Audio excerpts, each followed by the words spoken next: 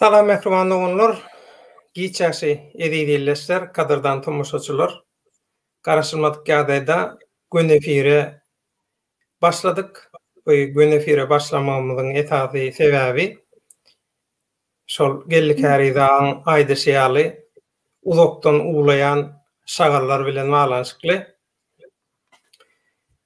Şu wada senni men şu gepleşikden öňürtür girişek bolýan. Şu wada senni bir adam bilen baglanyşykly näme üçin şol hiç ýyly öz efirinde gepleşiklerinde şoň bilen baglanyşykly istat aýdan ok ýa şoň bilen baglanyşykly gareş beýan eden ok adyn tutan ok zat diýip şeýdip neme diýerlerdi, köp sorag berýärlerdi. Şu güne çenni doğrudanam men oň bilen baglanyşykly istat aýtmadym. Aýdadym bilen ok sebäbi olar ýalyky mertebesizler bilen deň boljak bolmak, deňsiz bilen deň boljak bolmak biziň durmuş felsefelerimiziň içinde bolan bir hereket ýagdaý däl. Itirer kergen geçer. Ýöne şu taýda bir mesele bar. Şol ýüri oturan şagal Nargiza Sidamutowa diýip bir aktivist, köne aktivist edenanlarymyzdan biriniň adyny aýdyp, şoň bilen baglanyşykly bir toslamajyk öňe sürdi-de. Indi bärde şeýle bir ýagdaý bar. Mehriban doganlar, edi tomaşaçylar. Ol adamlar bizi tananok, bize tökmet atýan adamlar bizi tananok. Ýöne biz olar tanaýas. Ine şu taýdaky neme ýagdaý şeýle şundan ibaret. Şoň üçin olar tanap tanaman agyna gelende aýdyp otur, şeýdip özüni maskara etdi. Öz sırtyny, öz ýzyny özleri atşy. Nargiza Sidamutowa bilen baglanyşykly. Nargiza Sidamutowa näçe gerek Türkiýede tutulup deportasiýa ediljek bolan bolsa, şonça gerek esasy rol oýnap şonu deportasiýadan alyp çykan men özüm 100% takadat edip bilýän, subut edip bilýän. Bir näçe gerek Raşotka aňarsyna otyrka özüm baryp deportasiýa merkeziniň içinden şoň elinden tutup çykaryp alyp gaýtdym. Eger hakikatyň hatyrasyna hereket edýän biri bolsa, şo Nargiza Sidamutowa çyksan aýtsyn, ýalan diýsin. Nargiza Sidamutowa bilen baglanyşykly Muhammed diýejiň eden bir erkek hereketi bar. Şoň üçin men özüne de minnetdarlyk bildirdim. Muhammed diýeji şol aýaly bilen baglanyşykly maňa duýduruş berdi. O duýdurşam nähili berdi. Bir mesele bar diýdi, häzir ol şu mesele geljek diýdi, sen garşyňa seni biýawra etmek üçin ulanarlar döwlet çan şunu diýdi Muhammed diýeji. Men diňledim şonu Muhammed diýejini we özüni de düşündirdim şu ýagdaýyň nähili bolanyny. Şu Nargiza Sidamutowa nähili oýnajak görseler biziň garşymyzda hiç wagt şolaň maksadyny etmejegini men Muhammed diýeje düşündirdim. Ýöne şondan da Muhammed diýeje erkek bolup şo duýdurşy öňünden berdi. Şoň üçin ýene bir gerek halkyň öňünde Muhammed diýeje şol duýduruş üçin men minnetdarlyk bildirýän. Biz bu herekete taýyn garaşyp oturduk. Nargiza Sidamutowa diýilýän zenan maşgala gyýdyp aýanyna Istanbulda ençe ýyldan bäri hyýaty gaçyp atalga zat aljak boldy. Ýöne hiç zat başa barmady. Hiç ýyly başa barmady. Ondan Nargiza Sidamutowaň özü maňa bir näçe gerek ýazdy, ýüz tutdy, maňa hat gerek daşary ýurtdaky opozisiýalardan, daşary ýurtdaky guramalardan käbir şolar ýalyky status bilen ýa dokument bilen baglanyşykly bir işler etmek üçin diýdi. Käbir adamlaryň adyn berdi. Menim şonu Nargizany iň gowy tanayan 5 adam ýokdur. 2 ya 3 adam vardır. Şolon birem men. Şonna men Nargiza aýtdym. Sen ol adyn sadak geçen adamlaň, watandaşlaň diýdim. Türkmenistanyň içinde häzirki zalim, jenayatkar, ganhor diktaturan şu derece yetmegine wejara bolmagyny, şunço gan we göz ýaşy dökmegine sebäp bolan, şonu rol oynan, şonu goşup çıkan adamlar diýdim. Bu adamlar diýdim. Bular oppozisiýa däl. Bu adamlar hiç adam däl. Bu adamlar öz hapa yzyny arasalajak bolup diýdim. Halkyňam häzir bir kän maglumaty ýokka, oýanmaka peýdakeşlik edip öňünden sypjak bolýarlar. Buyrugyny sypdyrjak bolýarlar diýdim. Ýöne şonda maňa düşünmedi.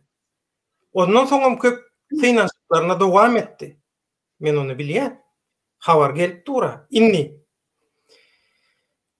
Nargiza Sidamutowaň şu daşary urtlarda özüni oppozisiýa ýa-da aktivist toparlar ýaly görkezjek bolýan. Ýöne aslynda bulan diktatorlyga gönümel ýa-da aýlagly ýollan hyzmat etmekden başga hiç sada yaramaýanlygyny ýa-da diktatorlygyň ýerine gidäýenne ýerine bizi geçeli diýip häkimiýeti ele geçireli. Näme üçin? Yzymyzdaky hapalamyz bilinmesin. Şonu ýok edeli halk oýanmaka diýen maksat bilen hereket edýän adamlar. Sidamutowa, Nargiza Sidamutowa diýip adyn tutdy. Nargiza Erken Ses kanalyna gepleşik taýarlajak diýdi. Erken Ses kanalynyň başlygy Ragip Kamil İlbeg bilen tanıştırdım, gürleşdiler. İlbegiň özü menden haýyş etdi. Denan sesi zady bolsa gowy bolar diýip. Gürleşdiler. Bir näçe proýektiň üstünde gepleşik taýarlaryp gürleşdiler. Soň olaň arasynda näme boldy bilenmek. Olaň söze adaşdy, bir zat boldy. Her kimiň öz versiýasy aýdyldy. Meni gyzyklandyran. İkisiniň hem versiýasy ýa-da näme boldy, näme etdi meni gyzyklandyran. Şoň üçin men aýtdym, meni gyzyklandyran öz araňyzda çözüň diýdim. Şondan soň Nargiza Sidamutowa Muhammed diýejiň maňa beren duýdurşyna görä hemme kişiň kapysyny çalyp bizi şikayet edip başlady. Hemmelerine aýlanyp şikayet etdi bizi. Şikayetam İlbegini şikayet edýär, menem şoň oýnatgysy, döwlet aslynda erwede adam däl ýöne şoňa özüni oýnadýar ýaly bir senariýa şolar ýaly gep gurrun gıýbat tökmet taýýarlanýar. Haçanna şolar ýaly bir ýagdaý bolanna şo karty saňa garşy ulanjak bolýarlar diýip Muhammed diýeji erkek ýaly maňa öňünden duýduş berdi. Menem Muhammed diýeje ýagdaý gowy diýip düşünürdim. Muhammed diýeje.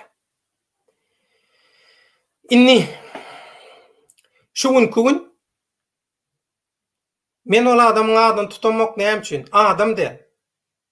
Özü jenayatkar. Türkmenistanda şu gün hukuk ýok bolsa, kanun ýok bolsa, ýöremeýän bolsa, adamlar töhmet bilen ýöne ýere basylýan bolsa, başka günäleri ýönkölýän bolsa, yasama adam tutmak, basmak zatlaryň hemmesinde esasy rol oýnan şol aňyrdaky hukuk goraýjy organlarda işläp gaýdan ýanky şarlatan. İstanbul'a gelip näme etdi? Bolan mehmanhanasynda içi bilen viskisini içip sıçtı. Onun bokunu kim temizledi? Onam kim temizledi? Aktivistlerimiz temizledi. Şoň öz bokunu arasalan aktivistlere de soň özü düşman boldy. Inha gadyr bilmez şolar ýaly adamlar. Bular aktivistem de, bular hiç adam de. Bular owalky jenayatkar. Inni daşary urda çykan soň öz wyjdanynyň berýän basyşyna çyda bilmän şeýdip şerraýlyk edip ýörler. Şoň üçin Nargiza Sidamutowa bilen baglanyşykly meseleni şu taýda şeýdip men şuny size düşündirmek istedim. Gızgyny bilen. Näme üçin? Tamdyry gızgyn ka yapmaly. Bu bir. 2. Bular diýä daşary urda gaçan niýe? Ey nadan, samsyk. Ola türkmençe gepleýär bilen ok. Öz dilini bilmeýän, öz halkyny bilmeýän adam o nähili halka peýdaly bolup bilýär. Sen özüňe peýdaň ýok, halka nädip peýdaň bolsun? 1. 2. Men Türkiýede okudum. Ýokary bilimi Türkiýede okudum. Studentlik döwürlerimde kursdaşlarym ýa men bilen bile Türkiýede okan oglanlar, gyzlar hemmeti bilýär. Türkmenistanlarym bilýär, Türkiýelilerim bilýär. Häzir Türkiýede universitetlerde muallym bolup beren muallymlarym bilýär. Hemmeti bilýär. Studentlik döwürümde biziň öz Yigitler Topary adly folklor ansamblymyz bardy. Şoň bilen biz Türkmenistany tanatmak, medeniýetini tanatmak üçin okuň ýanyndan şeýdip çykyş edýärdik. Şol çykyşlarymyz bilen Türkiýanyň döwlet teleradio guramasynyň ünsüni çekdik. Türkiýanyň döwlet teleradio guramasyndan maňa iş teklibi geldi. Inni Türkiýanyň döwlet teleradio guramasyndan iş teklibi gelen makaly. Men şonu taşlap Türkmenistana gitmelimi? Nadan? Men sen isseňe, sen keypiňe görä nemetmelimi? Öz durmuşumy şoňa görä planlamalymy? Tanamayan adamyň barada agzyňdan kanalizasiýa aly döküp otyrsyň. Ol aýdýan zatlaryň hemmeti size degişli. Eger ýalňyz kurt senen baglajak, görýän seni gelliň häzir baglajak. Burmut. Inni şu taýda şeýle bir ýagdaý bar. Hökman psikolog tanyşlaryňyz bardyr. Şolardan haýyş ediň. Görkediň şolaryň roliklerini. We soran şol adamyň psikologiki kartyczkasyny, analizini size çykaryp bersinler. Bular Türkmenistanyna adam sanyna bolmadyk. Halk tarapyndan adam kabul edilmedik jenaýatgarlar. Indi bular halkdan araljak bolýarlar. Halky ağlamasınlar, hakikat aydılsın diyen adamlarım öz eden cinayetlerini şolon üstüne tökümüne atıp qaralacak bolýarlar. Günü palçık bilen sowap bolan ama öňe bu adamlar onu düşünmeýär. Düşünme okuýbam ýok şolarda. Şoň üçin men bilen adyny magdam bular barada görüljegim bolan. Inni Rozway barada görüldi. Rozwaýyň jogap haky dogdy. Rozway aýdar jogap berer. Men Türkmenistandan gaçamok, men Türkmenistandan okumaga çykdym. İş teklibi geldi Türkiýede, şeýdibem galdym. Türkiýanyň döwlet teleradio guramasy ýaly bir ýerde iş teklibi gelir, men ýok diýerini diýjekken, men öz ygtyarym, öz ykbalymy nähili planlap kesgitlemek men ygtyarymda, oň ygtyarynda däl. Şundan bilip koymaly. Inni häzir Rozway sana söz nowatyn berjek, göne şu taýda ýalňyz kurt geldi. Onu bir baglaýyn. Ýalňyz kurt. Hoş geldin. Assalamu alaykum Döwlet ağa. Hoş bulduk. Salam ba, senmi? Awa. Hoş geldin tögeleme. Şu gün bir nadan miri çykyş edip ağzyna gelen zatlary, yalan zatlar aýdyp otyr, hakikat ýaly edip. Ondan şoňa Rozway diýdi, men söz hakym dogdy, gaýrat edip diýdi, platformany açsaň men jogap berjek diýdi. Onda diýdim, menem bir düşündürüş bereýin şol bir kysman daha da aýdyp geçdi-de biziň bilen baglanşykly. Şolara aýtdym. Sen şol roly gördüňmi, görmediňmi bilemok videonu. Şoňa görmedik bolsaň seret ýa-da haýsy temada gurulajak bolsaň maňa aýtsaň, soň saňa söz haky berer. Ýöne häzir söz hakyny men mümkin bolsa Rozwaýa berjek bolýarmy? Bolýa. Men mikrofonlary ýapýan, ýanglanmaz ýaly. Bol. Rozway, söz hakyny saňa berjek. Sana diýdi Türkmenistanyna men seni näme dogry tanatýamyşym, ýalňyş reklam edýämişim. O Türkmenistanyna görüşip bolýarmy, eýle beýle zat, ay diktatorlyga, o. Sen hukuk goraýjydyň şowa. Sen şowa hukuk goraýjydyň. Sen şowa diktatorlygyň hasam güýçlenmek üçin goşak goşýadyň. Adamlar tökmek boýunça baktyrýadyň. Adamlardan pul alýadyň. Jenayatkar. Sen jenayatkar. Adamlaň namasyny matkylaýadyň. Gyýyllary zorlaýadyň. Hemme zadyň bilinýär. Ýöne men aýdamok. Aýtjagam däl. Men seni adam ýerine goýamok gapşy. Şoň üçin şu güne çenni sen bilen baglaşykly hiç ýerde hiç zat diýmedim. Sebäbi maňa görä sen ýok. Sen adam däl, adam sanyna däl. Sen bilen baglaşykly köp zat bilýän. Köp zat aýdýa adamlar. Köp suwutnamamyz amma. Ýöne sizde utanç haya ýok, siz hakyky jenayatkar, siz gana pulu doýmadyk adamlar. Onuňam her kimi özüňiz ýa satylýanlar öýdýäňiz. Ýok, pravazatçylar adam hukuklaryny goraýanlardan pul almak üçin beýdipdirler. Poguň ýan, suwudet şuny, suwudet. Sen daşary ýurtda ýaşap, şu aýdýan tökmediň soňunyň nire barjagyny bilmejek derejede nadan sen. Nadan. Halkara guramalara dil ýetirip oturýarsyň. Ýöne olar sen bilen deň bolmaýan bidiýaly. Ay tüýrelker onu geçerdik diýe. Ýöne sen şu aýtýan tökmekleň ýygyny şolar ýydarlasa bara, seni 10 poturtýarlar. 10 poturtýarlar.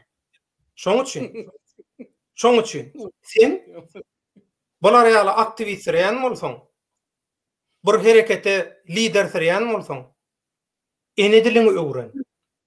Ene dilini öwren. Gürlemäni öwren. Gürläbilen o sen öz ene dilinde. Öz halkyňa hormatyň ýok. Öz ene dilini hormatyň ýok. Sen bar bilýän zadyň gyý zorlamak, ýasama deliller bilen adamy bastyrmak, adamy jenaýata çekmek, şoň üstünden pul urmak. Ana sen bar edýän zat, bilýän zadyň, başarýan zadyň, ondan başga zady başaran ýok. Biz halkyň hereketi, planyň hereketi, hiç zadyň hereketi däl, siz maşenikler hereketi. Muna memme kişi bilýär. 2-2-4 näýli bolýan bolsa, halk bilýär, şoň üçin halk size ynananok. Bilýän? Sen öňe çykmanyň sebäbi näme bilýärmi? Sen pokludyňy bilýän soňlar, sen dereňe başga birini oýnatky hökümine, gurjajy kukulka hökümine öňe çykardylar. Olam başar bilmedi. Olam gürlemäni başaranok, syýasadan bilenok, hiç adam başaranok, ýöne ýalňyş otur. Özüne berilýän yalan informasiýany aýdýa, öz aýdýan yalanyna da özüm ynananok. Köp adama belli bir wagtdan soň ynanýa öz yalanyna. Ýöne ol şoňa da ynany bilenok, sakoglap eýdip döwlet baýhan ömrü boýunça diýe yalan sözläp gören bir adam diýe. Men tananok, men tanamayan özü şeýle bolup biler. Türkmenistanyna biznes bilen meşgullanım diye. Bu topar adamı çürkäp pulunu bermän gaýdan adamlar bara. Ýadyňdan çykardyňmy ýa? Han sen arasadymdyň. Bulan ýurdu düzeltmek diýen hiç bir maksady ýok. Ýurdu düzeltjek adam oğlu bilen özüni düzeltýär. Bulan zanny ýaman, bulan päli ýaman. Bular kezzaplan marşaly bular. Bulardan hiç kime peýda ýok. Mundan bilýär halk, şoň üçin bulan ýygyna düşenok, sözünem diňlenok. Freeman BTM'de sağ ol, hideletip güllüň diýe. Taýjy. Onda Roza aýakka söz sende, soň men baka berjek, meni mikrofonumy ýapýan. Söz hakda dogdy. Elbette bugün aslında şu dünkü çıkışımızdan sonra bir özümçe fikrim şu devlet yine bir hepte zat özüme bir ara vereyim, bir deyince alayım deyip fikir ediyatım böyle gördüm baktım. Sesini birazcık Katalsana. Bugün Sesini. biraz işten geldim. Sesim geliyor değil mi? Ha oyunu borlu. Bugün işten geldim, böyle gördüm, baktım şol Angliya'da oturan birisi var. Ozalkı şol Aşgabat şehrinin Köpekdağ etrafının prokuraturasında sülçü olup işlen Ozalkı şol işlen dövründe bir neçe bir kanunçuluklu yollara näme beren hemem şu bir kanunçuluklu yolların cinayet işini hut käbir böleklerini öz amala aşıran bir şahsın özü şol. Angliya'da oturan, ben adını tutup oturmayın. Gerekli. Sebep näme üçin diýende ol meni häl tanan ýok da, nämemişim meni sen döwlet meni döwlet tanatmaga gelen ýok, canım doganım. Sen eger özüňi bir şol döwürde eger özüňi bir ar-namusly bir şeýle bir arassa, şeýle bir nämede işlen adam höküminde özüň görýän bolsaň, sen şoňa göre, şol işlen döwründäki wezipeňe göre sen meni tanaman gerek. Tanamadanım, evet, meni tanamadanım. Sen şular ýaly derecede bana şeýle ýagdaýlarda ad takmasy ýanaşyr etdi de, emma ol takjak bolan ady öz pysbujurlugy öz üstüne geldi. Yani şol ozaldan ahyra şol ayaktan başlap te boğazına burnuna çelini şol pokun içine gömülen vizyat işini ozalkı jenatkor şol silede bitil, yani sülçü, prokuratura sülçüsü. Bunun artık indi men açmasam bolacak değil bunu da. Men şu wagtda şu makalaçı näme üçin açmadım? Bular näme üçin birden-bire orta atlanıp çıktı diye halka şöyle rapor yüzde aydık geldim de. Sebep diýende şuların özleri öňden ahyra belli adamlar. Belli şol döwletde wezipeli ýerde işläp, wezipeli ýerlerde işlän döwründe de öz wezipelerinden hyýanatçylykly özleriniň şahsy bähbitlerine peýdalanan şahslaryň biri bular. Ine men indi şol Angliya'daki şu taýdan bir sora berjek häzir. Iň ýönekej bir sora ýönekeji. Eger sen elbetde men tanamayan bolmagyňa mümkin, sen şahs owa.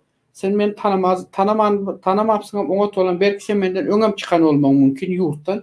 Ýöne sen ýurtdan çykaryňda sen şo ýurtdan näme esasda näme üçin çykdyn? Bu birinji sora. 2. Sen şo ýurtdan çykaryňda sana şol ýurtdan çykmaňa sana kimler himayet etti? Ene 2 sorak berdim. Şol ýurtdan sen çykaryňda sana şo ýurtdan çykmaňa himayet kim berdi? Senin işlerin wezipeňde we wezipeňden aýrylandan soň sen prokuraturada işledin, prokuraturadan bank işini ötdün. O ýerde de şol edil prokuraturadaky nefsini saklaýalman, o ýerde de şolar ýaly oýlaryň etdiň. Sen bu zady görsen, bagyşlarsan dostçan bilinden aşaňam günü açık bazara çıkarıp bilecek adam birisin. Ben bunu açık aydın. Sen bunu bilip koy. İkinciden indi men sana näme üçin bu zatlar aýdýan? Sen şol Aşgabatda prokuraturada işlen döwründe, Köpekdağ etraf prokuraturasyna sülçü bolup işlen döwründe haýsy raýaty Aşgabat şäheriniň, ben onu adyny aýtjekler, ol bolan wakalary, o materiallaryň adyny aýtjekler. Aşgabat şäheriniň haýsy etrapçasynyň haýsy raýatyny sen bir kanun ýagdaýda onun cinayet işi senin eline gelip gowşan makaly, sen şo cinayet işin üstüne has hem beter cinayetleri yazıp elin kalam tutan makaly, kalamyny kireyine veren şahys, sen şonun üstüne has beter cinayet kodekslerinin maddalaryny göre garalap, sen şondan näme esasda 5.000 Amerikan dollar soradın. Ve senin şol döwürde soran 5.000 Amerikan dollaryny haýsy madde esasında sen şol şahsiýetiň cinayet işini yapacak diýip söz verdin. Ve sen şo pulu aldın mı, almadın mı? Bu sana birinci soram. İkinci bir soram. Sen prokuraturada işläp ýüren döwrüňde özüň bilen bile okan öz kursdaşlaryndan hem Daşoğuz şäherinden, Daşoğuz welaýatynyň Daşoğuz şäherinden ona maýtjekler, o şahsyna madyny aýtjekler olaryny. Şolar bilen bilelikde. Ozalky Aşgabat mihmanhanasy. Aşgabat şäheriniň içerisindeki Ozalky Aşgabat mihmanhanasy. Häzirki adı Vatan olan mihmanhana. Şonun ikinci katında. Haýsy komnatda. Näçe gyzy dangdana çen mecbur ýagdaýda zorlak geldiňiz. Ve sizin üstüňizden Kim şonda siz üstünüzden şikayet etti, arz etti. Näme esasında da siz arzınızı basıp yatırmak için Aşgabat'ın Milli Howpsuzlyk Gullugyna näçe gezek ılgap bardın sen? Ve kimin yanına varıp öz şükran gutarmak istedin? Ine menin sana açacak söz berjek zatlarım bul. Ine adamlar şu yerden dinlesin. Ben bunun hazır size bar aydyp duran zatlarım, ene şu şahs var adı. Bul şahs işlem dövründe edil özü birinci iş okul gutarıp işe baran dövründe. Okul gutarıp işe baran dövründe. Rozvaya bağışla bir çemçek anım geç. Bağışla sözün ölü. Murat Kurbanov aydy. Bular meheme bilen, komitet bilen işleşe şoň üçin näme? Şular ýaly detallary bilýärler diýe. Indi şu soragy sana da berýän, senden soň Baka da berjek. Baka bilen baglanşykly nemede jogapda şey diýdi. Sen şu detallary, şular ýaly jekmejik maglumatlary nerden bilýän Rozova? Sen mehemen agentimi? Sen nerden bilýän şulary? Olar üçin men mehemen agenti olayım. O ýöne halk bilsin, birem Allah Taala bilsin meni kimligimi.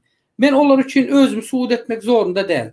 Men bilenim madde. Maňa da elime gelen bütün maglumaty şo mahal Türkmenistan'dayken men şo mahal şo ýerde şuların bilen şuların näme üçin kimlerin nire çıkarlaryny çelini bilen adam men. Bilenim üçin aýtdym. Bilmediğim üçin aýdam ok men. Bilmediğim üçin. Eger meni meheme agenti olarak hasap edýän bolsa veya meni mehemede bir işlem bir yörete bir işgal hükümünde belli de bir pikir edip halka şeylerde de düşüntürmek isteyen olsa onda menin meheme agentligim barada veya mehemen bir işgal hükümünde näme bir işten olsa elinde bar olan maglumat näme açık yayında çıkarsın, getirsin halkın dinleyicilerimizin dikkatine. Ben bu zatlardan hiç zaten çekineceğim de korkamam yok. Indi menin aýtjak bolýanym şu Angliýadaky oturan şahs yani bize aýtdy da şol çıkışında dinledim. Şol Hajatxana kanalında o özünü diýe o şu Hajatxana kanalının o nämes alıp barıcısı birinde 2009'dan verdi şeyledip yumruğuna ýyryk görkezýär. O şunu şey edip ýurdun içinde söweşik geldi. O diýip tanatjak ola. O döwürde söweş bardy hey samsyk diýen bolýar maňa. Indi men sana sesleneyim. Ova, şu Angliýada oturan. Sana sesleneyim. Sen döwründe işlen döwründe Türkmenistan'ın kanununy, adalatyny, hukugyny, raýatlaryň hem şol döwürdeki bar bolan ähli guramalar edaralaryň bar bolan kanunlaryň ar namuslaryny depgilen hut şahsiýetiň biri sen. Hut şahsiýetiň biri sen. Sen şol döwürde eden özüň pysbujurklaryny Allah alan vizyatkaların sebepli. Özün üstünde bir näçe düşen arza şikayetler sebepli. Sen kıstaglı ýagdaýda sen şol işi şo taýdan goýdurmaga seni mecbur etdiler. Eger sen şol işi goýup kaçıp gutulmadyk olan bolsatyň, sen Türkmenistanda bu çaka çese çüýrerdiň ve senin ýaly çüýrük şeýle adamlary senin öz egindeşleriň şo ýurtdan çykaryp ýerdi. Sen bunu ýadyndan çykardın herhalde, ýalňyşmasam. O sen ýadyndan çykardın. Eger gerek olsa indi yine bir söz atışıkta at. Men seni çıkararların üstüne en artların üstünü çizerek 3 tane mesela aýdyp bereyim. Senin kimliğini ve yine nähil derejelere eýeliňi. Ondan daşary. Seninki ýaly haramzada el galam tutan prokurordur veya baýlaky nämede duran wezipede oturan haramzada şahslar şol döwürde galamlaryny kireýine berip raýatlaryň hem watandaşlaryň bigunah haklarını eýe olan sizinki ýaly şahslar. Men 2009'dan beri kelle götüre geldim. 2009'dan başlap kelle götürdüm.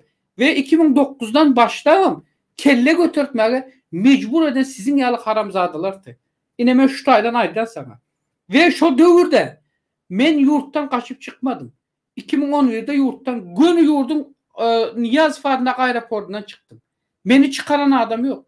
Ben öz hakkımı, öz hukukumu, öz canımı ortaya koyup sizin ýaly haramzade egindeşleriň edip duran pısbıcırlıklarının ortasını açtım. Diye bir sendel, senin ýaly, yine şolar ýaly Milli Howpsuzlyk Komitetinde şeýle adamların, günäsine kalan adamların pısbıcırlıklarını açtım ben. Şo sebepden men şo ýurtdan, şonda da şo ýurtdan Benim kara liste durdum.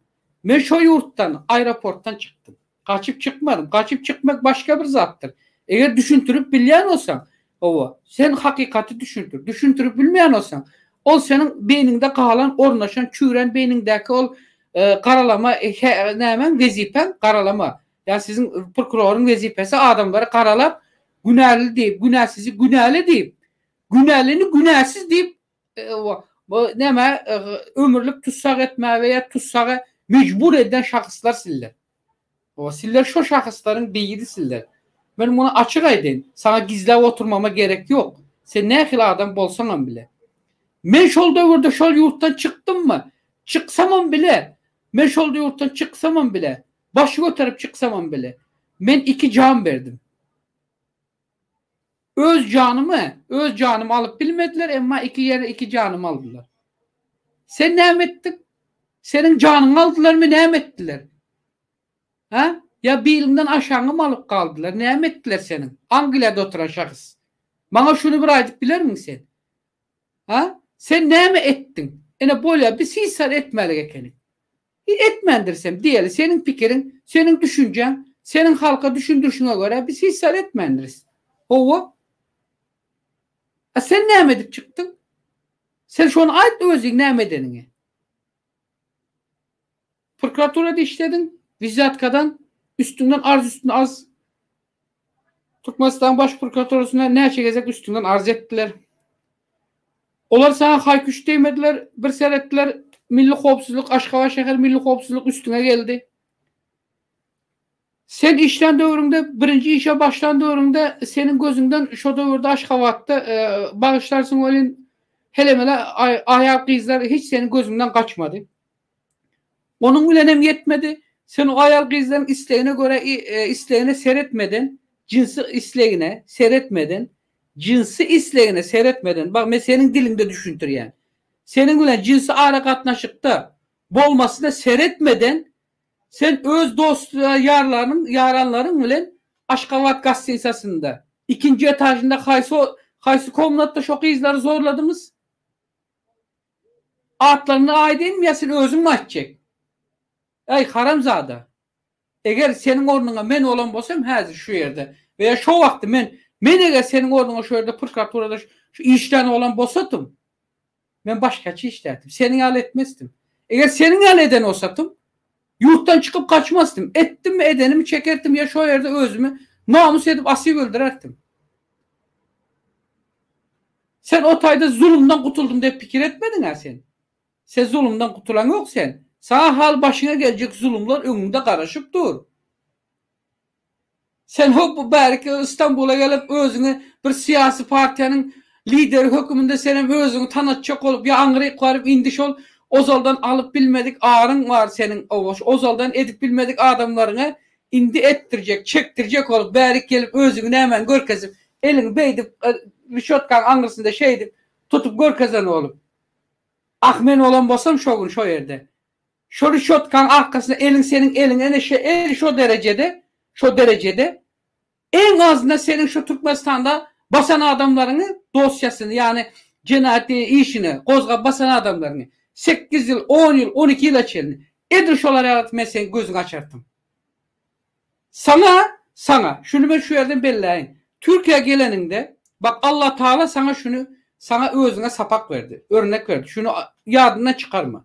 Türkiye geleninde sen şu makal, şu mihmanhanada şu işin amala aşmadık toplantı yapmak yani yığınak etmek işiniz amala aşmadık vakti seni ne ettiler? Vakitlerince bile olsa polisiye şikayetler ekittiler seni elini rüşotkan arkasında ne ettiler? Kanga vurup görkezdin özün. Ene bunu sana Allah Teala verdi. Bu senin eline bu neyme kanga senin eline girecek. Ben bunu sana deyin. Şu yerde adamların gönül yanında etken. Dinleyicilerimizin yüzüne serede etken. Mehrivan dinleyiciler. Eğer ben şu adyan zadın içerisinde eğer bir yanlışlık olsa veya ben bu şahsiyetin behbidine veya ben bu şahsiyetin şahsına katı ervet bir zatlar diyen olsam dinleyiciler sizden ötürü sorayım. Bu bir. 2. Bana söz hakkı yeteni üçün şu şahsiyetin üstüne gelmek zorunda kaldım. 3. Sizin şu şahsiyetiniz, izne düşüp duran şu şahsiyetiniz, Angela'da oturan. Sen eğer özüne erkek olsan, namat delmen, mert yigit deyip özüne halal, mert aslı pek erkek yigit hükümünde görüp bilyen olsan veya bir siyasatte demesinde derecesinde özünü tutup bilyen olsan ene senin karşında gel benim yanıma, gel Türkiye'ye gel, yoksa gel şu taraftan ikimiz bile ova. Ya beni şu taraftan yanına çağır bile ikimiz Türkmenistan'a girelim. Şu halkın içinde ben sana söz veriyorum. Ben sana söz veriyorum. Eğer girip şunu barıp bilsen ben sana söz veriyorum. Eğer başarıp bilmesen, sen şu benim aydanımı edip başarıp bilmesen veya yankı benim sorularıma sen cevap verebilmesen, sen Angela'da oturan şahıs, sen namussuzsun, şerefsizsin, barıp yatan namart, hain bir adam değilsin. Seni ve senin etrafındakileri sen hiç fikir etme hali. Ben bu zatları sana hiç bu arada halkımın da boşuna aytmadım. Size kucak açıp karşı oteller dedim. Eğer ben şu sözü aydan olsam, şu sözün arkasındayım. Ben şu arada bir neçe bilgim, maglumatım bolan için ben şu sözleri ayttım. Ve yeneyem aydan. Yine hazır yeneyem aydan. Ayt devlet. Rozvay, bağışla sözün velyen. Ştayda şeyle var, sonra yüze çıkıyor. Şeyle hakikatları şahsına, özüne karşı hücum edilenine aytmalı mı? Ya belli bir wagty gelenine, belli bir tarihi ögürülşük pursatları bolanna, ya siyasi wakalar bolanna aytmalı mı? Ya da gavat gelişine göre aytıp bermeli mi? Şu faktları, şu wadaçeni näme üçin sakladın Rozvay? Ben aslında devlet bu zatları kavat gelen yerde aydıp göremeli diyen adam değil. Ben özümün insanlığımı, adamçılığımı, vicdanımı dinleyenim için. Ben bunlar yalı adı haramzadaların dövründe, şular yalı haramzadaların dövründe menin yalı ve menin ile bir neçe salam aleyküm bolup basılı giden adamlar var. Bundan hem geçtim. Eğer ben bunu aytmalı olsa hakikati hakikat yerinde aytmalı. Bunu pursat için karıştırıp oturmamıza gerek yok. Eğer bundan bir pursat için karıştırarsak onda özümüz hem şolun bir katarda günahkar olacağız. Öyle biz ne ettik? Bunlar yağlı. Biz ozalı bilen öz dilimizi, beynimizi işletmedik. Biz vicdanımızı işlederek durduk. Türkmenistan'ın bir edarasında veya hukuk koruyan edarasında işleyen dövründe veya işlersin ozalı bilen kanun var. Kanundan sonra vicdanı bir kanun, dinleyişik kanunun vardır. Vicdanına göre de sen şu yerde şu kanunla ikisinin nemesinde arasında tapavudi dengeştirip sen şuna gerek olsa ceza verip bilyen de o yerde sen dine kanuna basırılıp yatırılmalı diyen zat yok. Kanuna göre sen onu gönü basmalı diyenem zat yok. Ama bu haramzadalar, şu haramzadalar şol dövründe, öz dövründe, işten dövründe bu ilk oku bitirip şol prokuratura baran dövründe bunun vizyatışlıklığını, pulu görende, durup bilmeyenliğini veya bu kız gelirleri görende adamların durmuşa çıkan gelirlerine göz diken adam bu. Durmuşa çıkan gelirlerine göz diken adam. Eğer şu zatlarım yalan olsa, bak mesela sana seslenen, Angela'da oturan şahs, benim şu diğerlerim yalan olsa, sen Aşkava'da gideli Aşkava'da mesela yüzünü açtır ya şuları. Yüzünü açtırmasam özüm hut seninle bile işten çıkarlarım var aranda. Senin adam satıp şol dövrde adam satıp hala işe baran dövründen başlar sen eyyem öz edaranda şu prokuraturun içinde öz edaranda öz işteşlerini sattın sen. Ama sen fikir etmedin ha. Benim açılıp duran götüm görürler ama bilin ki görünmez diye fikir ettin mi? Yine Angela'da oturan şahsın ediyen subuculukları bu. Bundan hem geçtim ben. Ben yurttan çıkanımda vayavat edip çıkanımda. Edir şunun kuram edarasında işlen. Bakın şu yerden adiyat. Şu edil şunun ya şu prokuraturada işlen. Şehir prokuraturasının, velayet prokuraturasında, yüz tutarlarımda, tutan adamlarımın, yolbaşlarının hemmesinin adı, familyası, hemmesi adına çelini var. Bunu ben azatlıkta da verdim. Sen özün hem bilen, arşivimizde de dur. Şu pusupucurlukların özlerini edenlerinin götlerini açıp ben ene şoları bile burun buruna can cana geldim. Sizin şol adamlarınız beni öldürmek istedi. Edil senin yağlı şu edarada işten haramzadılar. Edil senin yağlı. Düşündün değil mi? Angliya'da oturan ağaç. Boynu boş ağaç derdi. Boynu bürük ağaç diyorlar da hayız tarafa ne emetse bilmeyen oturan. Esselamu aleyküm deyin. Senin yağlı haramzadaların şu velayatta ben çıkıp kaydarımda şu velayattan şoların götünü açıp kayttım ben. Şolarla burun buruna geldim. Şoların yüzünden ben ölmeli adamdım. Ama başarı verdiler mi? Yok. Ha ben çıkan son. Benim maşkalamdan 2 ağızdan aldılar mı? Senin şu kardeşlerin aldılar. Siz fikir ettiniz, öldürüp ne ettiniz? Hova öldürdük, kutulduk, indi bu susar deyip fikir ettiniz mi? Dımar deyip fikir ettiniz. Yok, kaytam tersine. Has öcüktürdünüz üstünüze. Has öcüktürdünüz. Ben dünkü gep taşıyım deyem ettim. Öňemaydyk gelýän, häziramaydyk gelýän. Menim tohum teyjim ählisine çelini. Şolar eger edip bilse kırsalarım bile şu hökümet. Men şu hökümetde şolar kırılan dövründe, şol dövrde kim işten olsa şoların hemmesinden yeke burnuna, gözüne basa men bulardan cevap soracağım görünüp duran. Men ölemi o, men dire. Men dire. Angliya'da oturan şahs, men dire ne karşında men. Eğer yine bir sözün var olsa bana aydıbilirsin. Hiç nemede oturma. Emma sen namart hele yalı korkup kaçıp kayttın yurttan çıkıp. Çıkarıverdiler. Kaçıp kayttın diyende de ben seni yani perakot gran hissettin diye vaydım yok men. Sen çıkarıverdi. Kim çıkarıverdi? Edil senin yalı biz yatıştık haramzade evinde işten sen çıkarıverdiler. Sen ondan bu yere çıkıp özünce arkan gürülecek öyle. Yo. Sen kaçıp kutulmayan. Ben sana aydeyin. İndi bana yeten söz hakkı benim adımı istendik bir yerde tutan günü görüş onun üstüne göre şonu göre de ben söz hakkım olanar. Hiç bana tapağı yok. Kim olsa şu olsun. Görden çıkıp atam gelse bile benim hakkımda ne doğru eğer fikir ya ne doğru düşünce akıl verirse birine ya malumat verirse ben şuna cevap verir. Siller ya haramzadılar. Benim için hala hiçbir zat. Eğer adam bolan olsanız, düzük adam bolan olsanız, düzgün işte özüne şolar yerde hukukun korunması gereken yerde hukukun asıl temeli, fundamenti Türkmenistan'da fundamentini koramalı, şuna kontrol edilmeli edaren bir haysi prokuratura. Sen şolar yere barıp şu işi başarıp bilmedik olsan senden ben neyime karışayım? Senden bu halk neyime karışsın?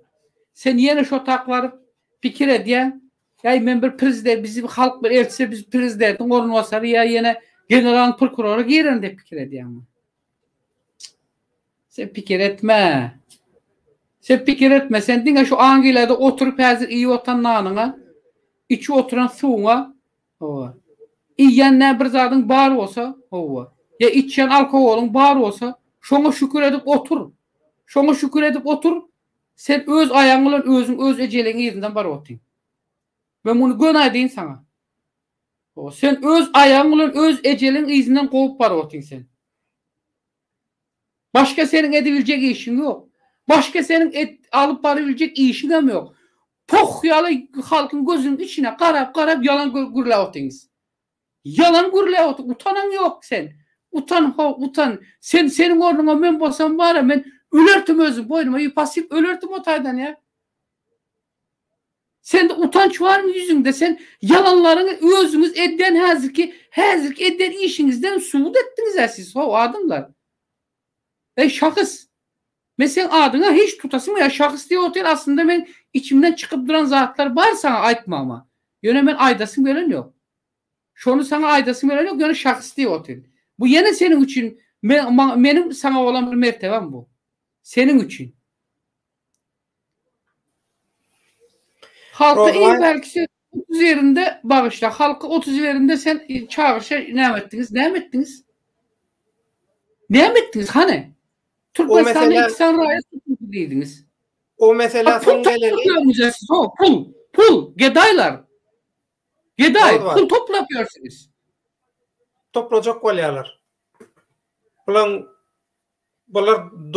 dolmaya bular. Yo, neme? Abi şu vizyatişlik puldan doymaz. Bak Doymaz olmaz. Ha, o kezzap. vizyatişlik marşalları. Küntü. Doğru var. Yani şular puldan doymaz. Yani şu şahıs puldan doymaz. Pulu görende Bakada söz verelim. birinden aşağı satar bular. Bakada söz vereli. Onun devam eder yankı meselelere.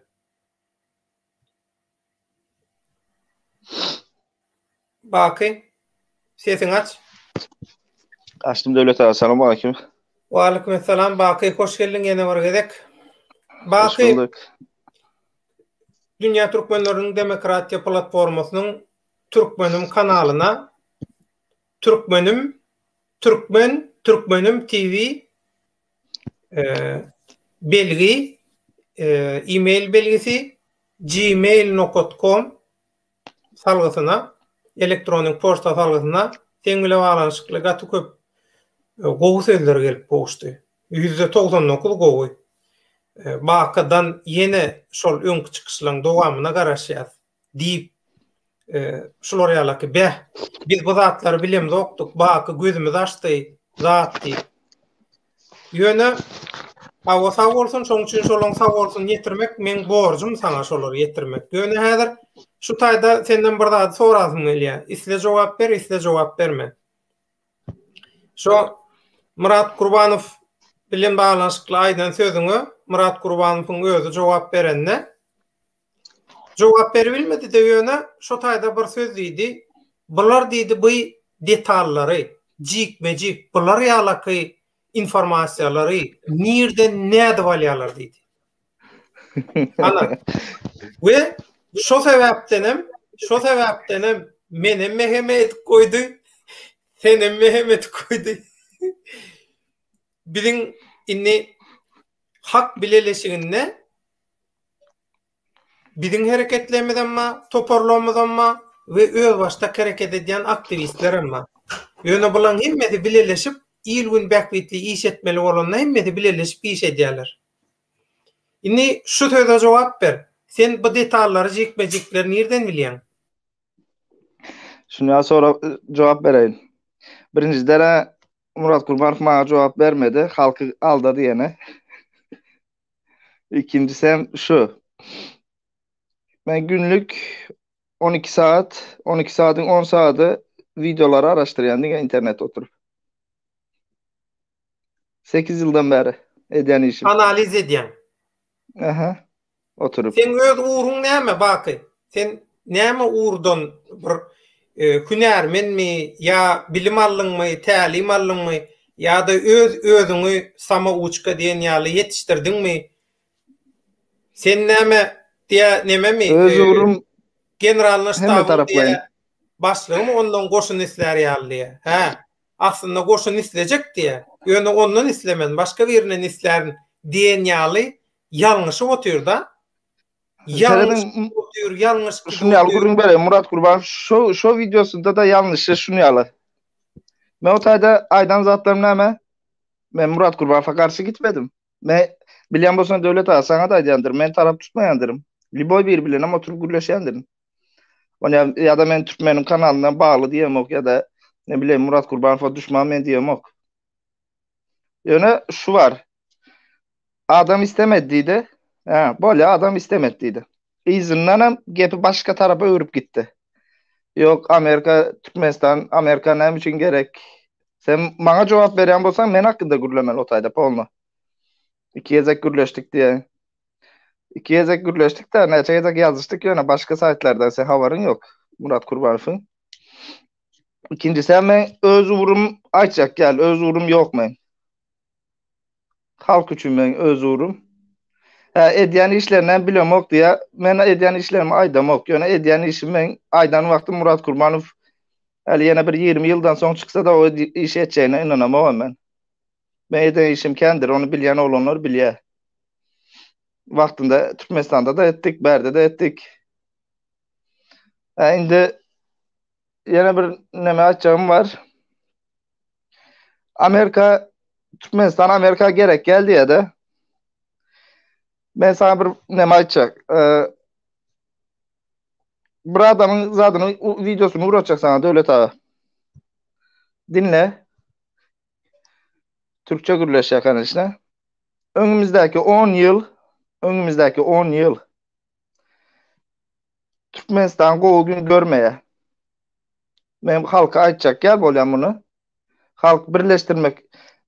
Mesela şunu aydan da menki alış Türkmenistan halkını şu ayda birleştirmek isteyen adam yoktur. Köprü deyip bana boşuna etmeyenler şu ayda İstanbul'da. Men tanan olan köprü deyip aydandır.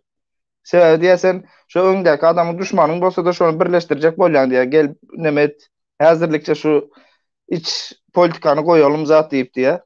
Ne için diye. Sebebi önümüzdeki 10 yılımız bizim yaman zor günler geçecek. Bakı, Bolsam köprü diyen, 5 yılı. köprü diyen sözün öyle bağışla. Onu bizim şu Türkmenistan'la diktatörlüğün yetecek derecesine yetmeğine esası rolları oynak kaydan devlette gatı täsirli rollarda işläp dökü bilen ganny dökü bilen göz ýaşyny döküp vuru bilen pulunu vurup kaydanlary bilen inni özüne şolar şunkun opozisiýa aktivist diýen bolsa birleşmeli mi biz? Şu Amerikan ya Onun cevabını verecek devlet ağa. ya İran'ın hopundan gutulacak. Onun cevabını verecek. Onun cevabını verecek. Yöne Türkmenoğlu kanalında bir video paylaşıptı bundan bir ay öňürek. Bir Rusça paylaştı, bir Türkmence paylaştı. Yarım saatlik video. Yani polisi işgäri bilen bağlanşyklymy? Yok, neme bu Türkmenistan, Rossiya, Xitay hakkında gürüňür. Ol öňkü neme gepleşigi. Häzirinde men açjak bolýan hem şu Murat Gurbaşov şolary gören okmuka eger siyasete giren bolsa bolýa sonradan giren bolsa şu zatla analiz eden okmuka. Yok, wagty yok, 50 degen ok. Ol döwlet adamlaryna maslahat berýär. Aýtda biz döwlet adamlaryna diýdi maslahat berýär diýdi. Inne döwlet adamlaryna şu tejribesizligi bilen şu tökmetleri hakykat etjek bolup ýalňyşyp aljyrap oturuşy bilen. Bu ne? Haýsy döwlet adamlary ka? Bu döwlet adamlarym diýäni şol haram tohum ýaly bolaýmasa şu Gurbanoğluň tögere ýaly bolaýmasa? Ýewropa adamlary. Ýewropa adamlary şolar ýaly adamlaryň maslahatyna mätäçmi? Bize mä Ýewropada mene şolar ýalyň maslahatyna özleri ýaly maşenikler bolup biler. Ýöne hakyky döwlet adamlary, hakyky syýasatçylar mene şolardan maslahat sorar edinmi? Soraýan bolsa aýtdyn, men şolardan interwiw edeýin. Devlet ağa, Hafter'i tanayan Hafter'i. Şon kellesi işleýärmi şu adamın? Hafter nerden bilen kellesini işlemeýän o generala? Yok, general şu adam mesela kukla bilen konkret kukla. Kukla bolmagy kellesi işlän ok diýen manyny beren ok. Ine bizim esasy ýalňyş ýerimiz. Gurbanoğlu düşündirecek mesela şonu. Haramda geplemäni başaran ok. Şoň çıkışlaryny montaj edýärler, gowy montaj edilen oklar. Şo manky gürlemände adam bilen ok ýöne şonda da şo wezipäni eýelä otur. Sen men diýjämi düşünmedim. Men açjak yok dur. Oýunjak adam bolup bilýär. Ýöne şonda da diýmek özüne yeterlik şonda hilegärlik bar, kezzaplyk bar. Men diýjäm şu taýdan sen dinle Devlet ağa. Şunu gürüň beren sana. Bu öz ara gürüň ýaly gürleşelmez şu taýda. Hafter Kaddafi'nin en gowy adamı tüşe bilýärmi? En ýakyn adam Hafter'di. Amerika'ya gitti. İzine geldi. Fransa'ya gulluk etmene başladı. Fransa bilen Kaddafi'nin devirmede Hafter'in gowy rolü boldu. Azimde Murat Gurbanov nemetsem yine nemetjek da o maňa. Indik sapa jogap berjek ya, ýöne öňüne goýjak şunu. Halkın özü görsün bundan sonra. Yaşap görsün. Şu Murat Kurbanov hazır belki bilen okturam. Şunu yal güçler var. Sana var ya kulağına bir hili akşam düşüne giren yal düşüne girip çıkıyorlar. Sana ertiğin emeteceğini beynine sokuyorlar. Ertiğin yerden eme gürüleceğini. Hazır Murat Kurbanov neme veriyas diye de Olur sağa ne sola şimdi de indi. tehir edilen ok. Olur ya güçlü olsa, olur ya Ya gipnoza, sen indi zavka olsa. o Murat Kurbanov indi Avrupa'da Avrupa'da gerekli adam az şu Türkmen Avrupa üçün, Amerika üçün. Sen erti bürün şol adam Amerika destek vermese şol adama aydarsınız. Destek verende karoç aydarsın bak sen haklı çıktın diye. Erti bürün diyende yine bir yıldan 2 yıl sürer o. Ya Amerika Amerika go destek verecek şol adama. Amerika şolar ýaly dünyada güýçlü döwlet bolup, şolar ýaly dürli diplomatik üstünlükli işler alyp baryp, şolar ýaly adama ananarmy? Öz proyektine şolar ýaly adamy ýöne ýalňyş beren adamy, tökmetleri hakykat ýaly aýdýan adamlary, hakykatlary aýdýan adamlara agent Mehmet diýen adamy ananyp şo halkyň ykbalyny şolar ýaly adamlara berermi? Halkın ikbalını kim verecek ona? Hiç kim veren ama halkın Yo ikbalını. bere nokta Amerika inni özünü näme diýär? Biz diýär dünýäň demokratiýasynyň gorulmagyny, ay onsunna, munsunna şolar ýaly biz öňbaşçylyk etýäs diýär Amerika. Amerika Olur ýaly girip bolsa çıkan yurtlarının Amerikan girip çıkan yurtların haysında demokrasiya var hazır. Haysında. Eğer Amerika'da demokrasiya bolsa şolong üstünden şolong üstünden bol yaş o zat. Bulara bize şol günäni ýönküýär. Döwlet diýär şol çemeniň diýär gostepde diýär tanışlary we arkasy we döwlet sekretarlygyna nemen Amerikan onuň diýär şoň üçin niýe döwlet şoň ýanynda bular Amerikan proýekti diýär bizi. Bize Amerikan proýekti diýär. Özlerim öz pyssypjurlyklaryny, öz ýalanlaryny Amerikan propaganda radiosynyň üstünden berdirip oturlar. Bular wara näme diýenlerini özüm düşünen o. Özüm hakkında cevap vereyim mi devlet ağa? Özüm hakkında cevap vereyim mi? Amerikanlar hiç ulanak diye. 2013'te o Irak'ta, Suriye'de uruş başlan vakti Amerikan Green Card'a başvuru yapanlar vardır. Green Card Amerikan vatandaşlığına. Ana şonda ne diyeyim? Yaş olanlara öncelik verdiler. Birinciliği şolara verdiler Green Card. Tanıdılar da. Ana şu vakti bana verdiler Green Card. Amerika hak kazandım. Yani şunu yalı şart verdiler. Beşiktaş'taki konsulu vardı o vaktlar. Amerikan konsulu Beşiktaş'taki. Şunu yalı şart var. Ya Amerikan adına diye. Sana diye Amerika'da 6 ay eğitim verecek diye. Dil kursu eğitim diye. Amerikan adına diye. Suriye'de, Irak'ta diye 1 yıl diye kulluk etmeli bolyan diye. Indi Suriye'de, Irak'ta kulluk etmeli vakt. O vaktlar kimler? En köp neme gynaldı? Suriye'deki, Irak'taki Türkmenler. Menem diýdim, jogap berdim. Şo taýda bir sanperoçyk türk oglanam bar. Menem ona diýdim. Men diýdim, gidip de diýdim, öz halkyma diýdim, kurşun sıkacak adam däl diýdim. Eğer diýerse şonu eýsem başgalaňam getireriz diýär. Ben öz halkyma kurşun sıkmam diýdim. Ha diýdim, gitsemem diýdim. Türk askerleri bilen giderin diýdim ýöne diýdim. Türkiýe soldatları bilen giderin diýdim. Yani Amerikan soldatları çıkarmam diýdim. O taýdakylarym Türkmendir diýdim. Şunu aýtdym, men Green Card hesabım kapandı. Bolam. Indi Amerika hakkım gitti. Açık bolan düşündün mü devlet ağa? Näçe adam şunu ýaly edip çağırýarlar ha. Sen özün gırdyrýarlar, onu ýaly zat ýok. Mesela Murat Kurban Fazil şunu ýaly diýenim üçin millet ne yorumlar okudum da geçenki çıkışlarda köpüs aýdyp duray, bak yalan gepleýe, ýene näme diýip ýazanlar var. Elinde diye delili var mı?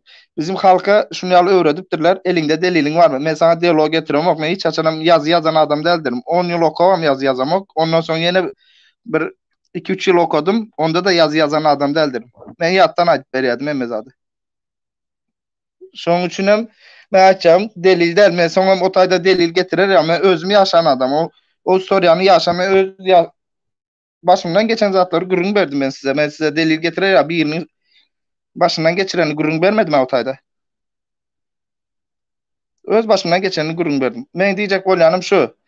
Biraz Amerika tarafını alan bolya. Yok Amerika, Türkmenistan neymiş için gerek? Ondan gerek del bolsa. Türkmenistan, Amerika gerek del bolsa. Azir neymiş için Amerika, Türkmenistan'da vayenli bazı açtı. Yani Türkmenistan kararsız bakı bir taraf yurttu. Hem bunun bir açıklamasını versin onda. Vayenli bazası var.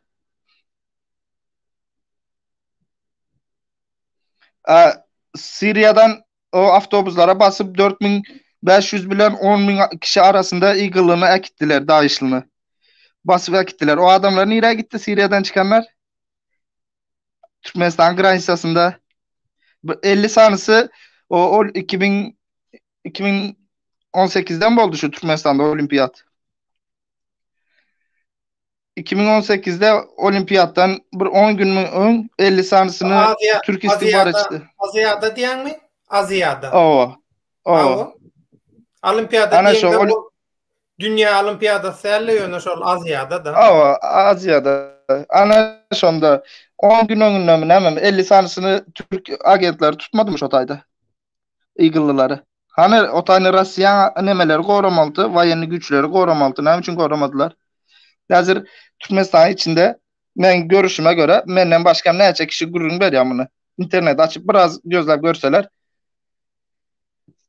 Amerika, Xitay birinci, Rusya, Türkmenistan üstünde ölüşü otuyorlar. O Akvel Saparam çıkıp bir yerden neme diye işte prezidentin yüzüne kalam attı diye yok neme etti diye. Putin şonu yasamsık adamı.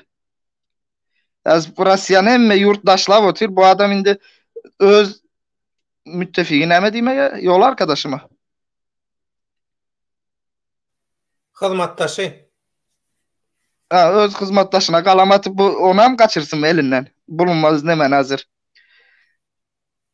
Türkmenistan neme prezidente kalam atıp zat eder ya. Bolya qıyırşan bolup biler. Yöne bizim Türkmenistan prezidenti neme etti? Berdimuhamedov çıktı. Turan Birliği'ne koşuldu hemen. Turan bileleşigi diýilýän barada sen garaýşyň näýliğine sen aýtdyň men analiz edýän kanalları köp seredýän diňe Türkmenistan ile baglanyşykly dünýä geopolitikasy bilen baglanyşykly çykyşlary, zatlary sen analiz edýän bir oglunna. Şoň üçin senden soraýan. Bu Turan bileleşigi gurruňy nerden çykdy, nädip çykdy we kimin pähwidine bu? Turan bileleşigi seredin. Hazır hem kim aydan gepi şu. Yok Kazakistan başlattı diye, kimisi ayda Türkiye başlattı diye. Aslında Turan bilelişini birinci başladan kişi Sovyetski Soyuz'dan ayrılan vakti Saparmurat Niyazov başlattı. Turan bilelişini. Başlandı deydi. Kazakistan prezidenti hem şu vaktlar deydi. Men halkım Kazakistan içinde Rus halkı köp. Şoň üçin men hazır öz iç problemadan koşulup bilmeyen şu zada deyip iyice kaldıryalar mını. Yanlışyan olayma Niyazov'un olarayalı bir nemesi yok da. Yok Niyazov şonyal başladı. Şuta Türkiye nemesinde de var şu. İnternetten hem yazsan çıkıp oturan şu datla. İnternetten yazsan internette yazılan edilen zatlan hemmesi doğru değil. Ona seretsen hazır Türkmenistan doğru değil. Ona seretsen bak burmun. Ona seretsen hazır. Bir kanalın adı Türkmen halkı 3 harf. Türkmen halkı 3 harf. Türkmen halkı değil. Türkmen halkının ganını içip doymadık, göz yaşını döküp doymadık, pulunu yiyip talap, gıyıllarının, oğlanlarının namasını baskılap doymadık haramlara. O ne onun Türkmen halkı oluyor? İnni şolun materyallarına serediyen, şolun yalan propagandalarına, manipülasyalarına serediyen adam hakikati bilmese, şolun aydayan doğru dik fikir ediyor. İnternette her gören adın doğru değil mi? Bak. Ben internetten görüyorum. Başka da hakikaten Niyazov ilk başlatanlardan şonu. Ondan sonra hazır indi Turan Birliği'ne gelende Turan Birliği'ni şu şekilde Türkmenistan düzelmeden men gowy seredem ok. Nereden bileyim taze prezident mi gelecek? Hemme taraflarına etmese. Hazır bu Berdimuhamedov'un edýän işini men sana diýerim, Turan birliğine goşulan bolýa, goşulan bolýa. Käbir zatlara, nemelere, kararlara gol çekýär. Olam näile? Mesela fark eden bolsanız terörle mücadele, ortak askeri operasyon, diňe şolara gol çekýändir. İşine gelýänlerine. Hemmesine gol çeken o taýda. Bakın. Bağışta sözün öyle. Eğer oturup doğru göpleşelir taýda. Turan bileleşigine Türkiýe dilli halklar girýär. Şo halklaryň döwletleri awtonom, öz ugtyarly, öz başdak sewitleri we şonu meňdeşler. Dogry dämi? Doğru. Dogry interes.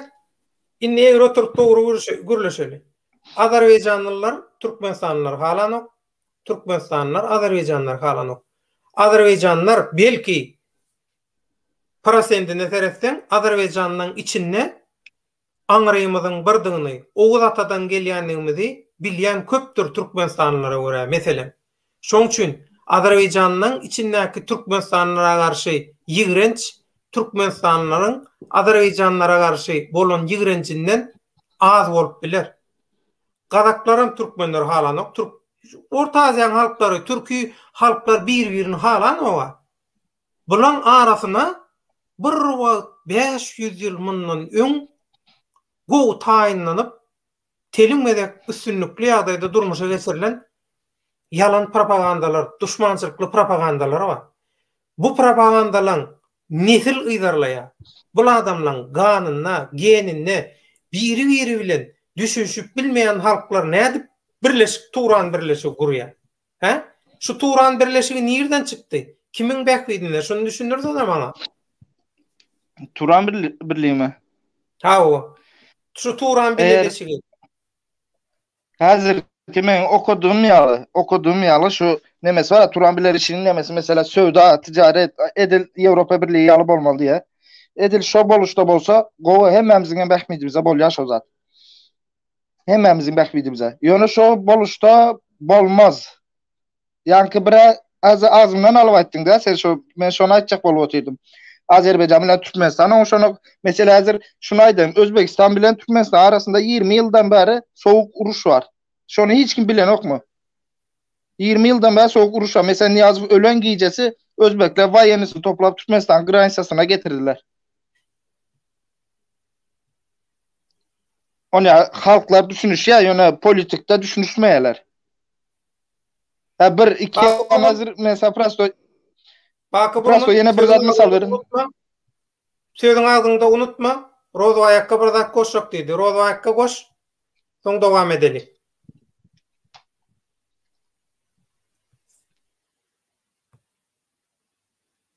Sesim geliyor mu? Hava. Ben şöyle bir zat belirleyeyim. Vakı bir zat değil, 20 yıldan verdiydi. Özbekistan ile Türkmenistan arasında soğuk savaş vardıydı. Hazır öz ayttım bunu. Bunu ben analiz edip vereyim. Ve Niýazow ölündüğünde de Özbekistan'ın yararlı güçleri de Türkmenistan granisasına öz koşullarını getirdi diye. Vakinde ben bu arada ben özümün birazcık mende olan maglumatım hem tecrübemden sana da şöyle getireyim. Özbekistan ile Türkmenistan arasında haysiyem olsa hiçbir dönemde bir siyasi derecede ya bir siyasi görünüşlerde haysiyem olsa bir soğuk hiçbir döneme sövüş yok. Ben bunu açık ettim. Yani Özbekistan ile Türkmenistan'ın arasındaki siyasi çekeleşigi soğuk sövüş olarak değil, siyasi çekeleşigi döreden şol dövrde Türkmenistan'ın hut prezidentinin yanındaki prezident aparatının orunbasarlarıdır. Neyem için şol yararlı güçler şu getirip şu yere diredi, getirip diremesinin sebebi şu Türkmenistan'da 2002 yılda başlan şol Sancar vakası hükümet ağdırmak için. Şol Sancar vakasının ilk nemesini neyem için şöyle onlar Özbekistan'dan tuttular. Sebep diyeninde Barış Şeyh Muradov'u neyem ettiler Özbekistan'dan, yani Özbekistan'ın karşı velayetinden. Türkmenistan bilen Levap velayetinin Hocumbaz etrafının Tallı Mercin Serhet gümrüğünden geçti deyip yalan maglumat verdiler. Ve Özbekistan'ı şu yerde suçlamak istedi. Yani günahkarlamak istediler. Barış Şeyh Muradov şol dövrde, Barış Şeyh Muradov bunu katı yadınızdan çıkarma. Ben bu işin içerisinde yaman katı kovu bilendirin. Sen tüsmenin gerek yerinden tuttun hazır sen. Barış Şeyh Muradov şol dövrde şu Türkmenistan'da adarışık olanda 2 günlep 3 günlep Türkmenistan'ın ähli velayet etraflarının çäginde Türkmenistan'ın yararlı ve hukuk koru idaralarının güçlerinin birlikte olması sebeple Türkmenistan'ın hiçbir çäginde bir kuş bile uçurmadılar. Bu bir. 2. Şol dövrde Türkmenistan'ın etraflarında veya velayetin daşındaki yaşayan rayatlar tohum tişlerine barıp gelmek isteyen mahalları yolların əhlisi gözəkçilikli kontrol altında oldu. Yararlı güçlerinin. Nemçin levavı görkezdiler şonda. Ene sen azı şu yerde ene soran bundan çıkke. Nemçin levavı görkezdiler. Patamış da Levavın ozalkı hakimi, Levav velayetinin ozalkı hakimi şol velayetın ozal Sakarya tarafında hakim olan son velayet hakimliğine gelen Qurammurat Rozif'in boynuna atmak için Geday Ahmet dövründen ozal şol velayette Levav velayetinin birinci yani Türkmenava şehrinin birinci mikroyonun Tohtogul restoranında Levav Türkmenistan'ın Levav velayetinin avtonom oblast edip Özbekistan'a koşacak oldular deyip şu yerde toplanışıp geçirdiler. Bunu geçirenlerin arasında şehrin milli hopsuzluklarının hem öz işgalleri hem oldu şol dövrde velayet hakiminin yerli adamları hem oldu. Bundan velayet hakimi Rozif'in hiç bir haberi malumat hem yok. Ya başkalarının hem kabirlerin malumat olmadı. Gerekli adamlar. Onların kimler? Yöret Aşkavat'tan gelen adamlar oldu. Levav velayeti ne için avtonom oblast olmalımış? Ne için eğer Levav velayeti ettik milletten ağlavası ettik millet Özbek milletinden varat olsa ne için Levav velayeti Özbekistan'a koşulman barıp avtonom olmalı? Sebep ne mi? Şu yerde bir sorak yüze çıkardı. Ne için onda Özbekistan getirip o demesine yararlı güçlerini koydu? Şol dövrde şol oyunu oynan haramzadalar şu oyunu tutturup bilmeyen için Levav velayetinin Türkmenistan'ın devletine, tutuş devletine, hükümet aparatlarının içerisinde Levav velayetinin halkını vatana yani devlete dönük hükümünde halkı şeyler dereceye getirip görkezdiler. Ne için? Velayetin çağından geçipmiş. Levav velayetinin rayetleri ve Levav velayetinin şol dövrdeki yolbaşıları Özbekistan'la ara bağlanışı katı ulumuş. Katı ulu işler bitiriyor gelmiş. Diye mış bile bu işler başa varmadı. Barış Şeyh Muradov Özbekistan'ın Aşkavat'taki ilçhanasında tutuldu dediler. Özbekistan'ın Aşkavat'taki ilçhanasında tutulan olsa Özbekistan'ın Aşkavat'taki ilçhanasında çıkanamıyor ol. Çıkanamıyor o taydan hiç yere. Nemçin Levav velayetinden Aşkavat'da baryan çalını. Aşkavat'ın içine hatta Aşkavat'ın içine girip şu konsulluğa girenç elçiliğe girençe yolda bir neçe gözükçülük yaralı güçler duran. Bir neçe. Şol dövrde adamlar avtobuslar geçen bolsa bile hükümetin avtobuslarını ben özüm bilen o dövr içerisindeyim. Adamlar yüzlerini çekip gördüler şeydi. Sakalın senin mi, yüzün derin senin mi, saçın senin mi diyeyim. O ne edip son o yere Özbekistan yaralı güçlerini yığıyamış. Kim yığdırdı buna? Bu işin içerisinde seyreden aklınız giyiniş seyretmemiz gerek. Giyiniş seyretsek bu oyunu oynarların özleri hut şol dövür oyunu oynar haramzadaların özleri. Anırda içeri girip gitti. Bir 2 sene hazır yine yurdun taşında oturan ikinci oyun oynayacak olaten. Yine şolar yağlı. Yine seyret şu oyunun içerisinde köprağı levapları orta sürü otur. Bunların içinde ne için köprağı daş oğuzlu değil, ne için marlı değil, ağlavasya, ne için ahallı değil, ne için balkallı değil, ne için levaplı? Özbekistan son ne için diyelim aydanım doğru olsun, doğru diyelim. Ne için son yararlı güçlerin Türkmenistan serkeçeğine toparlamasın, yığınamasın? Türkmenistan'ın halkına, Türkmenistan'ın inan var mı? Bunlar eğer oynatacak olsa. Mesela ben sana seninle dost olsam, salam aleyküm olsa misal için. Ben sana karşı yüzüne seyredip bir zat deyip arkandan bir töhmet edip bir sana karşı bir oynatacak olsam sen tedbirini almam mı bana karşı? Alarsın. Ama Türkmenistan hiç açaran bölünmez. Ne avtonom olar, ne başka bir zat olar. Bunu böldürtmene de ruhsat vermez. Diyeceğim. Türkmenistan o zaldan bütev bir devlet olan olsa, buça kaçenli. Şol topraklar şu Türkmen halkının özünde kalarım. Ha, etnik milletten olan bir neçe il rayetlerimiz vardır. Olarım şu devlette, şu toprakta yaşayan olsa, şu toprağa eyedir, hakkı da vardır, hukuku da vardır, şu toprağın rayetidir. Biz onu etnikleştirecek olamız yok. Mesela benim bunda Özbekistanlı. Ben ne etmeli? Ben atam tarafı tutup da gidip enem tarafa mı karşı yara kalayım ben onda? Özbekistan'da bir neçe Türkmenistanlılar var ha. Aslı Türkmenler var, Özbekistan Türkmenler var. Karakalpak'tan tut, Xiva'dan tut. Ya diyelim böyle Bukhara tarafa çelini git. Harezm tarafa karşı nereye girsin Türkmenistanlılar var. Samarkand'da bile var Türkmenistanlı ovalar. Onlar ne etmeli onda? Birinkilerin Bukhara'da, Xiva'da yaşak kaydan. Hava. Yung bular yal terk et Benim olmadı. nasıl 50%, ene tarafım 50% Özbekistan'da onda. Özbekistan'da 50%. Özlem şöyle öz ovamızın, öz yaşayan velayetimizin, öz yaşayan Dayhan birleşimizin adamları. Dövründe koşup gittiler şota. Bir ana değil de dövründe gittiler. Oyunu oynan ene hazır ki haramzadalar oyun oynayacak öyle. Türkmenistan'ın halkını birbirine ya komşu devletlerini düşürmek için. Şu oyunu oynap dövründe pursatında peydalanıp şu pursatı elinde tutubilmeyen it oyunu oynayan maskara olanlar ene hazırım şu oyunu oynayacak olabilir. Ene ben şu yerden şunu açmak istedim ben. Ben hem şunu açacak olabilir. Emmemiz aslında bir zat açacak olabilir şuradaydı. Öyle ben bu oyunun içerisinde oynananlarını şu devirde kimlerin ne bir güne velayatta bir güne hal şunların şu haramzadaların var yüzünü sesini duymadık. Devlet idarasında hukuk idarasında işler basılı giden adamlar oldu. Yo bir bu var. Ben çok detaylı içine gireyim yok. Ben detaylı içine girsem benim içimde duran olar. O kadar sağ Hudaýa şükür anladan yaşlılarım var. Şu dövrü bilen yaşlılarım var. Bir yaşap çıkan. Rozvayanı Baka'da söz vereli. Baka hava. Ben açacak bolyanım şu. O Türkmenistan prezidenti Niyazov yoğulan gece hakikaten toplanıp duruyor. Hakikaten toplandı. Özbekistan tarafı.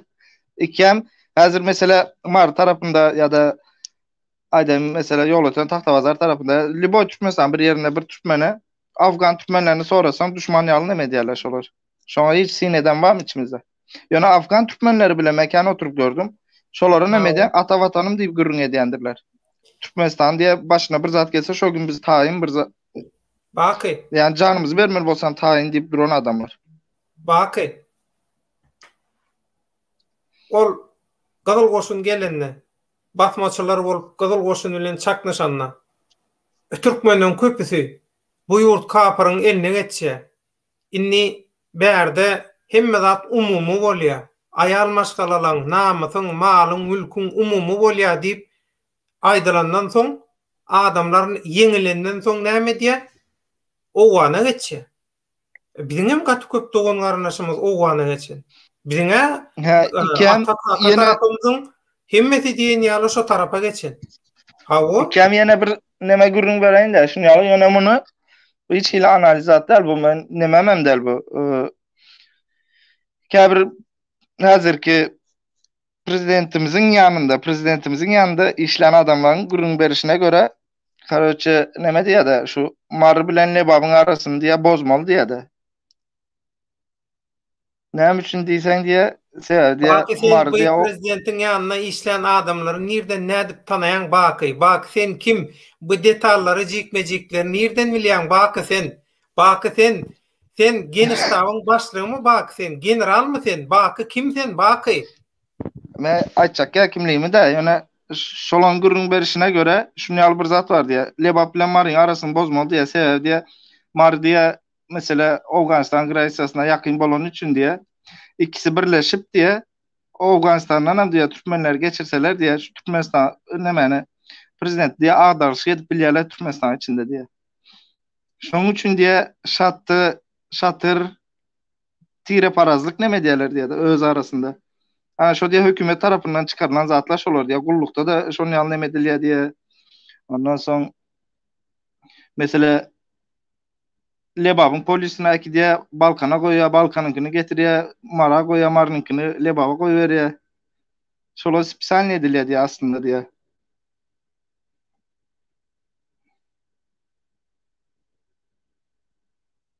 Alo. Bollu mu? Eşliğe mi sesim? Hava o istilya. Bollu mu? Aytıp bollun mu? Ha, aydıverin yani yine koşulursa arada. Şu tayda seret, şu tayda bir Arslan Muradov tip tugolamy gowy tesirler bilen Ne diye katnaşan şunu gollaw berýän. Özbekistan basıp alacak olsa birinci uruş Türkmenistanyň bir taraplygy barada Türkmenistanyň bir tarap dälle bir derekdigini nädip suwut edip biljek bakay. Ina sen köpçük mejigi detaly bilýän. men mi? Sen Şunu yazdım dedim. Genistabyň başlygy my bakay? Sen general my bakay? Murat Kurbanov üçün şonyalı. Detallaryny, faktlaryny nerden bilýän bakay? Murat Kurbanov üçün şonyalı men Genistabyň başlygy ýöne şunu aýdaýyn. Döwlet ağa, seret. Türkmenistan eğer kararsız bakı bir taraf yurt hakikatdan hem dokumentalini şonyalı, sonra kanunda da şonyalı işleyen bolsa hiç açan öz koşunun içine başka yurdun saldadyny getirip sokmazdı. Mesela Russiyan saldadyny getirip sokmazdı. İkincisi, Amerikan vayenli bazasyny koymazdı otaya. Amerikan vayenli bazasyny hem sokmazdı otaya. Ondan sonra mesela Bakı şu faktlar gaty jaýdar faktlar. Indi şular ýaly göze görünüp durulan faktlar, hakikatlar baka. Utanman, uyolman, hiniden bular bir tarap dikdi otur. Ya da şular bir derek bilmän bir tarap diýem ka şo. yok onu nemeler bir yakynraga. Ya yan faaliýatda bir tarap dip. Bir derek diýjek bir tarap diýen bolaýmadyn. Bunu hem ekim aydı otur zaten Türkmenistan diye kağızın yüzünde bir taraf kaldı diye. Onun yazatı yok bir taraflık diye davno gitti diye. Bir taraflık davno gitti. Kağızın yüzünde ne medil oturan zatla bular. Bir taraf yurt deyip tutulu oturan da şu. Onun hem için hiç kim çıkıp şunu aydanok. Hava bir taraf diye kıyırı otursunuz olan bir taraf değil o yurt. Bir taraflık statusunu, yağdayını, şertlerini bir vakit ortadan ayırdı deyip hiç kim şunu aydanok ne için bakı? Ya şu tayarlanan planlar, senaryolar şolar için mi?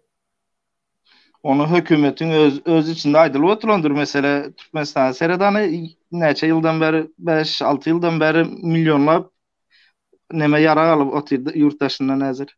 Özem tayinlik görüp otur bolcak zatları. Xitaydan neme aldı bu nemete? Hava savunma sistemasi diyorlar ya şu adına Türkmencesine bilem yok yani. Hova gorunuş. Aha 2 tane 3 tane ondan aldı. Her yerden bir zat toplap otur. Finlandiya'dan sniper getirdi 100 tane. Sonra 100.000 tane oku bilen bile. 2,5 kilometre gidiyen ok nemelerden. Bir taraf yurt olsa onda şunu al bir zat aydayın. 2009'da oldu mu kadiyende şu neme Aşgabat'ın yanlışmasam o Aşgabat'ın önkü köyün aeroportuna. Pardon Lebab'ın köyün aeroportuna neme geliyor. Kargo samolyot geliyor. Bir samolyot yara içinde. Yaraları tutan bu aeroportun nemeleri yok mu? Ahranası, polisleri, şotaydaki görevli polisi. Yaraları açıya şunu açmalı del diyelerde. Bulam gidip açıya şunu. Şu aeroporta düşen olsa bulam ben diye kanunu korumak, neme açıp görmek hakkım var diye. Açyan sen şunu diye. Açtır ya şunu. Şotayda samolyot takılan içinden bir ay diye karoçı işle samolyota gelenlerin içine karoçı aldı ya şu neme karopka içinden diye nereden gerek olsa aldı ya özüne diye. Taze kalaşnikler. Nereden gerek olsa aldı ya yöne diye hiç yerde sesini çıkarma diye. Gerek olsa diye $10.000 plan verecek diye. Şolu adamım alacak geldi ya şunu diye. Onu açıp neme bu Durun yaz. Karoçu devlet açarlar ha. Sen bıcık zatlar nereden bilýän bakay? Devlet açıp neme diýär şunu kanundan işe başladı ya el koymana neme diýär da şu hökümetin adından el koyjak bolýar. Ertesi gün şol adamı türmeye bastılar. İşten ayırıp. Aşgabat'tan gelip türmeye bastılar şonu. Be. Yani yine şu tayda aydalar emeki. Bugün de Keminecan neme açıklama yapıyor. Sen diye mehkeme işgalleri hazırda neme etsin zaten. Mehkeme işgallerinde günah yok. Mehkeme işgalleri men olan tarafını alamak ya yüzünü yoğmak. Hakikaten hem içinde işlenler var. Hakikaten hem güçlü işlenmeler var. Şu hakkı kanun için işlenler. Hazır bilemek. Ve men şu Türkmenistan'da vaktim bağırtış olar. Men nereden tanıdığım var. Men mesela Çerceğin 2. addeli 7. addenin nämeliğini ikiňizem gowy bilýändiriniz. Onu men aýtmamam gerek değil. Ondan soň Men özüme hemele, men bilmän kim bilsin. Sen neme Garazkoy gaýyn nemesi. O wagty kimdi o?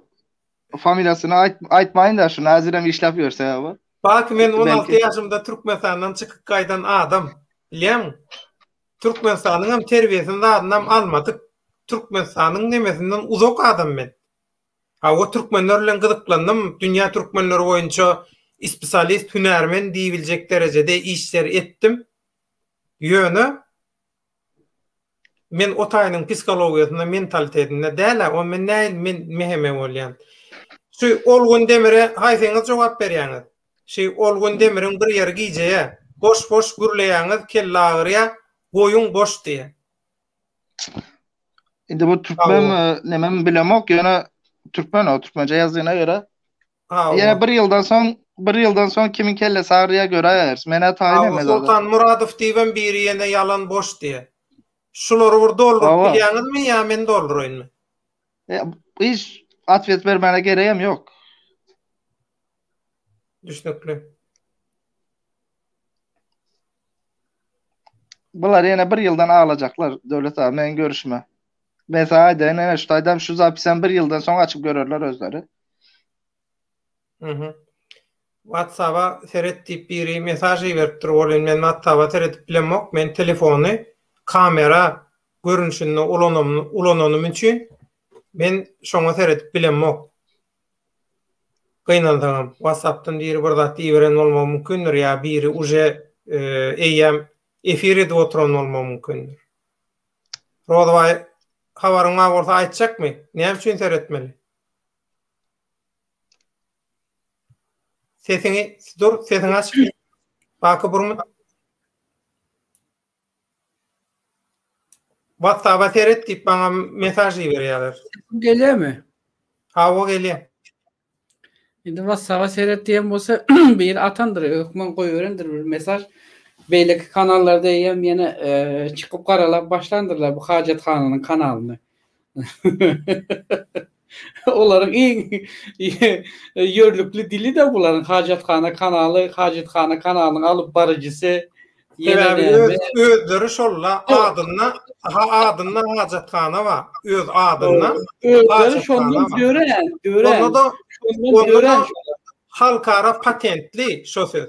Şo söz islenni halka barsaň şol hajathana şol.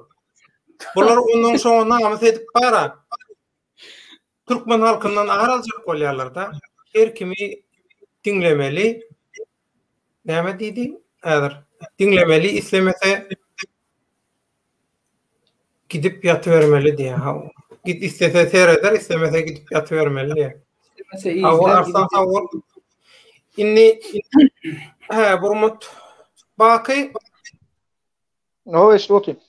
İlleşler, vatandaşlar sen gepleşiň dogamyna garaşýar. Mundan soň senden Türkmen halky köpçüligi hakikatyň hatyrasyna nähili maglumatlar alyp biler, eşitip biler. Sen nähili temalarda gurrun bersem diýen, ýa şu günkü gurrunlar bilen goýgorsa nädäjekmi? Men üçin tabagy ýok, men gurrun bererim. Sen geniş tapdynmy Baky? Näme üçin adamlar senden eskeripdi? Döwlet men diýjek bolýanym, belki siz bilenem düşünüşmän bilerin.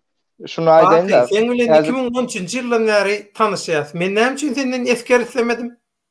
Ya senden esker isläp bolmaýanyny bilmändirin. bilmedim indi onu sana. He? Men seni tanamandyryna baky. Seni gowy tanayanlar bar ekeni. Ay o atlar elimiz uzun diyor hakikaten ama şunu aytıp geçen de Döwlet ağa. Awa. Hazır indi mehemen işgerler diye ya polisiýe diye yine bela gör diýip yamanlaýarlar. Her çıkışımda maýandyryn. Näil diýen yamanlaýaňyz da ýöne şunu ýapyr zat aýdym. Men mesela bir gezek nemede bir ýerde oturuşda adamlar stoluna seyrettim diýeň.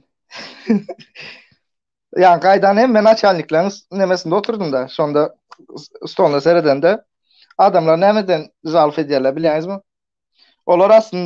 Olar aslında bizden beter iğren olar.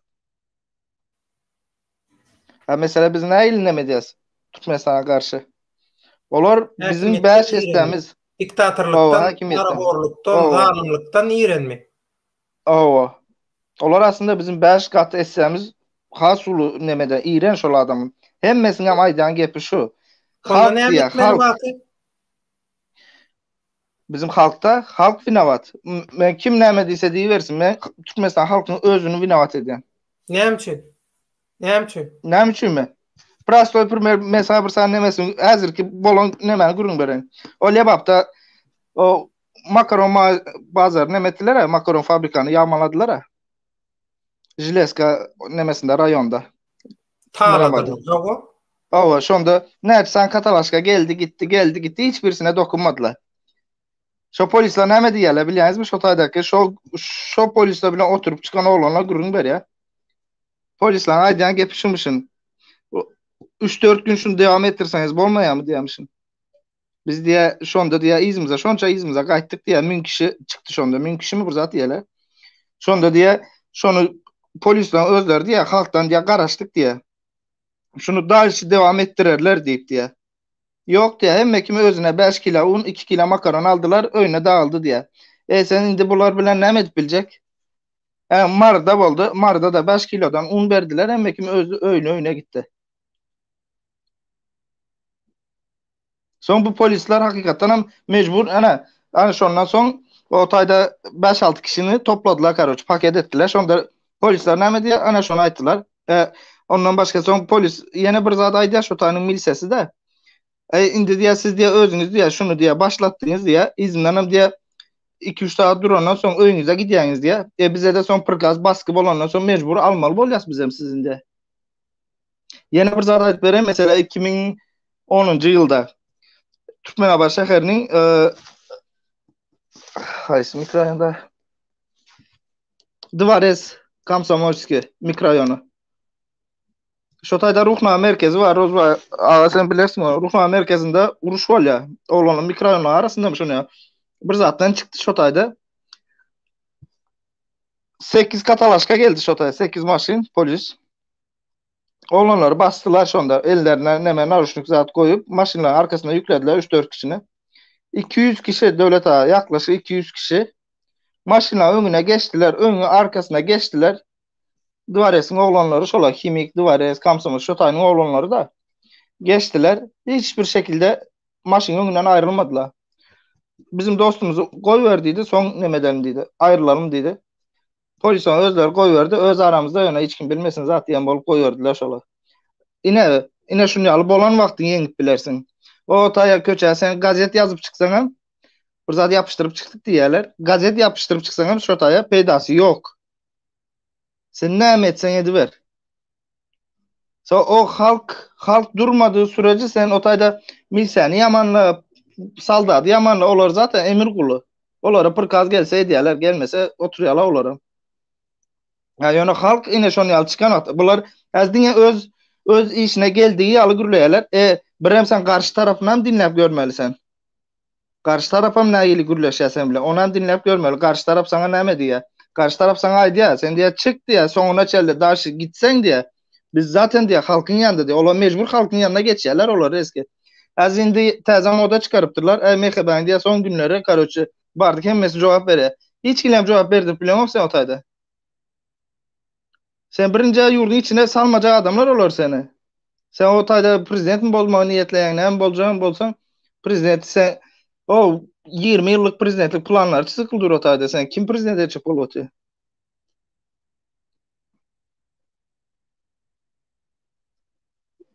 Ya onda Niyaz ölen vakti ne için bunu ya plan etmediniz? 30 yılla neme o gürün var ya bu normalde onu şey etle. Bakı temany ütgödýän şoň üçin sözüň öýlen başla. Häzir dolong geljek şoňa. Bir şu bir neme itmänkä şu tesir itmänkä şoňa jogap berenmi? Turanbaýew. Döwleta köp wagt dinleýän birja soragym.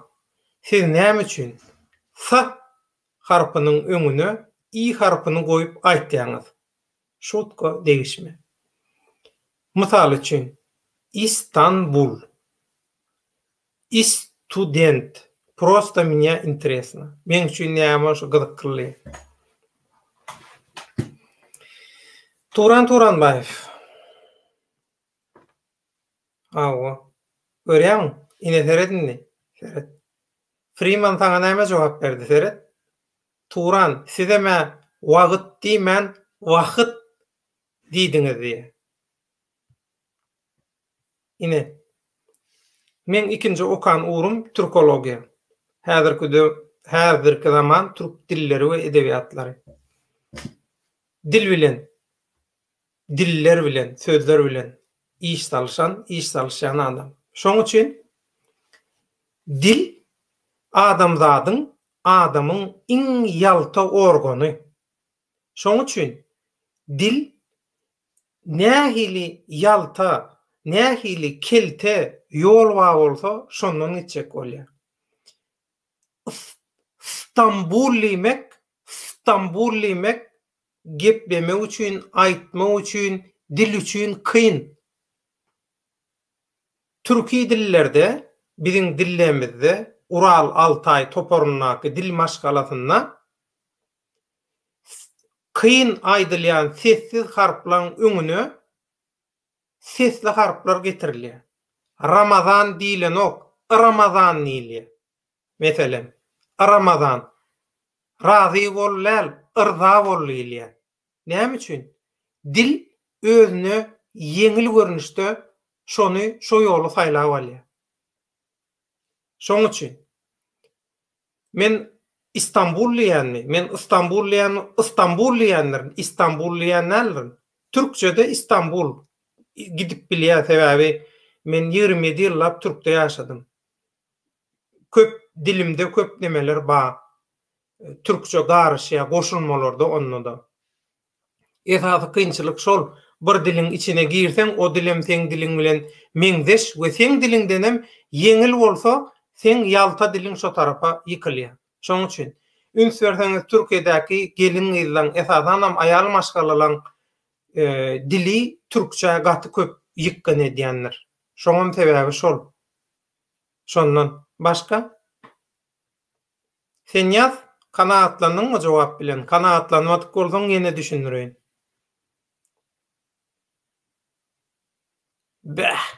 Ine hakyky tomoşaçy. Baky. Eşdäň baky. Awa işte oty. Onanlygyň ýolun ýüre diýe. Ýagny ýöre diýe-de. Baky dowam et, döwlet reklama sokma ara diýe.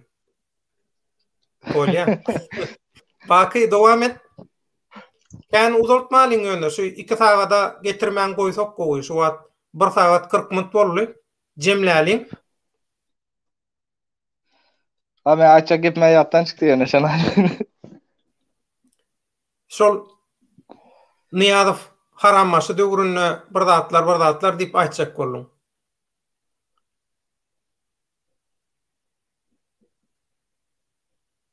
Ýadyňa düşenokmy? Yok, ýadyma düşmedi däne. Ýa şu näme aýdyp bilen. Näme? Rozmurada aýtsyň ana. Aha. Rozbay sana söz bereli. 20 minutymyz var, şu 20 minutda ikiňizem jemle. Bakı şol sesim gelýär-mi? Bak şol Niyazik töründe nämçin Türkmenistan şol 90-njy ýylda şu bir taraply statusyny gazananda şonu hazır gorap bilmedi. Bir tarap döwlet olsa nämçin bir taraplyny gorap bilmen. Hazır Amerika baza kurdurdu. Bilmem başka devletlerden hazır başka türlü yaraglar görünüşde yaraglar alıp diýjek boldy. Indi gelmen şunu men özüm analiz edip bereyim. Bak men bir ýöretim bolurda spesialistler ýöne öz görüşimi hem şol urda işleyen spesialistlerden aldıklarımı var aydık bereyim.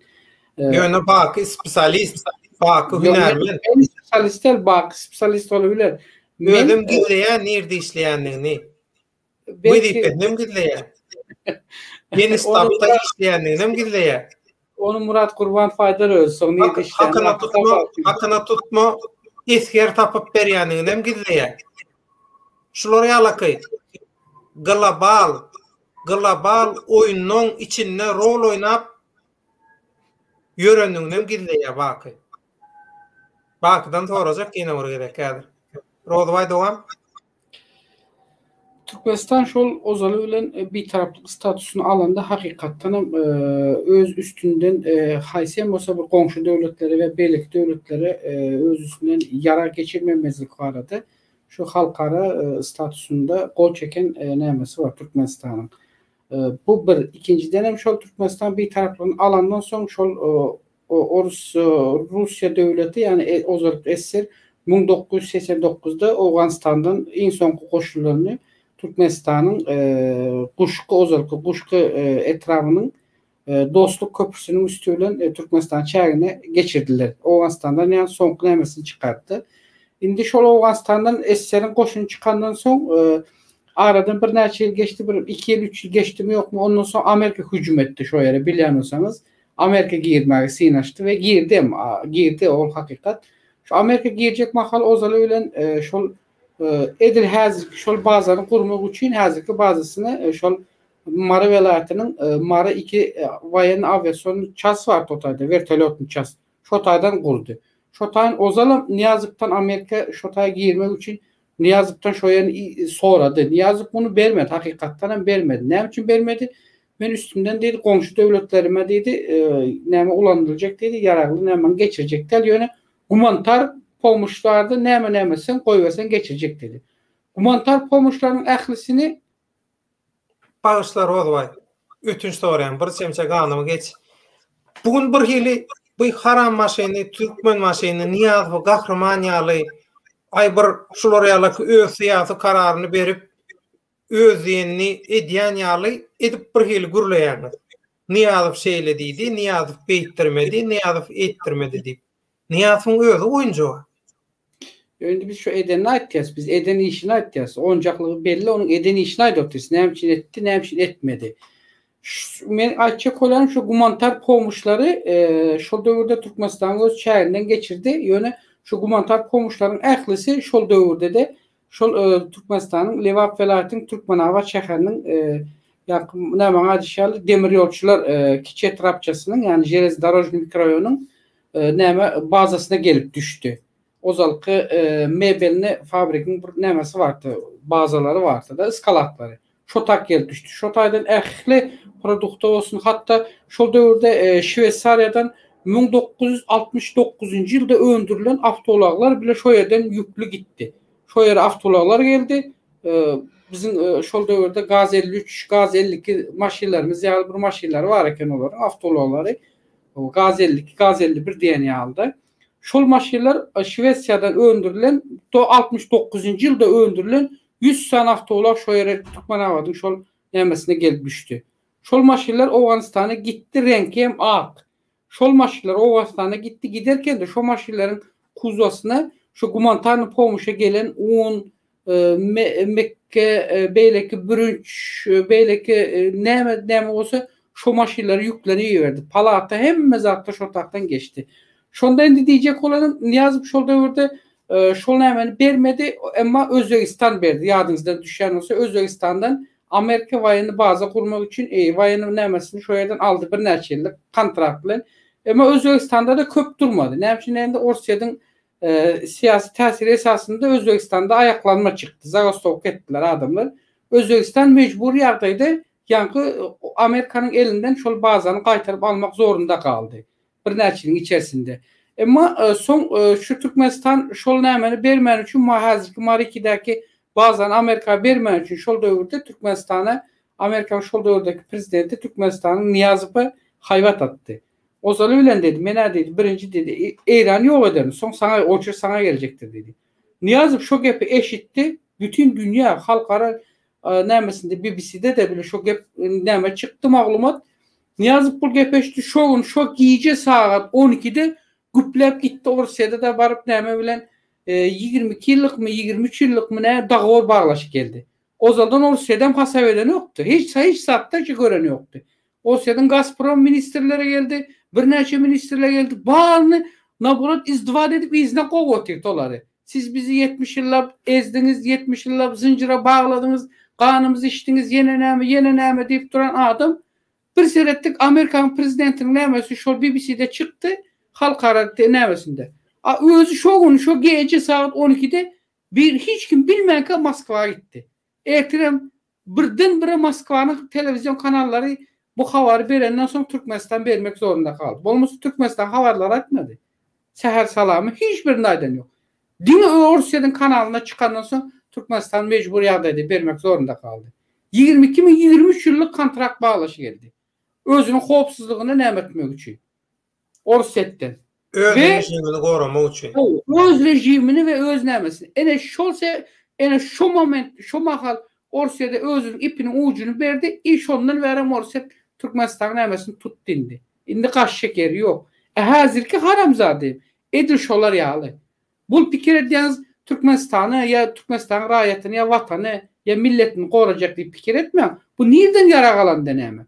Öz şahsy bähbetini, öz kultuny, öz rejimini sastyrmamak üçin şeýle ýagdaýa başvurupdylar.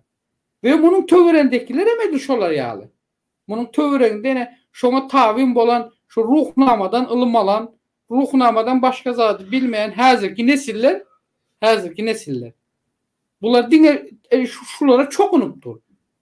Şunun töweregindeki YouTube'u görüş meydan hasap edýän. Gapyň aňyrtynda daşaryny dälle YouTube'u görüş meydan hasap edýän. Gapyň aňyrtynda YouTube'da çykyş etmek, görüşmek. Ya men diýjek zadym ýok. Men az açsam aýdarlar, onda maňa başka bir zatlar demekler hem mümkin. Şoň üçin men aýtmaýyn. Gel men sadece şu mehemen agent olsak şu agentligimizde galalyň. O geniş tapda işlen bak olsa bak ondan jogap berer özüne. O zatlar meni kızyklandyryny. O ýöne men baka berelimi? O ýa-da zatlar geçen ýene. Indi men diýjek bolanym döwlet şu efirde yine bir belirleyecek zadım. Bundan beyler eğer meni hedef alıp çıkmak istendik bir opozisyoner olsun, opozisyon sumak olsun, tapağı, lider olsun. Kim bolsa bile şoların indi bundan beyler dine yeke pusubuculuklarla şu yer ayar edecek. Indi gizlep duracak der. Indi şu yer meçelini geli otursa. Ne yapayım yani ben ozaldanım çeken azaplarım, gören günlerim özüme yetik. Ondan sonra yine bir belirleyecek zadım. Bundan bir hepte mi, 2 hepte ozal. Yine bir sani bir nämenin toğun bir civcivsi diýerler Türkler. Cücesi. Ağzının sağırsı gitmedi kaldı. Siyasattan hiçbir nämesi yok. Ya bir hökümetin nämelerini bilmediğine yalakalık edip biren bir biri var. Şu Türkiye'de yaşayıp biren. Röşenay diýenim. Röşenay Kılıcım. Men ona da seslenen odam men adım bir nämede tuttu karnını çiğişirip dedi. Röşencan menin karnımın bilimden aşağımın çiğişi sana ağırlık basan yok. Men özümedir bosayım. Gerek olsa men sana şu karnımı da görkezecek. Bilimden aşağıda senin için bir soğatacak azar. İstesen onam sana getirip bilecek kargo üstüyle. Eğer olam yetmese başka zadım sana getirecek. Ondan da belge olgun. Ondan sonra sen Röşen Kılıcıp diyen Röşenay. Sen häli barıp ol boynuzu levap velatının boynuzun etrafının ozalkı komünizm häzirki Watan Daýhan Birleşik komünist uçaskasında häl Çile o öz atyzyň gyrasyndaky çillere sıçyp ýören döwrüňde sen sıçyp ýören döwrüňde men hökümetin içerisinde näme koyup berem, özüm bilýärdim. Tak što meniň bilen oyun etme canım benim. Meniň bilen oyun edersen o zaly bilen sen aňyrda sen özüň yanarsın. Menden beter yanarsın. O jaňam görünüp duran. Men nähel yanan bolsam, menden beter sen yanarsan.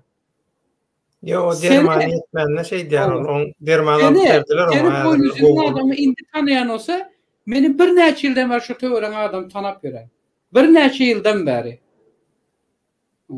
Sen diňe o şu özüň rengini o milletin ayağına gelen ayakkabının rengi ýaly yüzüňi şo şekilde tutup bilen. Çünkü senin içindeki senin yüzünde rengin hem şol, içindeki nämen hem şol. O näme etmek diýmek? Sen özün, öz halkyna, öz raýatyna baryp atan nankör, hyýanatçylykly, binamsy adam birsen. Düşman sen şol adamlara. Sen şu taýda çıkış edenlerden bäri sen ýekeci bir gezek aýdyp bildiňmi şu halkyň ýüzüne? Men şu taýda çıkış eden şeýle ýagdaýda Türkmenistan hökümeti meni tokumtyjymy aza öğretir, baskıya oturtip. Aýdyp bildiňmi? Aýdyp bilmem. Çünkü sen yalaka, barıp yatan, satıcı, barıp yatan şolara işler duran adam birisi. Sen bu gidişinde, diňe özüňi däl. Sen öz maşkalany ve tokumtyjyň awrany ýere dökersen. Başka senin etçi zadyň ýok. Başka zadym yaramayan sen. Mesela kakan niye işlep çıkanı çevirýän? Atan niye işlep çıkanı çevirýän? O zatlar meni açýaganda olar bu ýere goşýaganda. Meniň adym tutdum. Özüme göre özümden jogap berin, menim senin adyň tarap jogap berin. Bundan soň ýene bir ýerde, ýekeci bir ýerde meniň adym geçirip menden asıljak bolsaň, menden asılmadan öňce gitdi otur hajathanada. Otur şu hajathanada da gowy diýip içini boşat. O şonu oturan ýerde içini boşadanda iyisinden hem al şonuň. Şo iyisi sen kelleňe nähil täsir edýärmese ondan soň meniň garşyma çık. Bolmasa men garşyma çıkma. Ene meniň saňa atjaklarym şundan ibaret. Rodway. Şu taýda Freeman BTMD diýip biri, BTMD diýip biri şulara ýalakly soru berýär. Senden soraýa. Rodway bir kimsiz adam bolmaz. Awwa. Kabul. Hiç birimizin ideal adam därli. Doğru, kabul. Siz näme diýersiňiz? Murat Turwan marada. Öz pikiriňizi aýda aýsaňyz diýip bir näçe gezek ýazyp, ýene täzeden getirip goýdy. Şunu şu soragy gaýrat edip şu soragy jogap ber. Soň men baky bilen şunky efiri jemlejek. Men Murat Kurbanov farada şu Freeman BTM şeylere jogap berem. Murat Kurbanov menden özü aradaky şahsy pikirini siz menden aljak bolmaň. Eger şol özüni bir siýasatçy, bir lider, özüni bir şol döwründe bir döwlet edarasynda işlän, ulu holdingleriň eýesi bolýan bolsa, şeýle akylly, pikirli, düşünjeli adam bolsa, siz şonuň özünden aljak bolun. Näme üçin menden aljak bolýaňyz? Sebäp näme? Ol goý özü bilen, özüniň şahsy bilen, şahsiýeti bilen özü ozallan tanıştırsın. Ondan soň eger şonu tanıştıran elde veya öz şahsiýeti barada size düşündüren nämelerinde bir ýalňyş ýeri bar bolsa, onda men tanadygymdan, bildigimden aýdyn. Ha men Murat Kurbanow bilen bir saçakda oturup çay çörek ýen adam däl. Ya men Murat Kurbanow bilenim. Yüz yüze gelen adamam däl.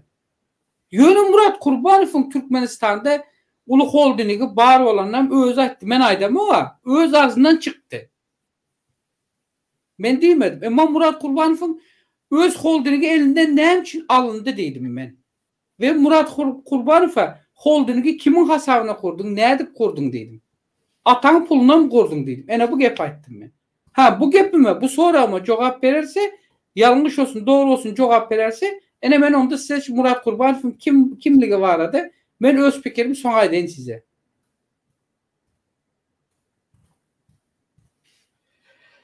Bolmy?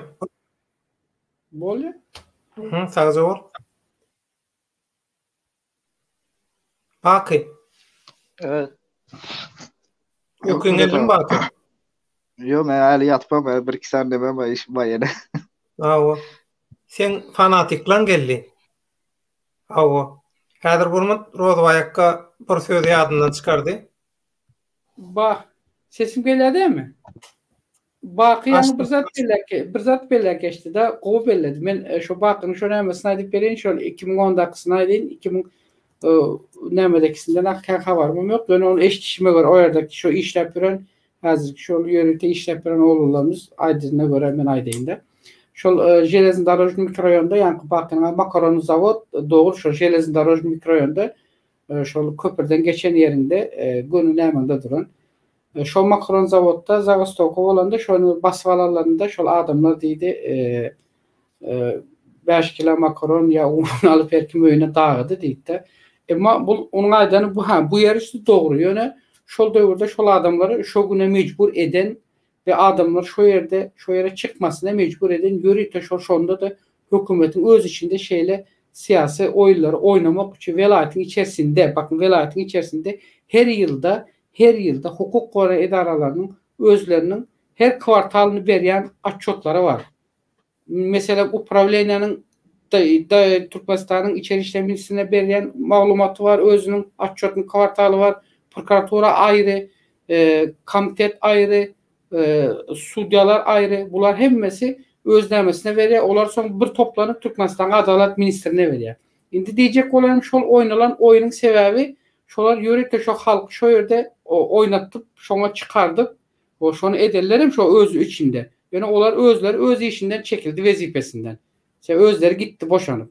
Ama boşanıp gitti diyemeyelim. O velayetten alındılar vazifesinden. Ama başka velayete atandılar. Ondan hem kim haber var. Bizim hem haberimiz var. Ne için ettiler? Şonda şol halkı yani şol levapta yine köpçülükleyin cinayetçilikli işler amala aşırılanda şeyle yadırı Türkmenistan'ın levap velayetinin içeri işler ministrine değişti olan polis upravleniya işgalleri şeyle hemen basıp yatırdılar. Milli Hopsuluk Kulluğu'yla bilelikte diye malumat tayarlayacak oldular. Bu malumatların başa varmadı. Eğer yankı bakının aydışyalı polisler ayıttı, bassanız olmuyor mu, alsanız olmuyor mu diye işyalı eğer eden olsa da adamlar, onda onlar köpçülüklerini alacaklardı. Ama köpçülük ne için etmedi? Köpçülük özüne ne hemen muhtaçlığını görkezdi? Ağaç canavarlar. Şol 5 kilo makaron ununu aldı, imsim gitti, kaçıp. Onları oğurlukla hem ayıplayabilirler, ama ayıplamadılar. Ama içinden yankı bakın aydışyalı. 5 adam ne için aldılar? Aslında onlar glavarlar şolar. Onları da şonu emele getirmiş oyun oynamak için ettiren adamlar ama vazifesinde kaldı. Başka bir vazife atanıp gittiler, velayetten çekilip ama olurlar yandı gittiler. Yine oyunu bular yalı oynayalar. Bu oyunun esas demez. Şimdi 2010 yılda ben aydın. 2010 yılda şu Komsomol Duvares Himik, yani Himikçiler Köşkü şol Türkmenabadın Günbatar tarafında, Gündoğar tarafındaki näme? O yerde doğru şol o yerde de bolan uruşun neticesinde onda yaşlı oğullar öz arasında çıktı. Kalmagal. Mesela şol Duvares Himik'teki oğullar bu taraf Urgenci Pasılke, ondan sonra Urgenci Pasılke diye de Türkmenabad şäherinin bu taraftanım şol Bahar mikrorayon bilen Himik mikrorayon bular birlikte olup şotayda näme çıktılar. Kalmagal çıkardılar. Şol Komsomolski diyen yerinde, Duvares Himik Komsomolski diyen yerinde polisiyanın yörükte 4. bölümü vardı. Näme sebäpden? Olar öz arasında 4. bölümü. O öz arasında näme üçin şolar? O yerde çıkan nämen esasy nämesi bolan zat döwlet menin özümüm şo döwürde şo Türkmenistanda ýaşap bilen nämen içindetim. Şol döwürde bolanda şol esasy bolup geçen zat neşe sövdasy bilen beň bilen başlandy. Neşe sövdasy bilen başlandy. Narko baronlaryň arasyndaky dawa. Onu da sattıran şol oğullar şo taýda şonu satýarlar. Beňi onu sattırýarlar hem şol Komsomolski'de polisiýanyň 4-nji addeliniň hut öz işgärleri sülçülerdi. Ene şo 4-nji addel ýok bolsa ene ýok diýip aýtsyn baky. Ene aýdy biler. Doğru mu yalan mı aýtdym baky? Doğru 4. addel. O zaten Komsomolski'ye 4. addel serediyor. 4. addel velayet boyunca da 4. addel Türkmenabad şäheriniň içerisindäki ähli polisiýa bölümleri boyunca 4. addelde in cinayetçilik işlerini alıp barlayan nämesi de 4. addelde cinayet işlerinin üstünü pusubuculuklarını yapyan nämesi de şu 4. addelde düşüyor. Onu başlatan olan kaçtı zaten. Rusya kaçtı. O in vahim nämesi şu yerde de polisiyanın pusubuculuğunun nämesi varsa şu 4. addelden çıkıyor. Levava polisiya işe gelen yaş oğullarım bolsa ya Türkmen Hava Şäherine işe gelip polisiya işe gelip yaş atanan oğullar hökman suratda şolar birinci uçur barıp 4. addele gidiyordu. Şolar 4. addele koyuyorlardı. Şolar şu tayda egzaminden geçiyordu. Sebep bütün näme şu yerde de. Cinayetçilikli, pusuculuklar. Kimler tarafını tutacağım. Ben hiç kimin tarafını tutamak. Hiç kimin tarafını tutamak. Yani politika değil, politikacı yalgırlayan adamım yok açık. Bir hakikaten bir taraf tutmalı olsa geldik herzifi biraz nem ederin. Dinlerin. Sevenlerim için geldik herzif 2016'da mı çıktı şu Türkmenistan'dan yurttaşına? 2000 neçede çıktı? Yadımda değil bilem o. Yani şu yıllarda çıktı yanlışmasam. Şu çıkan yılından başladı şu Türkmenistan'a karşı nem etmene. Beylekiler 30 yıldan sonra başladılar. Garın aşağından çıktılar. Gar eremedi de 30 yıllar. 30 yıldan sonra gar erenden sonra çıktılar Türkmenistan'a karşı siyaset yürütmeni. Şu için geldik herzifi tutalım ben tutsamam. Ondan başka ben kimliğim ben Murat Kurban fayçak bolsam ben başkalam näme ettin şu wagtça näme iş ettin diýär Murat Kurban fa şunu bir soru beren. Hiç maşgalardan bedel ödep gördün mü? On Türkmencesi näme bolýar? Eden etmişine maşgalan cevap verdi mi? Sen eden etmişinden maşgalan yok. Men ede etmişimden değil. Çekti mi diýmek bolýar, şeýle mi? Yok, men ede etmişimden değil. Men hazır aytsam, hakikatdanam men maşgalamda babamdan gelýän waýenli tarapymız bar. Yok değil. Bar. Şutaýda aýdaýyn ona. Özüňe ele berýän waka. Häziren bar. Waka ýaňy ilham geldi diýe. Biri. Sen häzir özüňe ele berýän hany bir azyk saňa wagt bereli? Yo, men ele bermenle meni. Kıyın ben ele bermey. Yo, saňa häzir bir saň gowy neme gelýär, sonra gelýär. Ondan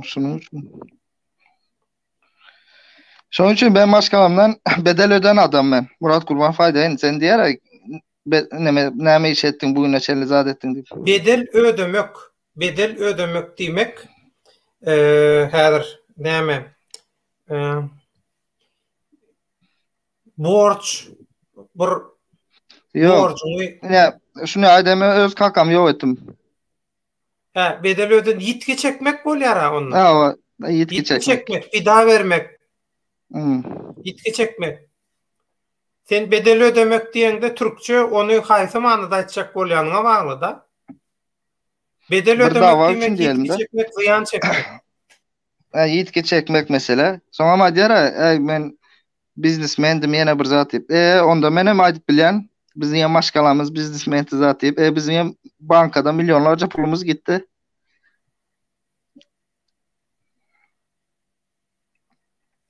Vaktinde hükümet el koydan, hükümete işleyen adamlar, Niyazova işleyen adamlar tiş olaram.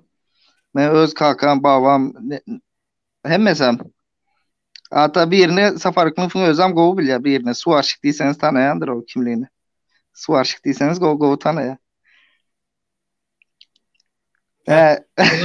Aytmaýlar. Sen izlemäýän 14'e bölýänlerden ekeninde. Yok, o prosto gowy tanaýar. Nereden gelenimiz de şoň üçin. Aytmaýyn. Onu häzir çıkyp aýdýar, sen şu jikmejik maglumatlary nerden nädip bilýäni aýdýar çıkyp. Öz aýtmasa da yo jüjejik bar aýannak, şoň aýtdyrýar. Jüjejik aýtsa jüjejik öňüne şunu ýapyrsadan geçenlerde çeçenler gözläp ýördi onam. O Çeçenstan Ramzan Kadirov laf atdy arada, dil ýetirdi. Onama çeçenler gözläp ýördi.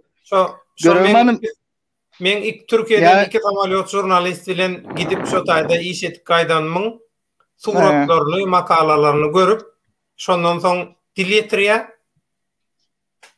Çeşenlerem adresini sorap gördüm. Ben şotayda adresini bilmem vermedim.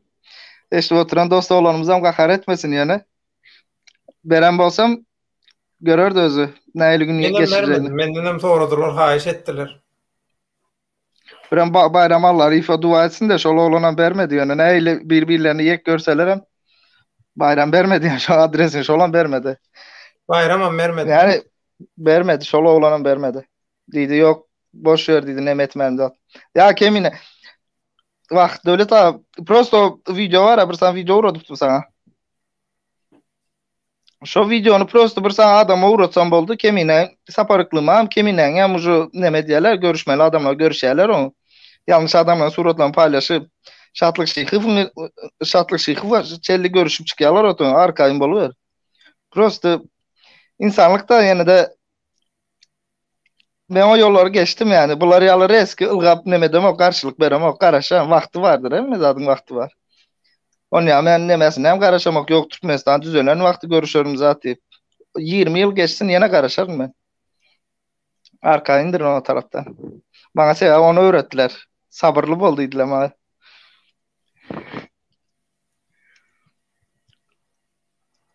Başka soru var mı ka?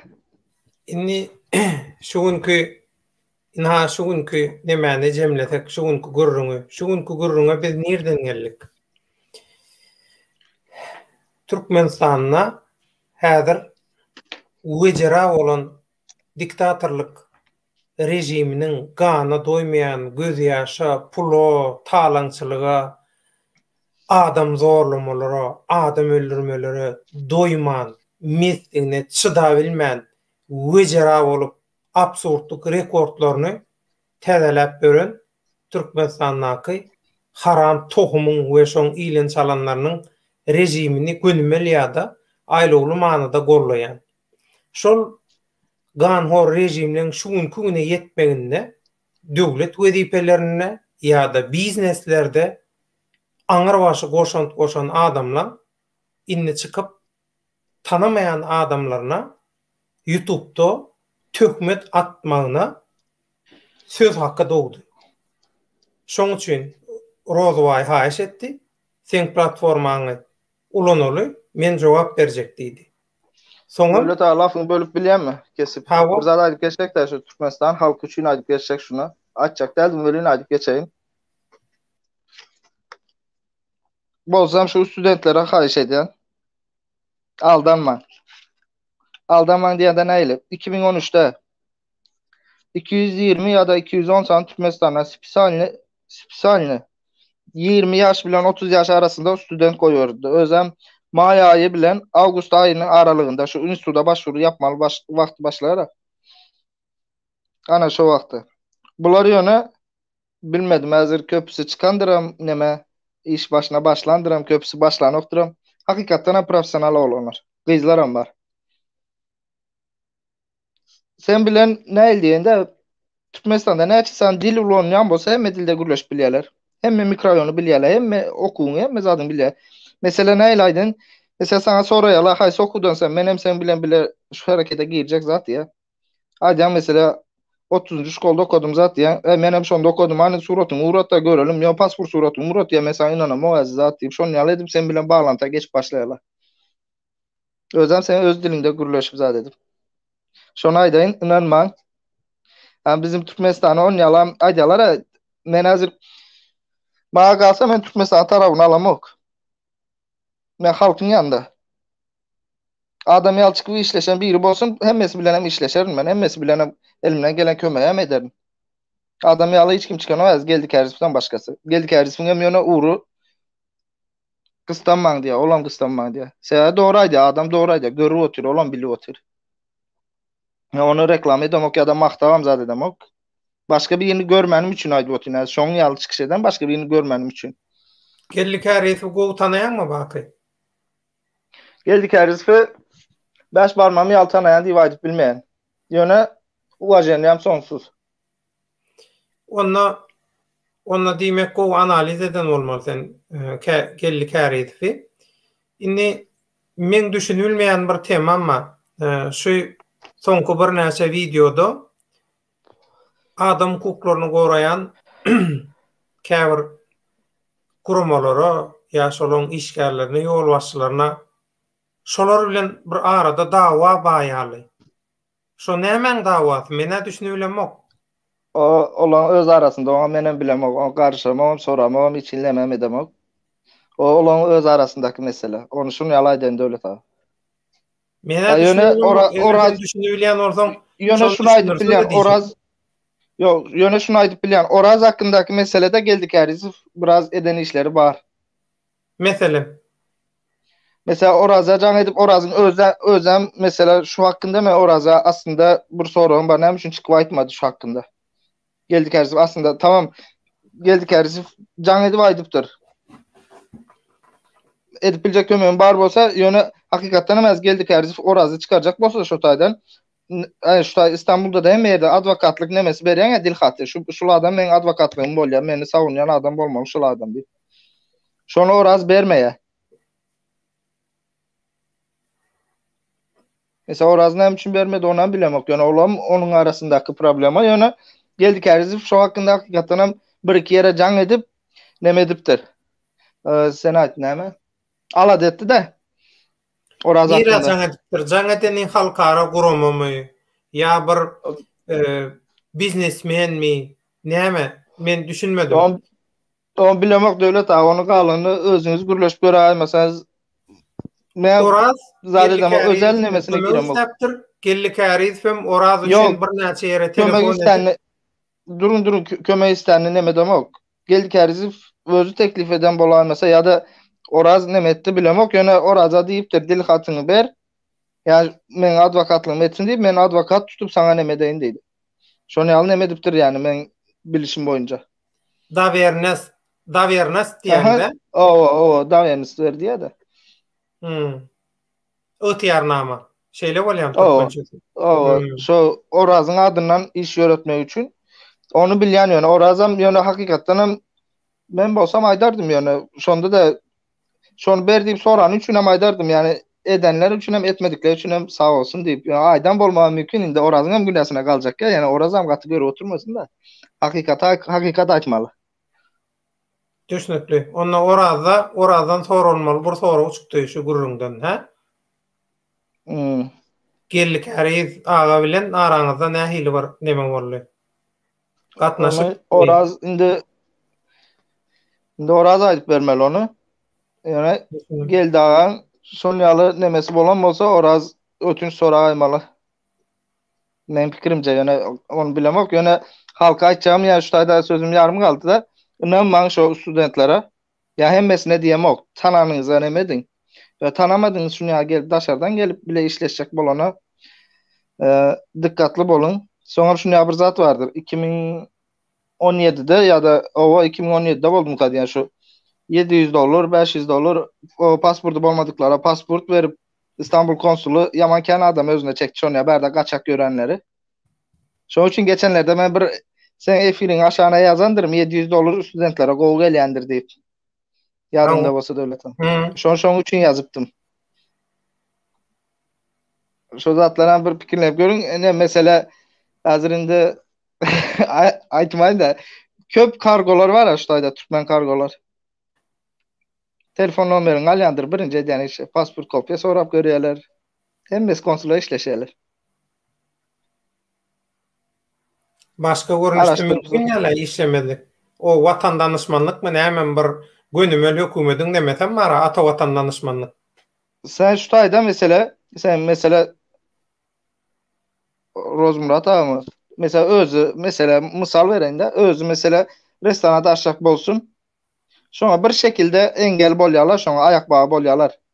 Ýöne konsul bilen işlese şo açyp bilýär da hemme zat edip bilýär Amerika hemme baş ýurda şunu ýaly teklif bilen gelýärler. Seredin sen pasportuny doğrulap berýäs, prawaňy alyp berýäs. Aylyk karıçı $500'dan başlaýar. Sen iş nemeňe göre, işleşiňe göre aylyk göreye. Ondan soň $50,000 biznes hakkı berilýär bolmaly. Biznes etmek üçün. Soňra 5 ýurda gidiş geliş ýoluň açylýar. 5 ýurtlaram ýaman gowy ýurtlar. Arabistan, Amerika, soň yanlışmasam Russiya bolmaly, soňra Gürcistan bolmaly. O geçen men sana aydandırmış o Oraz'ın bir meselesinde Gruzya diýen de aýtdym ha, şo taýda yamanken spokojny nemedip bilýänlerdir diýip. Oraz üçin. Gürcistanda diýip. Ana şoň üçin aýtdym men. Gürcistan şu yurtlara spokojny giriş çıkış haklary tanalýar şu adamlara.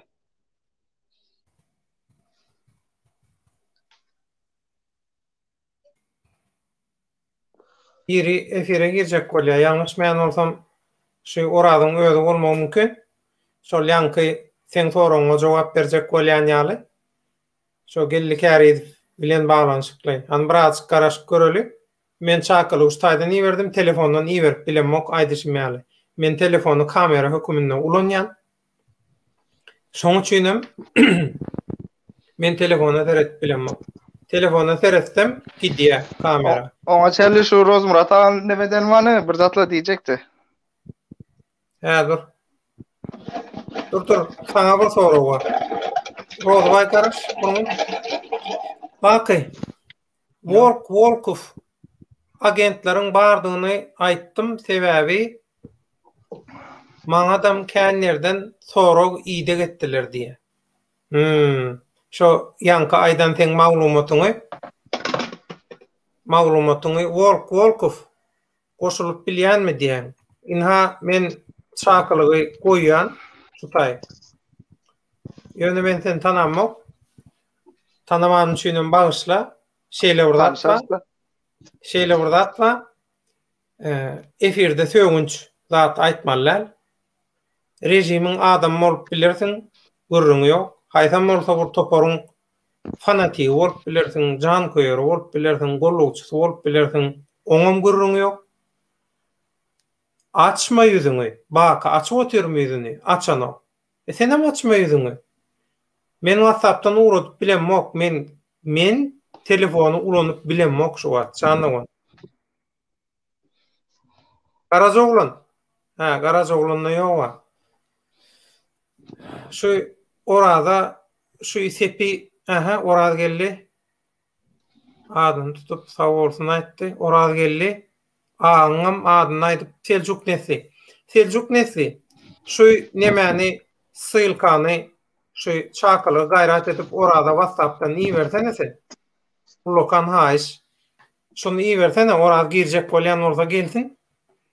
Volkov dinläp bir zatlar aýtjak diýe. Sögünç ulanmalylar. Sögünç. Haýsam bolsa bir raýata hüjüm etmeliler. Şoň mertebesini peseltmeliler. At ulanma haýyş senden. Şoň üçin şu iýeren çakalygyma basyp gelip bilýän. Ýalňyşlyk bolsaň ýa bir zat nemetjek bolsaň men öňünden aýdýan kesýän, aýplaşma.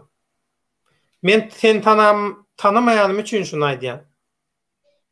Soň oturup videonu kesip montaj etmek meni ýadan diýär, şoň üçin. Seljuk nesli sadece ol gayrat et şonu Volkov. Men seni alyan neme efire. Bak sen sesin yapyan. Volkov. Müjekov. Salamu alaikum, eştidem sesin. Wa alaikum assalam, eştilýär sesin illeş. Men efire goşuljak diýdim, inha senem sesine bolmay man ýakymlyk gelýär. Sağ ol Tanrı kanallardan aýsyn. Garaşym men diýjek. Dinleýär. Menem öňden näsiz dinläp ýörün. Öňden näde diýmem, ýa ýakyndan näre. Bir ora tutulandan näre. Häzir burmun men orada geldi, oradam alayın. Orada häzir burmun söz hakkını verecek sana. Hoş geldin. Salamu alaikum. Turuzun öýdi. Salamu alaikum. Yo, gowma gudam sağlam sağlam. Gowlaşýan mı? O bolşak barmudar gowma gudam. Biraz garaş şu möjek dostumuzy bir dinläli. Möjek sesinde başla. Orada eştilem fetim. Wa gow eştilýär. Şo ora tutulanan näre karaçym seredip, ben öňüne nären seredýän o maksat. Näme şo maksat maşyny bara. Owa Kakamrad öğrenlerin biri prezident, biri ýam ýurt el alan. Ondan olara anan oturan peýdasy ýok. Ona men 100% bilýän. Ýöne olar nemaňa arada iki yerden geldi. Biri Türkiýeden dedi, biri men Germaniýada ýaşaýan dedi. Türkmenler nämetde, näme bilen meşgullanyňyz, näde biýitçiňiz? Karoçym işleýänmi? Germaniýadan soradylarmy? Germaniýadan diýär, ýöne onun ýazgysy Germaniýa diýip ýazyk ýöne. Men toşny bilip bilemok. Me. Germaniýadan ol işi aňsat da, ol aňryk işleýän, aňryň iş üçin bir zat edýän biri bolsa Germaniýada, şonu nemetmek gaty aňsat Germaniýada şol işler üçin. Külünç kararlar derrew. Mende kontaktda bardy. O kontaktda men ara tapsam soň uzagyna men aýdaryn kimdigini, ad, familiýasy bolmaly. Ýöne men gorkdum-da blokladym. Mesela içine girip gatkanda sonra uğratda talipler, gıylar näme meşgullanýar, gije näçede gelýärler, näme etýärler diňe. Sesim çıkarmadım. Men tanamok, size jogap berlemok diýdim. Kandat ýazdy, indi uğraşa dedi we ýazyşdyrdy. Men sana öte kontaktda men dola adım çıkıp durda. Onda da men derrek şu Volkov eşdim, demme adam Volkov'da men. Öz adım familiýamy, ne Strahovka diýen aýyrdım.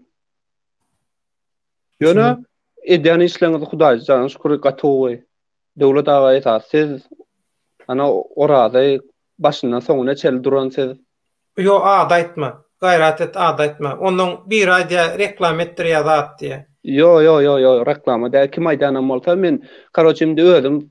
Öňüne näram, öňe men ýazýan kommentariýa. Möjekcan, biz bililişi edýäs. Bär, diňe bir adamyň roly ýok, iki adamyň roly ýok. Hemme hapany, hemme pohuy men bilen çemeniň üstüne dökýärler, ziýan ýok. Biz şu hüjümleň öňünde çemen bilen bile durmaga, soňuna çenni biz taýýar. Gurrun ýok, ýöne hak bileleşiginiň içinde çemen bilen döwlet baýhan ýok. Bur topar öňden bäri hakyky manada işläp halka peýda edip gelýän adamlar bar, guramalar bar, toparlar bar. Aýdy oturmaga gerek ýok. Öz başda oradaýaly hereket edýänler bar, öz başda.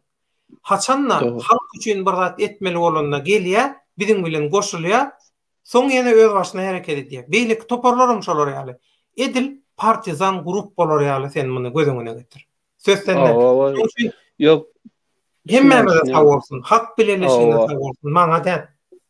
Ana kim şoň aty halk gyzyň ady, ona men soňky wagt görüwdüm, gow çykyş edýär.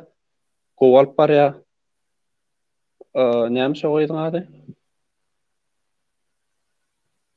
Näme öre bara?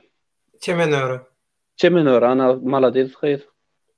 Türkmenistan watanym bağışla, Türkmenistan watanym diýip biri baglandy, şatlyk bolmagy mümkin, bilemok. Şatlygyň en bilinmezine men diýär. Men tanamayan adammy goşup gel. Soy jiv men goşuloýyn niýe? Soy jiv selkany iýerdim.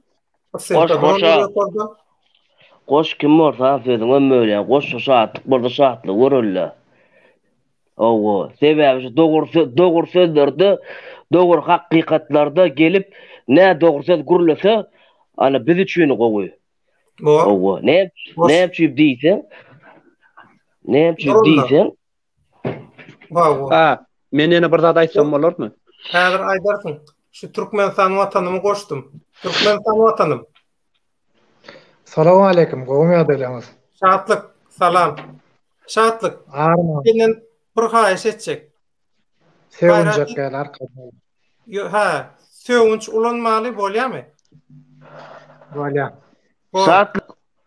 Yüzüm açmaly, ýöne yüzüm açmany, şeýle sesim bilen görülecek. Gerek gel, yüzüňi açma, gerek gel. Seret şatlyk. Memenne ulragym bolmagy mümkin. Men sonra ora dogry jogap bersem bol, sen hiç il artık başlat islamogum artık başlat sagy bermegem islamogum. Bor. Dinleýäs. Bersem bolýar dämi? Näme üçin bolmasyn? Seni efir aldyga. Böyle sağ bolsylaňyz Taňry alkatyn ilki bilen. Bile alkatyn. Şat. Böyle, Soň erteki gün ikimizden bile meheme iş yaşa diýip çykarýarlar beýdimi? Ay näme diýseler şey diýsinler, men täze hiç kimi işlemok, men özüm üçin özüm jogap berýän. Indi men şeýlerak bir sowal berjek bolýan-na. Indi näme diýip düşündireýin? Men ýa bir video goýdum öz kanalymda. Hakykat diýip de, bizim ýurdumyzda kemçilik bar diýerler-de. Men bizim ýurdumyzda dälden ähli ýurtda da kemçilik bar diýenler.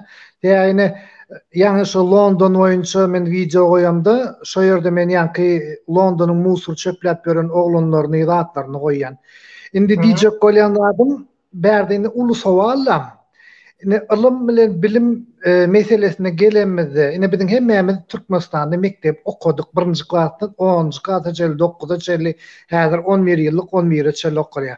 Indi beýlek ýurtlarda mektebe okap bilmän, mektebe gatnamany возможности ýok adamlar bar. Hatda mektepde kitap almany возможности ýok adamlar bar. Bizim ýurdumyzda Allah jana şükür da Türkmenime şükür diýe kitap alıp bolýar, mugut berilýär. Okuw spokoýny lüboy adam gidip bilýär, okap bilýär. Daş üstüne de şu täze okuw bismillah başlan çağlary täze gow kompýuterle berilýär. Näme üçin şo zatdan gadryny bilinen ok diýjek bolýanlarym. Plus diňe haçan görsen erwetlikleri ýüze çykarýarlar. Ine şu haramdada watan dönükler diýenler men emesnede. Şu bizim ýurdumyz hakda men hiç üns vermedim. Diňe erwet zatlary aýdýarlar, erwet zatlary burlaýarlar, erwet zatlary diýýärler. Näme üçin gow zatlar aýdan oklar, gow zatlary diýen oklar? Şo sowalyma eger mümkin bolsa baryňyz jogap berseňiz. Bolýa. Şatlyk. Senden bir daha sorap biler Muştaýda? Başta siz men sowalyma jogap berseňiz, ondan arkaň sorap bilersiňiz. Men häzir soraýyn, saňa jogap berjek. Bolýarmy? Senem şu berjek sorawmy, senem öz jogabyňy taýýarlap bolýar. Bolýa. Näme üçin şu daşary ýurtlarda Türkmenistanda jenayet işini edip para horlukdan wejerata çıkan adamlar daşary ýurda çıkıp soňam oppozisiýa bolýar. Şonu maňa düşündirip berseň, bolýarmy? Duraýar ýekejim men şu kulağıma nauşnigy takaýyn.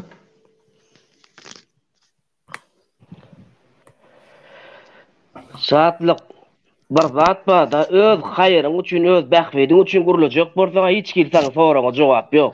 Ýok, iki tarapda teňlik etjek diýsen. Oraz dur. Dur oraz. Men sesini eşitdilermi?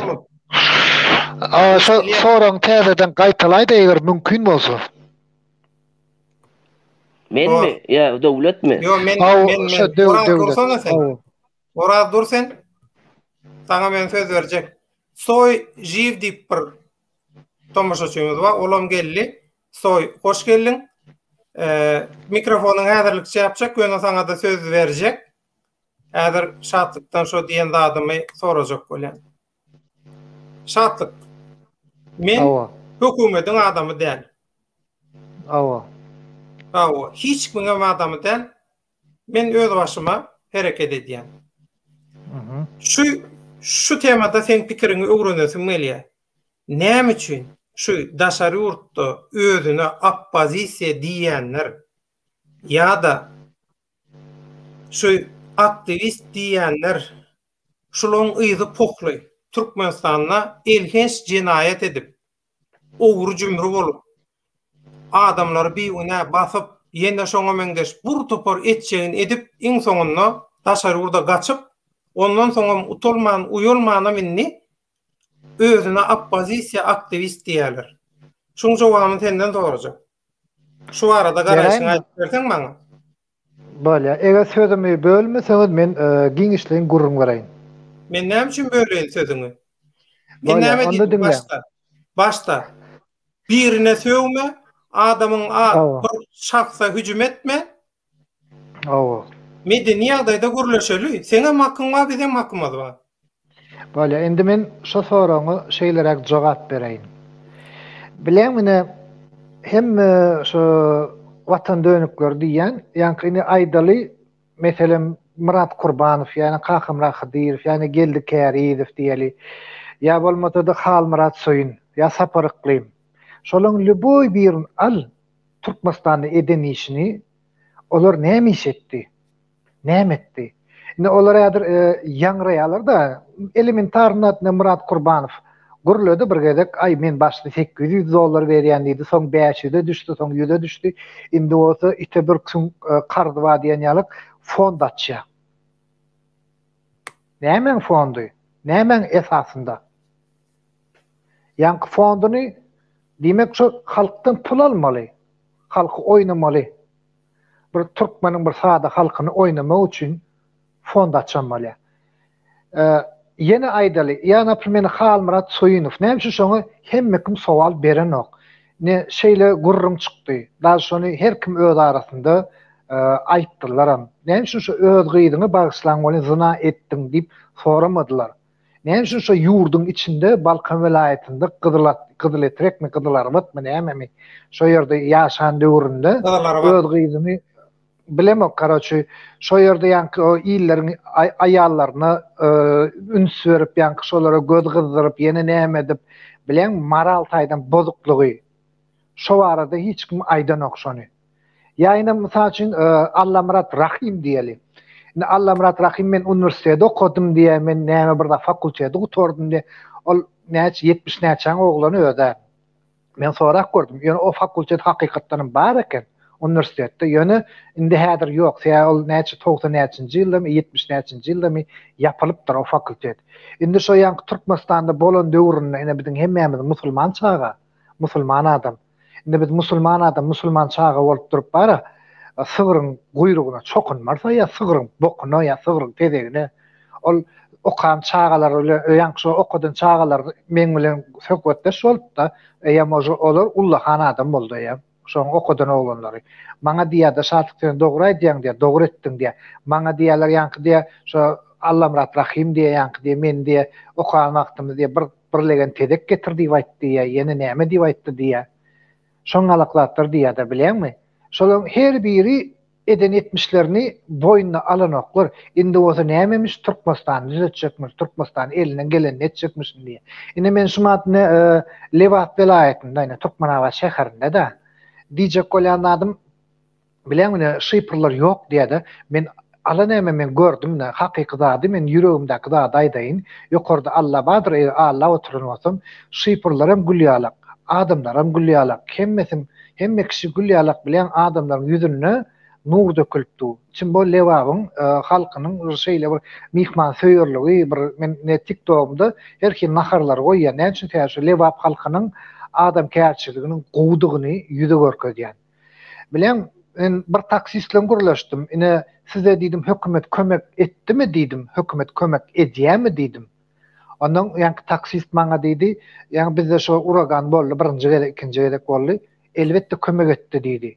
Men da şu owalaryna baryp gördüm. Erwet bolan ýerlerine diýip ertik görkezdi, demelli işni aýlak görkezdi, zat etdi.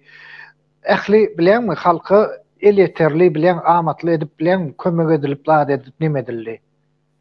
Şo zatlar bilenmi diýjek bolan adam şo bir aýdýar näme myş nämedin ýaýraya. Ay plan etipsiň diýse ol plan etipsiň diýdi. Şoňa alat myş ýaýradýarlar. Men gahar milyoner şo myş-myşy ýaýradýan adamlara adamlar bir ýalandatlar aýtmaň, hakykatda aýdyn, hakykatda görkezdiň diýen, hakykaty görkez diýen. Bir kemsiz gözel bolmaz. Her bir adam kemçiligi bardyr, men ýok diýjek gel. Ya naprimер bilen o çyrt diýerler, men şu ýangy video goýdum öz kanalymda. Pulu oçurda dolu ullahan döwlet diýersiň sen uly bir ýurt London şäherinde bir pul almak üçin bankomatda oçurda dolar. Bilen näme gerek? Bilen öz ýurduny erwetligi görkezmek. Ya diýjek goýlarna bir kiçikçe bir maskala da aýtyn bir 2-3 tane çağaň var, maskalaň var. Öz maskalaň bilen içinde biri gelip o kaptalla bir gelip goşup sen maskalaňa bir çöp atda sen maskalaň dagar gider da. Diýjek goýlanym ne Siriya döwleti wady. Yani mesela için Yegipit mi näme mi bir giden döwlet bay döwletler wady. 3 tane döwlet. Şu döwletler Kızıllan gymmatly hemme tarapdan ösüp barýan döwletdi. Häzir bolsa bir baklaşga suwa zar bolup berýär. Näme bizim döwletimizi şu derece düşürmek üçin edilen hereket. Döwlet aştaýda şatlyga 2 sene sonra vardı. Bir mi? Ha, burun. Şatlyk tamamladı.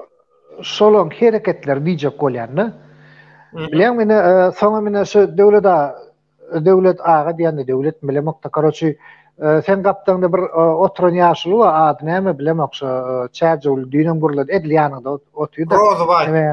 Rozvay mi şu näme kepkeliň ýokurtynda. Diyecek bolýan adam şol adam düýn şeýle zat gurulady. Men maşgalamy diýdi. Şeýle zat etdiler, şeýle zat edýärler diýdi. Men eger mümkin bolsa sen maňa şu maşgalan adresini ber, men lişni online edip gepleşik edip men baryp göreýin. Şu maşgala hakykatdan hem edýärlermi, edenoklarmy? Hakykatda ýüze çykaryp göreýin. Hakykatda ýüze çykaryp bereýin. Bärde hiç kili neme zat ýok, ýa hiç kili bir mutagam aýdyp bolar, hiç kili bir erwetlik ýok. Men ýöne öz hakykatymy aýdýanda. Hakykatym gurlaýanda bir gelin bir hakykatdan bir hakykat zat bolsa hakykat aýdalyn, hakykat edeliň. Böyle da 2 sene sonra berip bilermi? Ta burmut bir zat diýse şonu suwud edeliň diýende şatlyk Türkmenistanyň içinden aýdalyan zady suwud etmäge taýýar. Şatlyk şol listoko gurruňy dogrumy? Ya ne doğru yalan zat. Diýünin kategoriski yalan. Düşündüm. Şatlyk burmut Rozvay bir zat diýjekdi ýa. Aýda. Soň bak sana söz berjek burmut. Şatlyk inim sesimi eşitýän men. Eşitilýär. Ha, eşitýän olsam gaty gowy diňle. Men düýün özümiň sana adres bermekdi. Bermem oturmaýyn, berjegimden. Men düýün özüm aýdan makalym. Özümiň ýaşaýan ýerimi, ýaşaýan adresimi, ýaşaýan owama çen aýtdym aýtmadymmy? Aýtdyň. Men maşgalan nomeryny diýen. Men dinledim sen, men dinle. Maňa indi sonra hakkyn maňa geldinde. Eger men aýdan olsam, ine sana adres ýene şol adres şol. Şo taýdan gönü bardany meniň maşgalam bilen indi däl. Indi meniň maşgalamdan öňem şol öldürelleri 2 adam, 2 şahs öldürelleri. 2 şahsy bak men senden bahsedemok. Eger sana bir akıl berýän bolsa veya sana bir şunu sonra diýen bolsa veya sana biri şunu et diýen bolsa bile men sana zat diýjekler. Ýöne sana aýtdyryp veya sana etdirjek bolýan bolsa şo bolýanlara ýene seslenýän. Bu işin ozalky başynda duran ýene aýdýan. Ozalky başynda duran kängurlar oturjekler. Ozalky bir Türkmenistan Milli Howpsuzlyk Ministrliginiň başlygy häzirki vice premier Çağrı Murat Amanow gaty gowy bilýär. Ine men sana şu taýdan aýda oturýan. Indi bundan soň hissat diýjekler. Ýene bu sagatdan soň ine häzir ýene sana gün senin özüňe daýda oturýan şu taýda ýene dinleýijilerin dikkatyny ýetir oturýan. Ýene häzir şundan soň şu güýje şu sagatda şu sekundda meniň ýene baryp tokum diýjime. Ýene ýekejepiniň saçynyň gyly gymyldady ullakan bir büyük felakat koparýan men. Ha men baryp o ýerde jenaýat etmerim. Men edir şu sistemiň içinde kim näme edip duran bolsa, ozal maňa en soňky etjek oýlaryny amala aşyryp bilmedigini meniň tokum tiýjimden almaga başladylar. Sen şatlyk inim, sen bu ortada ýokken, sen o tokum o haramzada otururlar, maňa hüjüm etdiler. Meni öldürmek, meni ortadan kaldırmak niyetleri vardı. Bu bir. 2. Harama haram diyerin. Halala halal diyerin. Hakikata hakikat diyerin. Şunu unutma. Hiç unutma. Ben sana bir zat diyeceğim bolamok. Diyeceğim de senin berde bana veya benim sana bir zat diyer yani bir vazmožnost yok. Ha sen benden sonra hukumda sonra otdun. Sen bana ne mi diyen adresini ver, ben gönü gidip özüm soracak. Ben sana adres vermeme gerek yok, ben düğün verdim. Adresime aittim. Şimdi sen barıp soranda bile. Sen barıp sorar ya sen devletin hukuk koyulan idarasının işkerimin Sen ya bir şu velayatın jogapkar polisiya bölümünün ya etraf polisiyasının ya prokuraturanın mı ya hopsuzluğun işgarimin bu meseleni çözer ýaly. Ya yönöke sen sıradan bir raýat hökümünde barıp şonun derdini dinlep howa sen şoňa näme edip biljek veya şoňa karşı gaýtadan bir planlar mı düzjek? Senin bu arada bana veren garantin bu bar mı? Ben sana inanar ýaly öz maşgalamı. Dinle İçerisinde canım inim. Öz maşgalamın içerisinde. Özüm yaşan dövrümde. 2009'dan bahseden sana. 2009'dan 2011'e çelne. Şu dövrün içerisinde ben şu yurdun içinden çıktım. Günü çıktım özen. Eğer sen şuna cevap verip bilen olsan sen sana öğreden, akıl öğreden haramzadalara ait. Şahatlık can ait. Meni näme maksatla öldürmek maksat edindiler. Näme maksatla bana etrafın, velayatın, şehir prokuraturasının pısıpıcılıkla üstünü basıp yatırmak istediler. Sen sonra şolardan. Onlar sana men hakta, menin negatif tarafımı aytar. Pozitif tarafımı aytmaz. Sen men tanam oğa. Sen men ön tanayan mısın? Ön gördün mü beni? dinle yekecim utam derdin gördüm ma bağışlı. Eştilýärdim sesim. Eştile. Böyle derdin gördüm bağışla. Men ilki bilene hiç yerde işlem yok. Hiç yerin iş gäremden. Yok, O sen sualımda dinle. cevap İşte ver. işte Dinle beni yekecim. ilgilendiren yok. Yo, O men- dinle. Men onu hiç kimden soramayın. Men onu sen kaptanında goňşulardan sorayan. Ha bar sen Sen- komşularımdan sonra ele sana verdim bar git şu komşularımdan sonra negatif al. Gel negatifini ait. Pozitifini ait mı negatifini ait. Gerek olsa Negatif- online edip soracak Ne- şonu. Men şu taýdan barman da, şu taýda mene goýmaly. Devlette işten olsattım. Ben devlette işten olsattım. Külünü çıkarttım ben şu yerde bir neçe adamın. Şu har ele sen hazır yan bir zat diydin. Güllyalı vatanımız var diyen de. Gülyalı vatan var elbette. Ben buna hiç haşa inkar etmem. Gülyalı toprağımız da var. Devimiz de, medeniyetimiz de, sunatımız da, tarihimiz de var. Ama Gülyalı vatanı, Gülyalı medeniyeti, tarihi, devleti urcak yerine urup duran haramzadalar var. Yine sen onlara ne diyecek?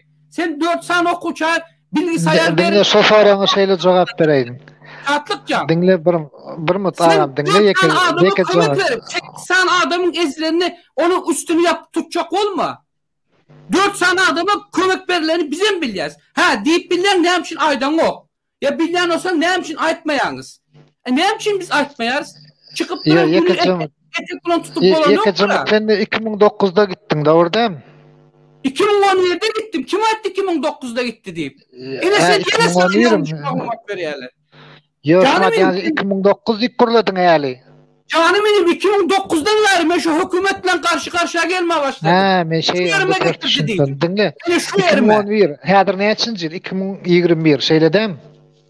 Ova. Arada ne için tapavut geçti? Şimdi sen tapatla bana ne mi diyecek oldun? Sen yurdu özgörenini gören yok diyecek oldun mu? Yok, şu taýda var, barman şu taýda, barman men mara wagtym bol çık gitmeli bolýar, çıkmak bir jese aýdaýyn şu taýda bir jemläp bilen. Men goşulaýyn. Teret saatlyk. Sen azam mordan mara tanamaňa mümkin tanarsyň gurla sözlemden. Men ata watanymy ene toprağımı hiç bir dada çalışan oğlum der, hiç bir dada satyan oğlum der. Men Türkmenin oğlu. Ola bir. Yöne şu ata vatanına etip haram pullar bilen bayap gazanıp oturan. Ana şola adamlardan hakkım soracak. Men garip maşgaladan öňübesen adam. Men hakkımı idiler. Men dogry gowadyma hiç hilek. Sözümem yok, soramam yok. Goýulan jan sawursun. Yöne men sendenem gowtanýan. Prezidentin doganlarynyň, jigilleriniň çüýrük maşgalasyny maňa sen öwretmäň gerek ýok. Ana şolar men hakkymı iýip şu neçeli ýaşap ýörler.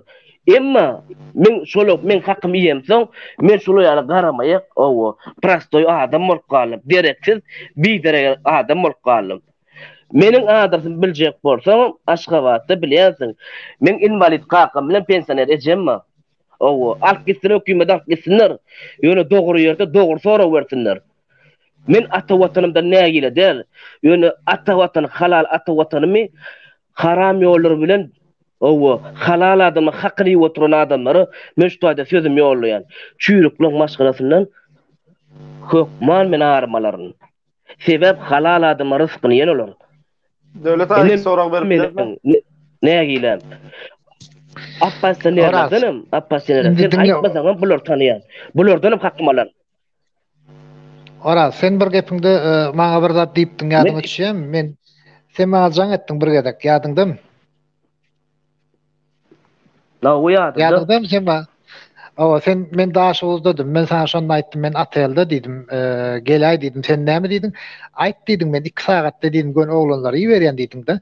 Ine wagt men sana ýene de şuman aýdýan. Ine men şuman ýene de atelde de sen şu bir gepläňde bir gaýrat etdiňi sen gatdyr men sen ýüzüň aýdýan. Hakykatym halal adam ýüzüň aýtmaly diýär. Men söýgünmeýänem zat etmän. Sen bir diýýän zadyny bir gulagyň bilen eşitip bir aýdýar 7 gedek ölçü, 1 gedek kes diye. Sen 7 gedek ölçüp 1 gedek kesip sen onun kerek edip. bolýar men sen gözün orta arasynda bölüp jogap berýär. Sen şu 10 sekundly diýjäň urak. Bir mi 10 sekund diýjäň urak şu wagt. Diýär daşy niýet notýarsyň. Urak şuma. Men daşy demek. Oýny görýär. Urak şu wagt, gön şu wagt. Promo efirde. Türkmenawatda edir şuma Türkmenawatda men gön efirde oturýar. Näme uğradı, näme videosunu uğradı. Men şuma seninle gön efirde. Aç. Gön efirde oturýardym Türkmenawatda men. Açdy, görýin. Yo açdy görýin. Haýda telle görýin, açdy. Türkmenawatda Öyle da araçman gibi 2 soru berýär. Yo, oýun görýän Tartışma Oraz. Şatlyk Türkmenistan'da şular ýaly gowy internet barmy? Her kime el yeterlimi? Ay men gowy internetim. Şatlyk Xitayda bir internet ýok diýen. Maňa ine internet ýok diýen. Internetin hili pes we el yeterli gymmat diýýär. Şatlyk burmun.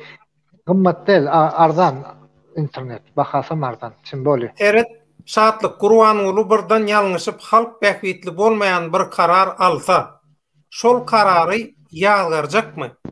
Ýogsa ýaşuly ýalňyşmaz, näme edýän bolsa dogrudur diýjekmi diýip soraýar bir tomoşaçy. Şu halk watan diýen adama men şeýle jogap berjek. Men o sowala jogap berjek gel. Bolýa. Men sorak berdim. Bolýar şatlyk. O näme kilip bolýar? Oraz ekejemiz. Onu ýit atar. Oraz, häzir sana gedek berjek Oraz dur. Men çık. Gorka sen 2 sagat oýny görýän. Aç kamerany. Gorka taş doguraň. Men Oraz, burmun sen dur. Tamam, çıktım lan borla. Bor. Bolýa.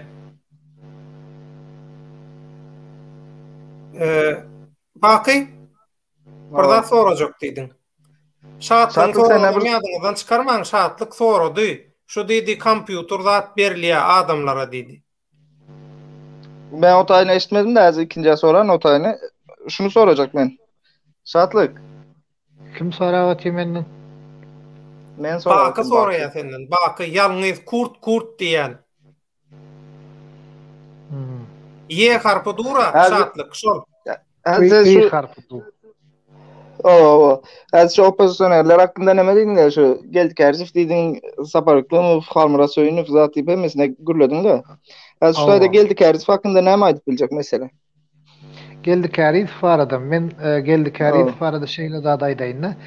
Bilem ol adam men YouTube'da görýän ol adam barada maňa hiç kim görürmän men YouTube'a girýän YouTube'da şol adam barada keýan gördüm. Daşy bilenmi yalan zatları näme diýärdi? Diýjek bolýanlarym ine şol adam näme Türkmen atlary döwlet korporasiýasynda işlärmi nämedenmi? Onuň Türkmenin atyny uğurlaplar edip daşaýurdy satyplar edip şeýle onu türmäge düşýär, türmeden çykýar, onu hökümet onu günäsini geçse aýynda gelip towa gelipdir zat diýip towa gelirin adam bolar düzelir diýip. Ýok, ol gaýta düzelmekden geçen ýene daşaýurda gidip daşaýurda Türkmenistan barada erwet zatlar diýär. Ödüm şu ýurdun içinde diňle bir mut aýtyp bolan, şu ýurdun içinde ýaşan döwrüni, bolan döwrüni o köýdek çalşan ýalyga edip 5 gedek 6 gedek öýlenip aýrylşyp ol bärde çağlaryny ýetim galyryp gidip o zatlara girmelim de. Yo, çağat ýetim galyryp gitýär-de bilýärmi?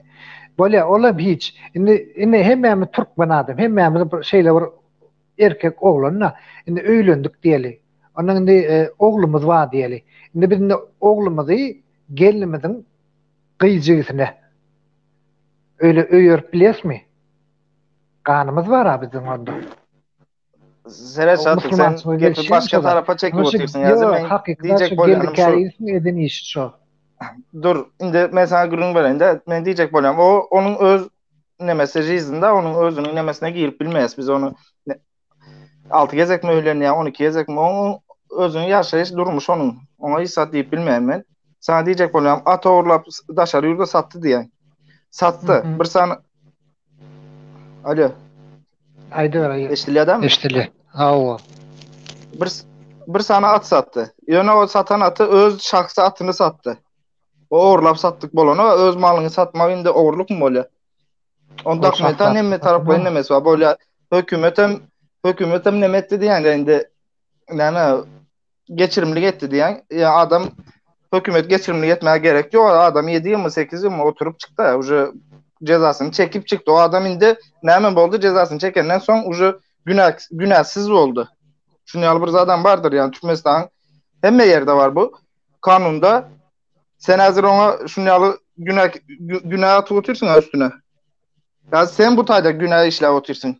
Ben onu geldik herifin yüzünü yuvamak yöne yanlış düşünme de. Sen az bu tayda günah işle otursun aslında. Az kanunan gittiğinde sen az yanlış işle otursun. Kanunan gideyim. Ben yanlış işle demek verdi. Seyret mesela Aydot hazır adam dünyanın yerinde bir kanun vardır. Bir adama bir zattan günahladın mı? Adam girdi mesela oturup çıktı şol adam. Lagere gitti çıktı diyelim. Oturup çıktı mı? O adam indi günahsız oluyor. Günahsız yuğulan oluyor şu adamın. Tezlerine cizne başlaya. Sen hazır ona atını uğurladı. Yine nemette sattı zat diyen. O öz şahsatını yekece bir sana atını sattı. Onun ben polnu dokumentlerini bilenim için gülle otayım. İkem sen o hükümet günahsını yuğdu diyen senin de kanundan üstün mü? Hükümet Türkmenistan kanundan üstün değilsen. Hiçbirimizden üstün değil şu tayda. Men hiç kim berdi. Günahsını ben yani hakikada aycan. Yok hakiki zaten yanlış. Sonra yine bir zat soracak da saparıklığın filan ne il atnaşenyen var sen? Saparıklığım filan men saparıklığım filan atnaşenyem yok birinciden. İkinciden saparıklığım farada men bir video koydum. O 2002-nji ýylda Türkmenistany gana bolajak bolýar. 2002-nji ýylda Pakşeýne bilen Türkmenistanda men o döwür men mektepde okap berýän çağa entek. Bilenmi? Şu haram ýoly bilen şeýde watan terk et gaçyp gitýär. Yo, men onda saparıklığım filan üçin diýe meşatlyk şeýhi filan diýe hep de 2 geze 3 geze gürleş. Yani bilişini men özüme bir geze onu sıkıştırdım. Men o adamını kısıştıram da şonu ýaly diýip can edip. Men ýanymda ikinji telefonum ýok. Yo, ikinji telefonum ýok birinciden. İkinji telefonum bolanmasa men görkederdüm problema däl. Täbi men ädir hem haramda da watan dönükleriniň telefonlaryny çorny spiskde durdum. Men jaňa diýen, olar men çorny spiskde goýar. Daşy Ruslan Mätife de jaňa diýen, Faruk Yusuf diýdi, ýene näme kim hemmesi daşy men sesimi nemet goýupdyrlar ýa-ni näme şu. Bolýanda ýene bir zat soraýyn da senden. Mende bir sany dokument var. Dokument diýmen de kağız var. Kağız. Şu saparıklığın adamından saparıklığın adamından aldım ben şu kağızı. Kağızda näme ýazykly bilýärmi? Halmırat söýün, şatlyk şeýhiv borcum var diýip aýtdy. $200. Halmırat söýünüp bermeli diýip ýazykly. Oňa näme jogap berilýek? Halmırat näme borcum var $200? Awa sen saparıklığın adamlaryna aýdypsyň. Men borcum var, gystap otursun, pul uradyň diýipsiň. Men pul bergim var diýipsiň. Pul bermelisin diýipsiň. Pul bermeli diýipsiň de. Ha, düşündüm. Dinle. Halmırat söýünüp de $200 bermeli diýip ýazykly şo taýda. Düşündüm. Indi aýdanladyňy düşündüm. Ýöne indi dinle. Birinciden men pul soramak, ikinciden bara gatly gürküşde, üçüncüden bara o çesin slow men aýdaýyn. Men bir Tomusun günler bir video koydum. Özüm Halmırat'ı can ettim audio setini zapis ettim. Halmırat'a sen mi dedim. Oğlum howa men dedi. onda gayrat edin ma kömek edin dedim. Sen kim dedi? Ay men bir Türkmenin talibi dedim men dedim. Balnisada dedim şeyle dedim. Olam aytdy men dedi sana bankir del men bankamadyň nemesi del kömek eder ýalap dedi. Matam söýükdi däni goýdum. Men şo şeýtini allym näni koydum. O näçe üçin koydum videosunu şo ýerde ýanky bir videosunda men Türkmen halkyna kömek edýän fondum mazadım ma ýene näme ma diýip gurlady. Şo ýerde hakykatan hiç kime kömek etmeýänligini suwdet görkezdinden internete koydum men. Yo mende ýöne ýazgylysy var onun. O ses zat der kaza ýazgyly. Yo, dur okulum noýabryň 24-nde. Gurrunun soňy ýok bakay. Dur döwlet aýa ýekejem. Dur ýok bu kagazda ýazylan noýabryň 24-nde ýazylan kagaz. Ondan soň ikinjem ýene bir nemem bar. Häzir döwlet aga ertir ýa bir gün kanalynda bir san video paylaşacak. Ýekejem. Kanalda bir video paylaşacak. Şo videonu sana kim uğratdı? Şonun cevabını son öz kanalından mı verecek ya döwlet ağanın kanalına girecek mi? Şonu cevabını bersen bolýarsın. Sen ma şo videonu men WhatsApp'ma uğrada 64 29 94 00. Yo döwlet ağa kanalında paylaşar onu. Sen şonu öz kanalında paylaştın şo videonu. Sana ýöne şo videonu sen özüň eden o videonu. Men ona garanti berip bilýän, sen etmedik. Sen dedin bana videolar uğradın men paylaşarım dedim. Uğraçak videolarınız var bolsa dedim. O videonun kimin uğradığından bilýän sana. Näme var şu videonu Vatan dönükleri zat deyip karoçu bir neçe kişinin suratını koyup 7 minutluk sonunda bu hazırki Azerbaycan bilen Armeniyan arasında bolan atışıklar zatları NTV kanaldan alıpsın videolarını zatlarını şoları koyupsun. Sonunda 7 minutluk video. Son onam bir günden sonra kesip ayırdığında 1 minutluk edip koydun şu videonu. Ha o videonu men o videonu birinciden hiç kimden alamak, ikinciden men onu özüm oňardym, üçüncüden men onu ol adamlary näýli. Men özüm programist. Lüboy da girip görüp barlap görüp bilýän. Ondan jogap. Barlap görüp bilýän de sen men bilen hiç sen men tanaýarmy ýok. Men tanamak tanajagam bar. Sen bilen şunu aýdan da Seredindi sen dinle ama kaçma, gepten kaçma. İkimizin hiç hili yolumuz çatışmadı. Hiç hili. Ya men sana nito yanlış bir zat demedim ya sen bana yanlış bir zat demedin. Men diyecek bolýanım. Sen kanalında men videom çıkýar. Sen men tanaýak hiç hili atnaşenýamyz ýok. Hiç yerden yani bir yere gelmemiz mümkün değil sever ikimizin. Şu videonun sorun nemesini sorayım. Näme videosunu koyup meselede mi göreyin problemede? Bolýar, neme goýarsan sen öz kanalynda mı döwlet ağan kanalynda mı şonu nemesen bolýar. Jogabyny bersen. Ýöne sana video sen TikTok programist bolup bilersiň, o video sana ýöne. Men kanalla goýman bilýän. Ýok. Sesim gelýär döwlet ağa. Men bir zat soraýyn da.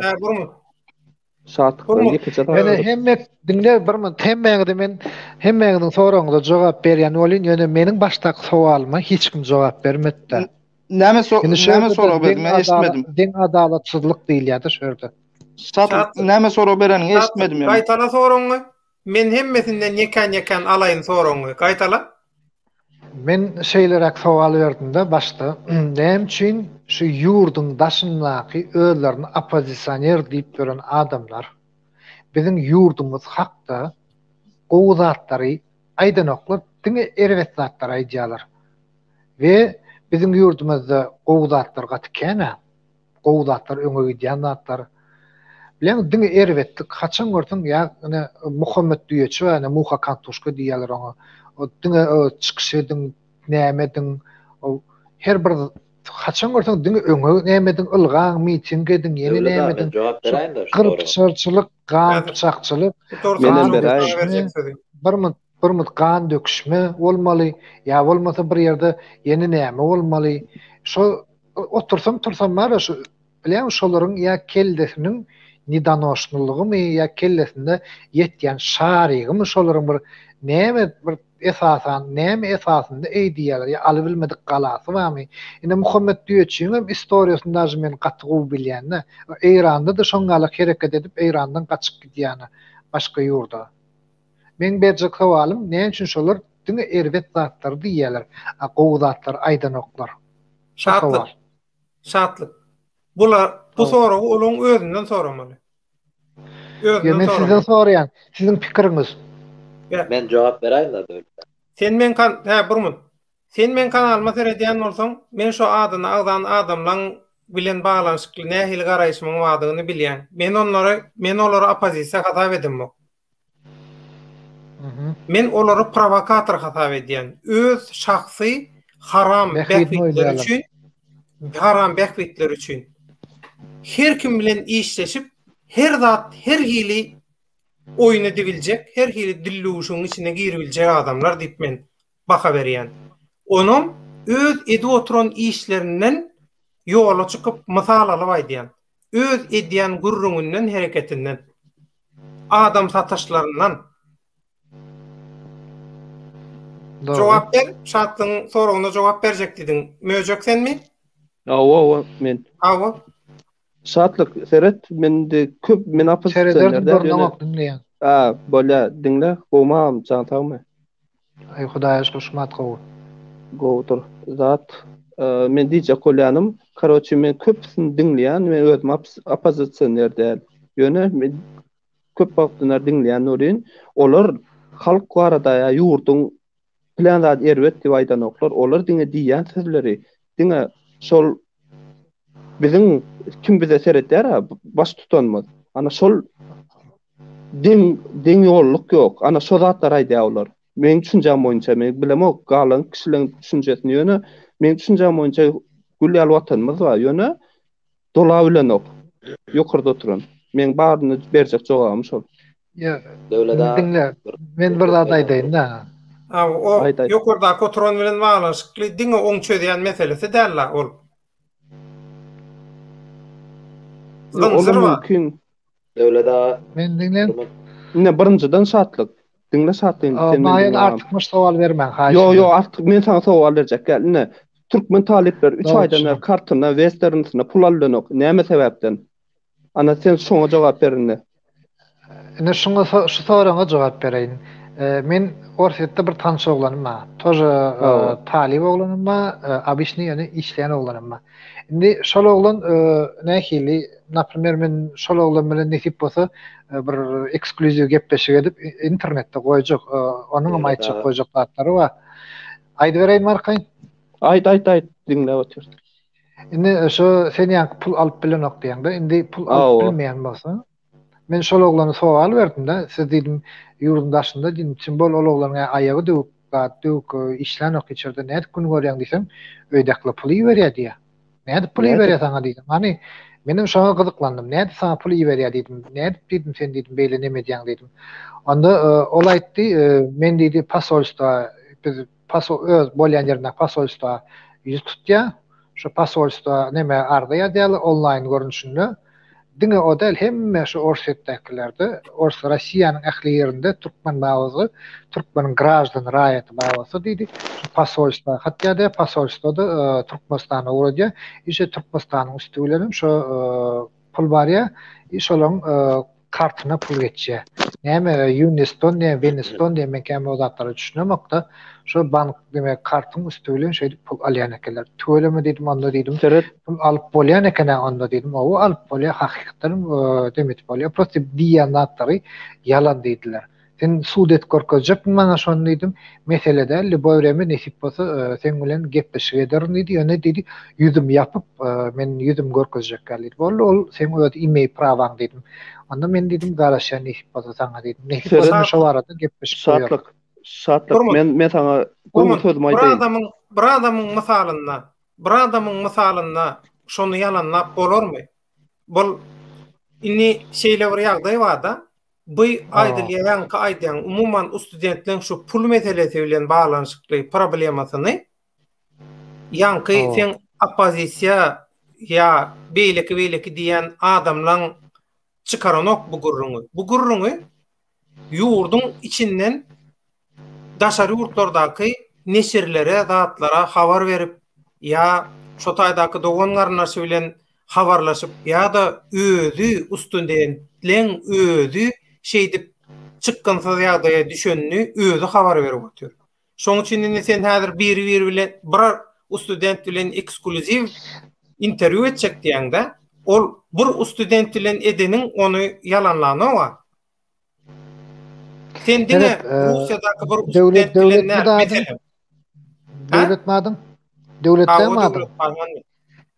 O devlet Bayhan, dinle Bayhan devletmin karoçy. Bilem, ne sen okudun bir yerini okudan soň talip bolup gördün? Awa. Türk okudum men. Bilem, Türk okudum. Menin talip bolup gördüm. Menim okudum. Türkçe de Başary urt okudun sen? Hükmandal odatlar aytmak. Dinle. Bijek bolýan adam, bilemmi? Taliplik döwür birinciden gyzykly bolýar. İkinciden sen talip bilemmi? Näýilip düşündirende men öz pikirim. Sen hususy sopstun okanmasaň, sen onda значит öz pulun özüň tölemeli. Hökümet Yo, men döwletiň hasabyny okudum. Döwletiň hasabyny okanmasaň, döwlet sana şo ýerde kömek edendir aşo döwür. Bizim okan ýollarymyzda stipendiýa berýär da hawa. Men beren okdyma. O berýärdi, okaýardyň da diýýärdiň. O wagt beýle kynçylyk ýokdy. Bu kynçylyk häzir bar. Ýok, kynçylyk ýok, kynçylyk nide ýok, kynçylyk hemme ýerde de bar, ähli ýurtda da bar. Özüň oňorsaňa normal ýaşap bolýar, özüň oňormasaňam normal ýaşap bolanok. Men prosta bilen jan algyjymy gurlaýan ýa janymy ýanygyjyna men hakykata adymaýdan bilen. Ine käbir erkekler bar. Türkmenistanyň köpüsi özüni oňormaýan bolýar da şeýle bolýarmy? Men köpsi diýemi, käbir adamlar diýen, köpsi dälläni käbir adamlar. Käbir adamlar bolanda bilenmi, nalaja deýen adamlar bolýar. Naprimер, bilenmi, näýilip düşündirem. Bilenmi, Türkiýede naprimер aýdaly şeýle gurlaýarlar da, paşarda gurlaýarlar da, ay Türkmenistan eýle diýe, Türkmenistan beýle diýip gurlaýar bilen. Aýonyny men görüp otyrndan, dogrusyny dogry aýdaýyn, bilenmi, hakykatda bilen mektepde gurulyp otyr, jaýlar gurulyp otyr, iş ýerleri gurulyp otyr, fabrik, zawod, kändarda gurulyp otyr, telekeçilik bar bilenmi?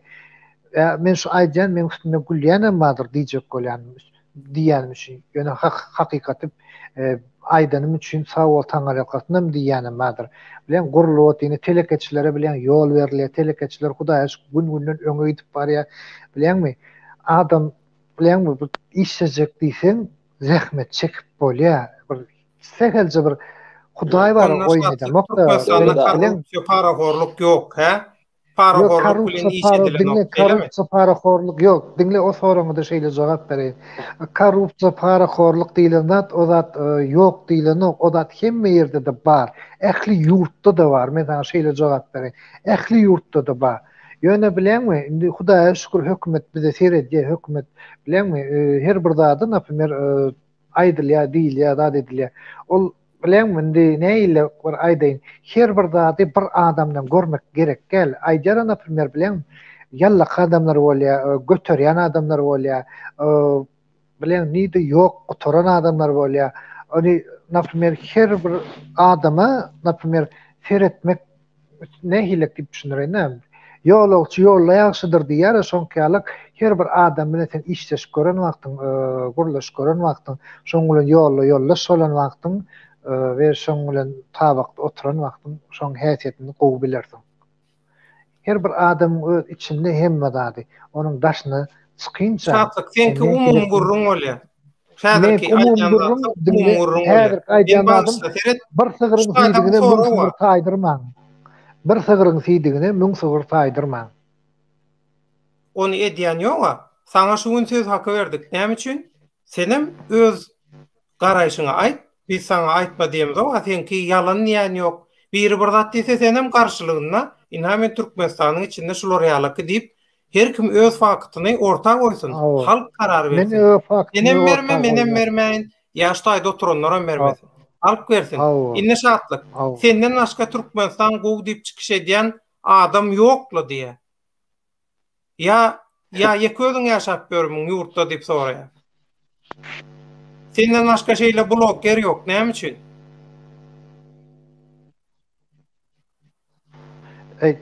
Menden başga meňe bloger ýok, ola dogry aýdyn. Näme üçin şatlyk? Meňe alak blog. Ay menem bilemok da şunga men özüm blogeram däl ýöne prosto. Yo olar ýaly emmeda gulala gulluk bolsa, emmeda yo, gulala elektrik gulluk bolsa, bowa, internet o hem aýtdyň elektrikler. gowy ardan zat näme üçin ýok? İnternet ardan ayda 50 manat. Ay yok. O şoňa näçe neme alýan? Gigabyte alýan paketiň. Gigabaytlar internet paketler neme? Telekoma bar ýa, Wi-Fi bez limitni 50 manat bir aýda töleýän. Ova kanal. Bahasy 50 manat.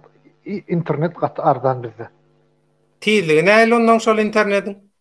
Tilli go ýöne men häzir şumat tama Wi-Fi'de oturýanda tama Wi-Fi dip internet. Bizde iki görnüşli internet bar. Biri tama Wi-Fi bar, birim ýanky neme bar. Abyşny öýde ulanylýan internet bar da. Ferhat şartlyk. Şular ýaly bir zat edelimi? Sen bilen bile bir gepleşik taýýarlaly. Şu daşary ýurtda Türkmenistanyna ba diýen problemalar bilen baglanyşykly men soraglar we aýdylýan gurrunlar taýýarlaýyn. Senem şoň Türkmenistanyna şoň bolup bolmanyny barada düşünür. Bolýarmy? Janyň saglygy. Şeýdeli. Türkmenistan ýaly gowy döwlet hiç ýerde ýokdur gowy. Biz Türkmenistana erwet diýdikmi? Toğşanı dokuduk tepe. Sağ ol, olayım. Yok, kökünden imitlenýän sen. No da. Ya, gaharım gelýän ýeri bar, bilenmi? Näşe Muhammed diýýärçi, onuň o Marat diýdi, beýlekler diýdi. Şu bidirk ýalan söýleýänler, olaryň watany ýok. Her çykyşymda da aýdýan, ýöne biz Türk bilen watanymyz bar. Şoň üçin bidirk ýalanlatlara inanmalyň diýjek bolýanda. Burada sorasam bolýarmy? Bolýar sora. Şatlyk, pelwan seniň nämen? Dostuňmy, ýa işdeşiňmi, tanyşyňmy? Haýzy pelwan Halmuratovmy? Yok, Halmuratov däl. O sen bilen bile çykyş edýän sen wideoň, oýupsyň şoň wideosynda adyny.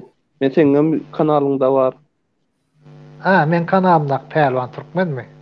Ol şumat dostum. Öň dostum däldi. Soň tanışdym.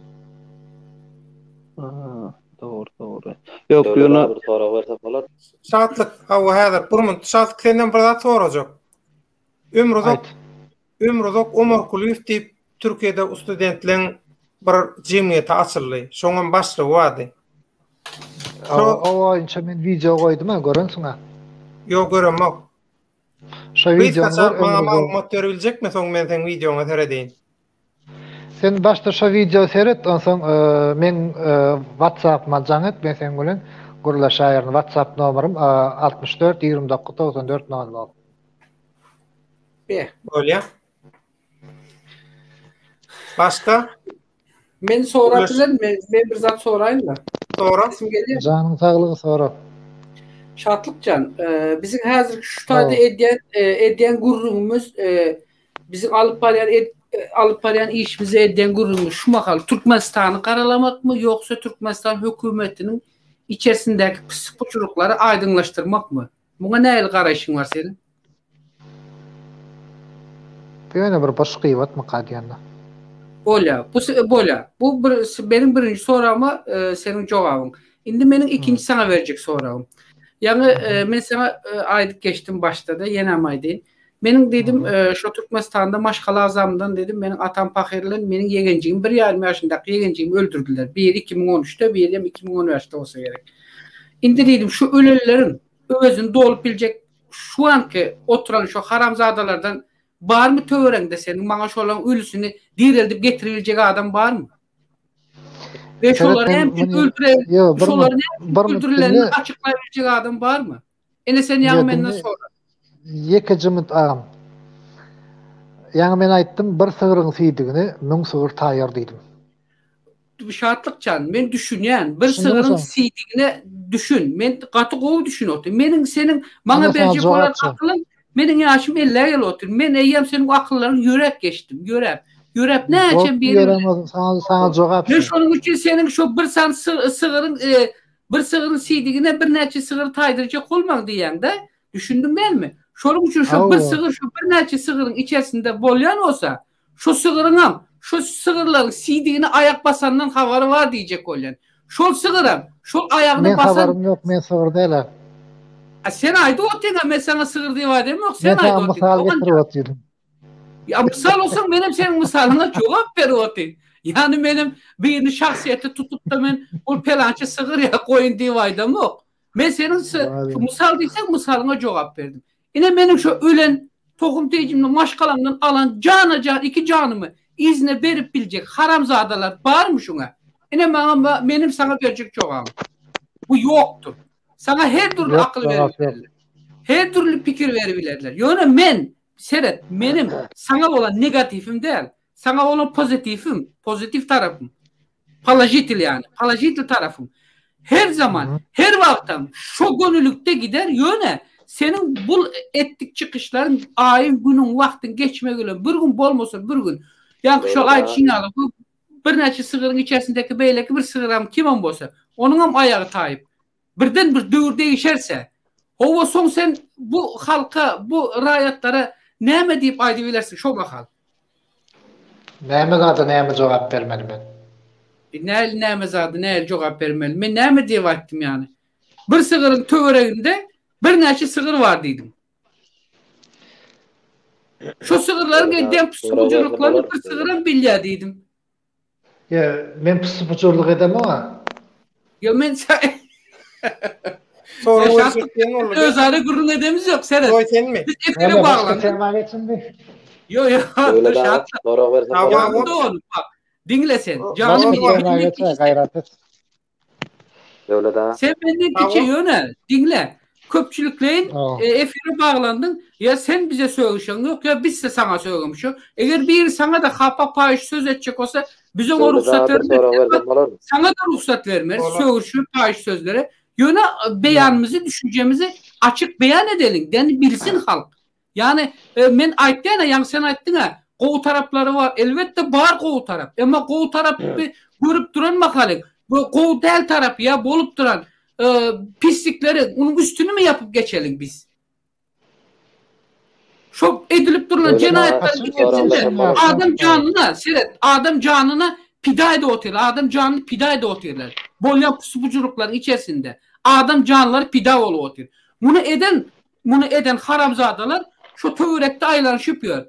Şonu eden haramzadalar. Ve şu döwründe ýene şular ýaly haramzadalar edip yurttaşına çıkıp ondan soň ene senin ýaly belläşiň ýaly vatan dönügi diýdin, bilmem vatan hain diýdin. Oňa sen jogap berersiň. O senin sözüň. Men senin sözüňden agzyňdan alyp aýdyp şular ýaly adam ýene gelecekde opozisiýa lider ol. Türkmenistan'a barıp, Türkmenistan'ı yönetecek hökümeti. Ya Türkmenistan'a prezident olacak. Ya bilmem Türkmenistan'ın yeni bir ministerliğini eğilecek. Bolcak olsa. Buna halk. Biz şu sanda. Rayet olarak. Evet. Biz böyle bir devletin şuna komentaryalar okuyan mı sen? Komentarya wagtym olanok. Siz köpçülük bolanyň siziň demäňizde serediýän näme komentariyada näme var? İnternet şu Bayramov diye Bayramov kim şu näme diýip berdi? Mene okajagym däl. Özüň okada görä terjime etmeme wagtyň eden. Yo men onu bulamadım. Men olar ýazatlar okamaýan. Paýyş söz eden olsa gönül öyle daha bir sorak versem bolarmy? Paýyş söz gerekler kim bolsa bile. Rozmay, aýratyn gepleşik edeli bolýarmy? Bolýar men istedik zaman eder. 3,5 saata yetip barýar. Şoň üçin häzir bir sorak berjek diýdi. Soy. Salam aleykum döwlet ağa. Salam. Bere. Hemmäňiz işleriniz üstünlük arzu edýän hemmäňize alyp barýan işlerinizde goldaýan oglanlarken ýanymda işleýänler hemmesi oglandaşlar söyleme diýär. Çykyş edýäňiz halkyň bahwydynyň oýlaýaňyz ony kynçylyklary. Sesim gelýärmi döwlet ağa? Awa gelýär, eşitýär. Başy Şu Şatlyk Şyhyýew bilýän adamy bir soragym bar da. Ber. Şatlyk Şyhyýew diýmän ýeterli. Şatlyk Şyhyýew diýen adam diýme. Şatlyk Şyhyýew medeni guruluşy otyrsa. Bolýar. 2 sagatdan beri Türkmenistan gowy diýip otyr da. Diňläp otyrlar da. Diňläp Yok, näme üçin bu tarapdan aýdyňyz ok diýer. Näme üçin Owal. gowy taraplaryna aýdyňyz ok diýe. O taraplarını Aydar öňüçe Erwet tarabını yeňip soň gowy bolarmy ha diýip oýlanýan, düşünýän da. Aha. Ýok, Dowam et. ýalňyş jogap. Durşatlyk Pikirinçe gaýsy. yanlış bolup biler, sen pikirinçe yanlış bolup biler, ýöne bizem oýlamaly tarapy bar. Birak bir azajyk bolsadan bir halk da bärde çykşyp oturan biri bir ýurtda, biri bir ýurtda, biri o tarapda, biri Moskwada, biri Türkiýede. Dogrudan da öyle da.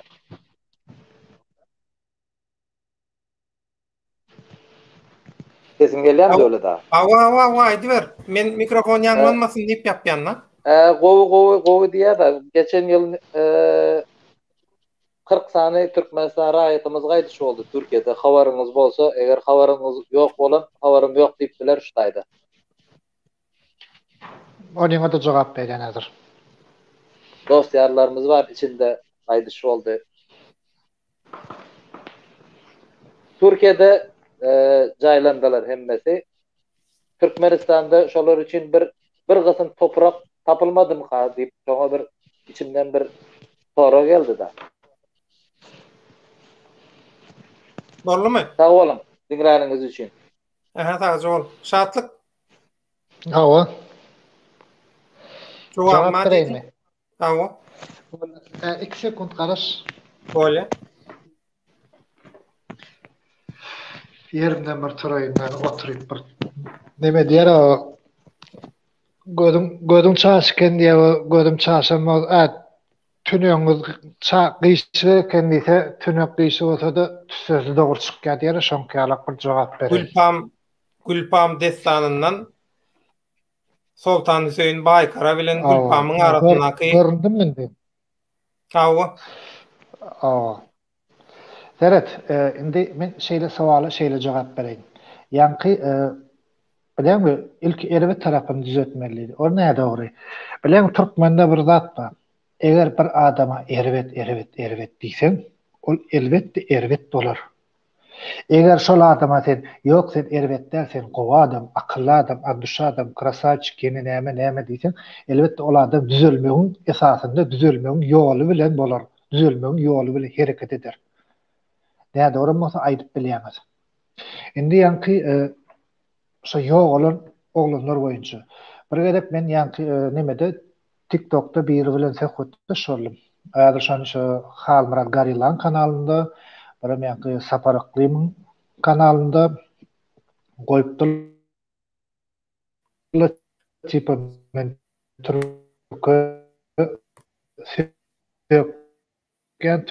halkyny aslında o zat oly eýle däl. Indi diýjek bolýanym şonda men berýän. Indi bolup dur. Şu ara içip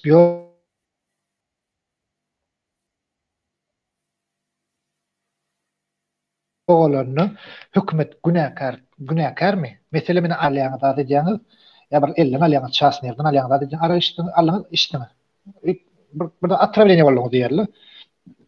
Onun jogaby kim günahkar? Sen öýdüm günahkarmy? Ýa-da saňa zat satan adam günahkarmy? Dogrymy, näme dogrymy? Şatlyk. Teret berdäki mesele olan ara içip ölmüyor. Yan jogap şu. Yurt näme üçin niye şol öz yurduna jaýlanmagy kömek etmediler diye. Pandemiýa hem ýerde. Pandemiýa sebäpli.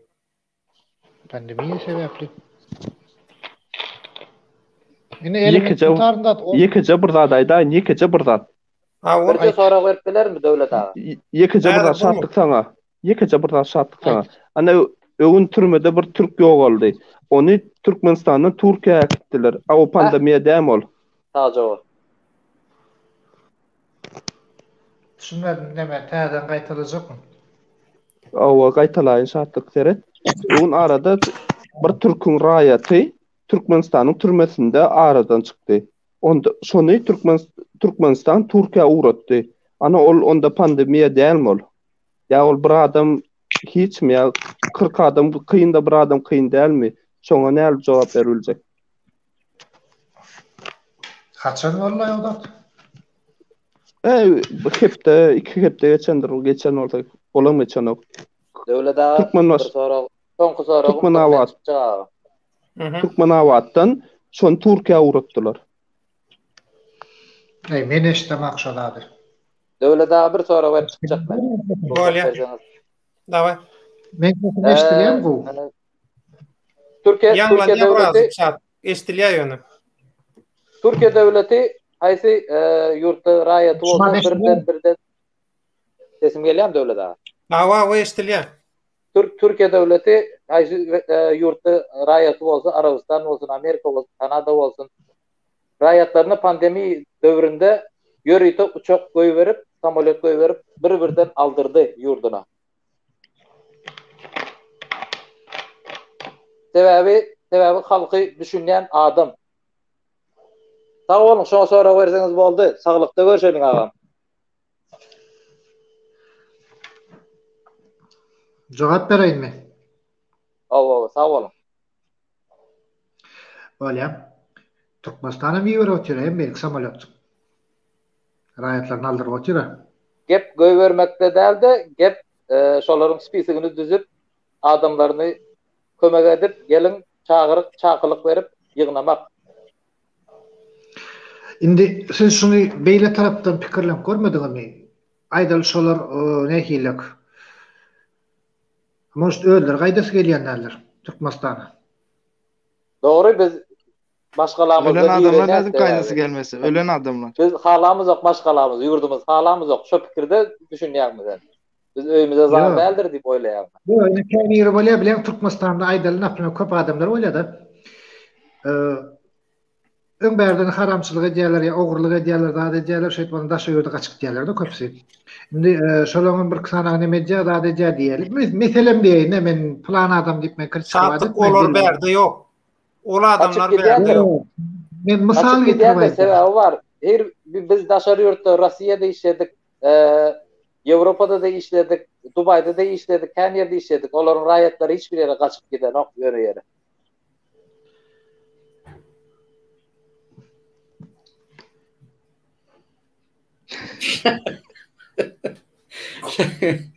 Şartlık ne oldu? Kelleni aradım. Inicigim ne oldu sana?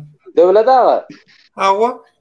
Şartlyk şeýhiň ýerine bir gezip gören bir garamayak bir owadan bir ýa bir garyp bir oglanlardan getirip şaýy söhbetleşdik eden bir gat döwletli bolan hadi goýlaýar. Yok, onu anlam etmedi. Ne doğru pikir edýän? Ne doğru pikir edýän? Ne doğru pikir edemek sebäbi men garyp gasar oýlaýan. Biri kemisrak bolsa elimiz ödýär, kim bolmanda. Taýda gelip neme de oturmak da yok. Dediňler kim söýýär? Burna oturan seň adyň näme? İki tarap ba berdi. Soy men adım, soy. Soy diňle näme Anita soy men näme şoňa aýdymçym ýa-da bilemokda. Bilen garyp gasar diýende men şu Türkmenistanyny dogry aýdaýyn. Rekord diýsem bolýar. Rekord Guinness Türkmenistanyň rekord Guinnessy. Men ýalyk dogrusyny aýdaýyn, men şu YouTube'a çykmak hem da etmek ondan öňdaşy edýän hereketlerimde men özüm nemäni gezmäni gowaran, gezmek diýmek Balkan dilini gezmek bolsa ýa-ki gyýyň ýana barmak diýilýär. Käbir ýerde herkilik düşünýäs, agym düşündirmek gerekler. Balkan boldy, ahal boldy, düşünýäs türkmenmiz. Neme daýyndy näýlim? Ýurda aýlanmany gowaran. Men şu ýörüýte Türkmenistanyň ähli ýerlerini, etraplaryny, owalaryny, şäherlerini hemme ýerine baryp gördüm.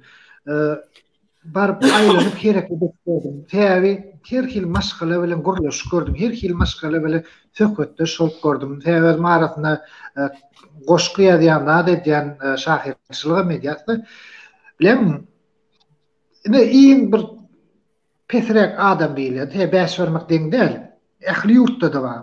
Ol adam ama pes adam ama. Indi o mansyny özüňiz düşünün. Bilen meşe pes adam öýüne baryp oturup gördüm. Minimum şolara oturduk golin dogry aýdaýyn. Bir ýaşyk aragy näde gutaranyny bilmedik. Şoň bilen. Zaň şol adam şo bir ýaşyk aragy almany başaran adam. Tölemizin ýurdumyzda gaty baýlyk ken. Şatlıkcan bir soru vereyim sana inim. Diyelim gel senin fikrinlerden bulaştık diyelim de. Bu soru fikir benim şahsıma bağlı. Ben özüm sana şahsiyetten verecek. Bolya diyelim bu yurttaşındaki Türkmenistanlı rayatlar yurdun kovuluk tarafını görmen, dine ervet tarafını görüp diyelim yurdu yamalap dur diyelim de senin fikrine göre. Belki bolya ama sen bu halkın bu görüşü negatif olsa senin bu sosyal medya çıkıp senin hem edil bizim yal hakkın var. Bu sosyal medya çıkıp yurdun içindeki doğru bolup duran kovulukları ya edilip duran işlerin palajitli tarafını aydıp da ne için atrisatlı tarafını aytmamazlığın sebebi neydi? Bunu neyme bağlamak isteyen sen? Düşünmedim. Neyme. Yurdun Ben diyecek olan sana ben diyen. Yurdun dışındaki yani Türkiye'deki, Orset'teki kâbir rayatlar diyen de özlerinin başından geçirip duran kıyınçılıklarını diyenin hükümetin boynuna koyup dur. Yurdun boynuna koyup dur diyerinde. Belki bu adamlar dine şol öz gençliğini görüp de yurt senin aydışını alıp yurdun içinde bolup duran kovulukları veya edilip duran ona işleri görmeyen bolsa halkın görüşü bu meselede halkınki negatif yani atrisatıl oluyor. Şimdi senin sosyal medyada çıkıp aytman, açıklaman, halka düşündürmen yurdumuz gülale güllük hem mezat kovu 5 parmaklar değil ama hem mezat kovuçuluk Hudağa şükür gülyalı vatanımız, hükümetimiz, devletimiz var diyen de. Şimdi senin aydanın bu leyen palajitil oluyor. Palajitil. Şimdi sen palajitil tarafını aytmak bilen de atrisatıl tarafını aytmamazlığın arasında neyme ağrı tapavutlar? Sen bunu neyme esaslanıp atrisatıl tarafını aytmamak isteyen? Bilem, men endi hemmemden vatanımı söyler. Hemmemden halkımı söyler. Endi men aytacak bolan adam, bilem adamlar var, bilem barmak görsün, elim çekip alýarlar da, käbir adamlar var, şoňa adamlar. Barmak berýän bolyn. Näme diýer, güjük diýsen nemesini çykarar diýip aýtýar diýdi. Şoňkalak bilem şo haramladylar diýen şo watan dönüp görýär. Gatawos tepe bir aklyňa sygmajak ne şu beyniň var, şu beyniňi içinde var. Beyni var, o da şu beyniň aýryp içini gaşaýan näle bir hili nerwiň oýnaýar, şoňa nerwiň oynadyjy zatlar aýdy oynadyp bilen gaharyň ele onu söwünmäň diýsen söwündürýärler. Gıygırmayın diýsem gıygyrtýarlar. Mene var soňky döwür, häzir sökçekler söwünmeýänim. Şolara jaň edýän, sen şeýle diýdim. Diýem sökmäni. Ýok, goýdurdular ahyry, oglular gaýşdypdy da sağ bolsun. Yani o da senin peýdan. Ýok, sağ ol. Ýok, janym men ýanyňda bilen yalan sözleýärler, yalan gurlaýarlar da bilen gatawos tepi bilen. Aho bir näme diýe bir gepini näme diýdi? Tupan oldu diýdi, tupan bolanda karusel diýe ýanky näme gurlaýar, Halmurat Soýunov gurlaýar.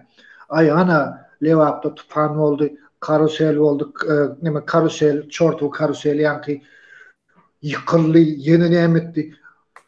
O men geldim bäri. Gördüm ha. Dura karusel ýerinde dura, yerine dura adamlar biderek näme gerek biderek boş yalan ya da bilemek şonal adamlar publika gadarmak isleýär ya böyle olan hiç ine Süleyman neresi öldü diýdiler. Ana şonu aýtsana şatlyk. Öldü diýdiler, ölmekde ýataner ýakty bolsun diýsin tiýbersin. Men şoň ýürüýte var ene sport mektebine baryp gördüm. Aýlanıp gördüm, mugallimler bilen, daşy okuwçylar, klassdaşlar bilen Maňa şonu hiç kim barıp bar ya maňa finans berip ya bar sen git gör diýip aýdan adam ýok. Men şonu özüm ýörüt öz çykdyjym alyp özüm prosta janyň ýanygyjyny, içimiň ýanygyjyny men şolaň diýen sözleriň ýalandygyny suwd etmek üçin gidip men ýörüt gurlaşdym men. Bilemmi? Aslında şonu hakykatdan mara bilem men nähili göz ýetirdim toşda hakykatdan şo keseli bar eken. Keselinin badan ýanky leukos keseli bar eken şoň leukos keseli men daş olaryň aýdan sözüne inanmadym. Men Türkmenistanda şo diş doktorlar zatlar bolýar da. Bir mutga Döwlet agat syňla sağlaş bir aýtym diýendi. Bor sadece orta yapmadı. Ayıplaş. Aha ta oğlum sağman oturun. Geçen rahat ol. Sorulardan sorak gördüm. Men aydı vereyim. Hava aydı ver. Şöyle kosketeli hakikaten şu diş soğurlarında da dedende böyle geliyor eken. Ya şeyle bilemoktu hakikaten aydıp verdiler, hakikaten gurrun verdiler de bana. Çotka, yazka hemme dadi. Bilen ne kimse Kakamran Kadirov burlödi. Ay onun neme diye dağlığın zayılaptırlar, bağrın zayılaptırlar, böğreğin zayılaptırlar diye da. Aho mal pankelle diye nemetin zayilasın diye no bu çaço düdü diye bağışlan da öyle. Bilen bir şu doktor bilen görüştüm ben kanalımda koydum videosunu şu görürüm zatımı. Aycaho neme diye bir hili medisina tarafından kesip nemediler daşettirne Operasyon. Medexpert. O şoňalak etdik diýe-de hiç hil organına nemesine zatına şikayet eten yeri ýok diýe. Ana wapşy hiç ýerde hiç bolmadyk diýe. Bolya, bu da senin diyenin kabul edildi, doğru diýeli. Ama şu yerde bir zat soracak, yani bir sora verecek. Şu Süleyman Pakir bilen bağlı. Şu Süleyman Pakir şolar ýerlik göz keseli bar bolsa, şol oglanın şolar ýer saglyk durumunu bilip durup da şol mektepde veya şol etrafın şu sport mektebinde veya neresinde bolsa ýarış geçirilen olsa, bu oglanın saglyk sebäbine seretmeden näme üçin bu oglanı o taýda ýarışa gatnaşdyrmana kim ruhsat berdik ha? Ene gat doğru sowal, gat gowy sowal şu. Bu sowaly men özüm berdim şolara. Näme üçin söz diýdim, buňa keseli bar eken diýdim, keseli bar bolsa diýdim, siz näme üçin başda şunu kabul eden wagtyňyz diýdim, şu keseli ýüze çykarmadyňyz, görmediňiz diýdim. Ondan bana şeýle jogap berdiler. Buňa kesel adamda bir ýaşda da peýda bolup bile, gedip ýörep 60 ýaşda da peýda bolup bile. Ol kesel nähile gluboký bir zat medisina dilden bana aýtdylar, men kämbir düşünmedim o ýerine. Doğrusun doğru aydan ýöne. Şu bir hil Lukmanlaryň diline gaty bir iňçe bir nemelik ýerde bolýar diýe-de. Bir nähile Gizlin. O gaty gizlin eken näşe zatda bilenmi? Şoňalaka. Ondan men soradym da etdim bolýan şo gaty gizlin bir bolan ýagdaý diýe-de aray. Şoňa meňe bir eşden jogam, alan jogam mana şo boldy. En atasy bile görleşdiňmi? En atasy bile. Enesi bilen mamasy bilen görleşdim. Biram daýdasy bilen görleşdim men şo. Näme diýär şolar?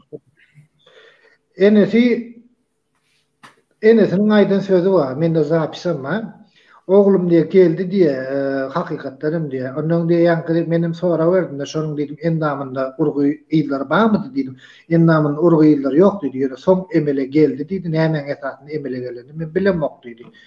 Bolýa sawol taňar ýakatyndan da dedim. Köp bir guruluşmadym da. Ýöne daýdasy bilen guruluşdum da daýdasy aýtdy. Ýanky daýdasyny için bolýar doktor daýdasyny aýdypdyr ama oňa sen çağan gitdiğini balisa görkö hökmani pırsatdy onkologiyada ýatyrmyny zat diýipdir. Ol 5 manat puluna gyskan ýa-da her gepinde men som salyp berdim, salyp berdim, meni näme alyp berdin diýip edinişin diline çolaýar alo. Bilem bir şomakal balisa akadem bolsa belki şomakal şonu näme derdiler, kömek ederdiler şoň janyna. Şeýle ýene bir sorak mesele berin. Sen şol ýurdu içinde şu Süleyman bilen bagly olan meselelerini eger sen takip eden olsaň öz şahsy pikirine göre de men senin soracağım şu Süleyman Pakir ýok olan makaly ene hazır ýene özüň aýtdyň da şol mamasy aýtdy diýende bir günden soň 2 günden soň endamynda gökler emele gelip başlady diýdiň de şu taýak izleri iýipmi iýmemi bolýa onu da Türkmenistanyň hökümeti yerli jogapkar edaranyň işgärler jogap bererler indi bu barada doğru mu yalan mı barada. Ama bizi kızıklandıran, köpçülüğü kızıklandıran yeri şu. Şol Süleyman Pakir şol yarışta özünün saperliğini yenen üçün şu saperliğinin adı familyası eger hakikatten hem şol Sapernik tarafından Süleyman'a hiç ile dinle böyle ağamcan dinle yekeceğim. şartlık bir muttur men dinleyeceksin dur dinleyecek. Şol Sapernik tarafından eger şu Süleyman'a hiç hücum edilmedik olsa veya Süleyman'a hiç bir fiziki zorluk kullanılman olsa neyim şu Sapernik'in hükümet veya cevapkar adamlar şu Sapernik'in adı familyasını gizlep tuttular. Mesele şu yerde. Bunu ne sebepten açıklamadılar ki? Böyle o kimin çağrısısı bozsun. O bizi ilgilendiren yok. O da birinin çağrısıdır. Yani şunu ne için gizlep tuttular? Men cevap vereyim şuna. Böyle. Yani Sapernik diyelim sözüm için. İlki bilen şunu men yadımdan çıktı başlayan aytmak. Nädime şunu aytıp bereyim. Şol mektepte hiç hili yarış kurulmadık. Näme için? Men şu mektepte yani kim şu? Neme gurrun etti. Adıma döneyin. Söylesem döneyin diysem söyledim. Ruslan Mätif'in intervjusu var. Şu bir morlum bilen eden intervjusu. Şonda aýdýar. Pandemiýa sebäpli ýarış geçirilmedi diye. Geçirilen okmapşy diye. Awa. Indi dinle, şu ýerde ýanky Ruslan Mätif hem gurrun etdi şu oýunçy. Ana ýalňyşmasam ýanky kim şu Murat Kurbanow gurrun etdi. Anan Hakamra Hadirow gurrun etdi şu oýunçy ýanky treneri bar. Trenerim häzir aýdaýyn ady näme de şu ady. Bir daha bir trenerimiň adyna belläp goýdum men. Ýadymdan çykyp. Şu trenerini urupdyrlar diýdi. Trenerini neme edipdirler diýdi de bilenmi? Trenerini urupdyrlar, trenerini neme edipdirler diýdi. Benim şu trenerim Esen. Şu Esen bilen gurlaşdym ýanky. Aha sen diýdim, "Haçan ballisadan çykdyň?" diýip ýankydan soradım. "Näme ballisadan çykarýalyk men näme boldy maňa?" diýdi. "Ana seni o internetde o zwizda etdiler, sen urupdyrlar diýeri näme edipdirler?" diýip plan edipdirler diýdi. Şöyle deyip ayttım. Yok dedi. Ona kadar bolan ok dedi. Ana sizde dedim yarış saat geçirildi mi dedim. Ana olaydı yok dedi yarış geçirilen ok dedi. Bizde pandemiye sebepli dedi. Biz dedi trenirovka da geçeceğimiz yok. Yani abişne bir boş maşık geçer dedi. Boş maşık olanda yani abişin zaryatkı aralara 3 metre 2 metre aralıkta şey deyip nemedik geçirilen ekenler olurdu. Nehile kanun esasında böyle. Yani hakikaten şu men lişni barıp gördüm, şu video yadgılarına çelli gördüm da şu ehli gününkini gördüm ben. Hemme gününkini. Şu abişni kamera olayarım, ablüceni kamera şey ferediyen. Şondan gördüm. Ben daha özüm şolara onun ben gördüm bilen şonu gördüm. Şonu göremde de haýyş dedim nemeden soň görkezdiler. Onun şonu göremde şu hakikaten şu Süleyman diýiş agyrya dişini kopartman hakikaten gidýär ýa-ni bir oglum bilen gidýär gelýär dişini kopartyp gelýär. Onuň gelýär bolim şu tutup gelýär diýe şördüňe-de daşetyn.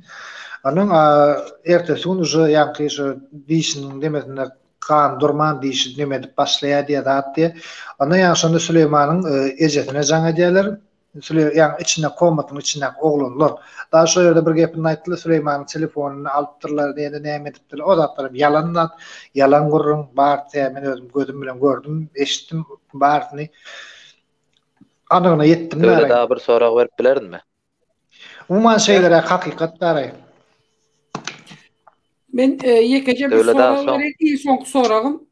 Şunu bağışlayalım. Son sorak verecekler. Senem bağışlasın. Tüveleme senin hazır şu aydan sözünden eğer men özümü sağlarsam veya dinleyicilerimiz tarafından oturup dinlenip durulan olsa bolya sen öz şahsy näme göre gotuqu araşdırıpsın diyelim ova. Derine bilipsin. Ama bizi kızıklandıran şu yerde en esası bir zat şun. Şu çağanın ölümü bilen bağlı bolan meselede hakikat mı yalan mı? Veya doğru mu veya näçe prosent ne doğru mu? Bular barada şol Aşgabat'ın yani Ahal velayatynyň ya Aşgabat şäheriniň şu ýerde näme üçin yeketek bir yerli ýolbaşçy, jogapkar ýolbaşçylaryň hiç biri näme üçin näme sebäpden çykyp şu sosial mediada şu oğlanın şular ýaly derejede ýogalmanlygy veya şular ýaly derejede bir şeyler günler başına gelenligi baradaky maglumaty bularyň hiç biri näme üçin çykyp maglumat bermedi dinlejileriň we halkyň dikkatyna. Ama nämçindir sen berdin veya nämçindir sadece seni bul ortada bu meselede sen ortada atılıp dursun da yine halkı kızıklandıran neme şun. Şol Aşgabatda prokuratura yok mu? Polisiya yok mu? Şo çağanın yok olan bilen bağlı. Sport ministri mi yok? Ya turizm ministri ya bir ahalın şol velayet hakimi mi yok?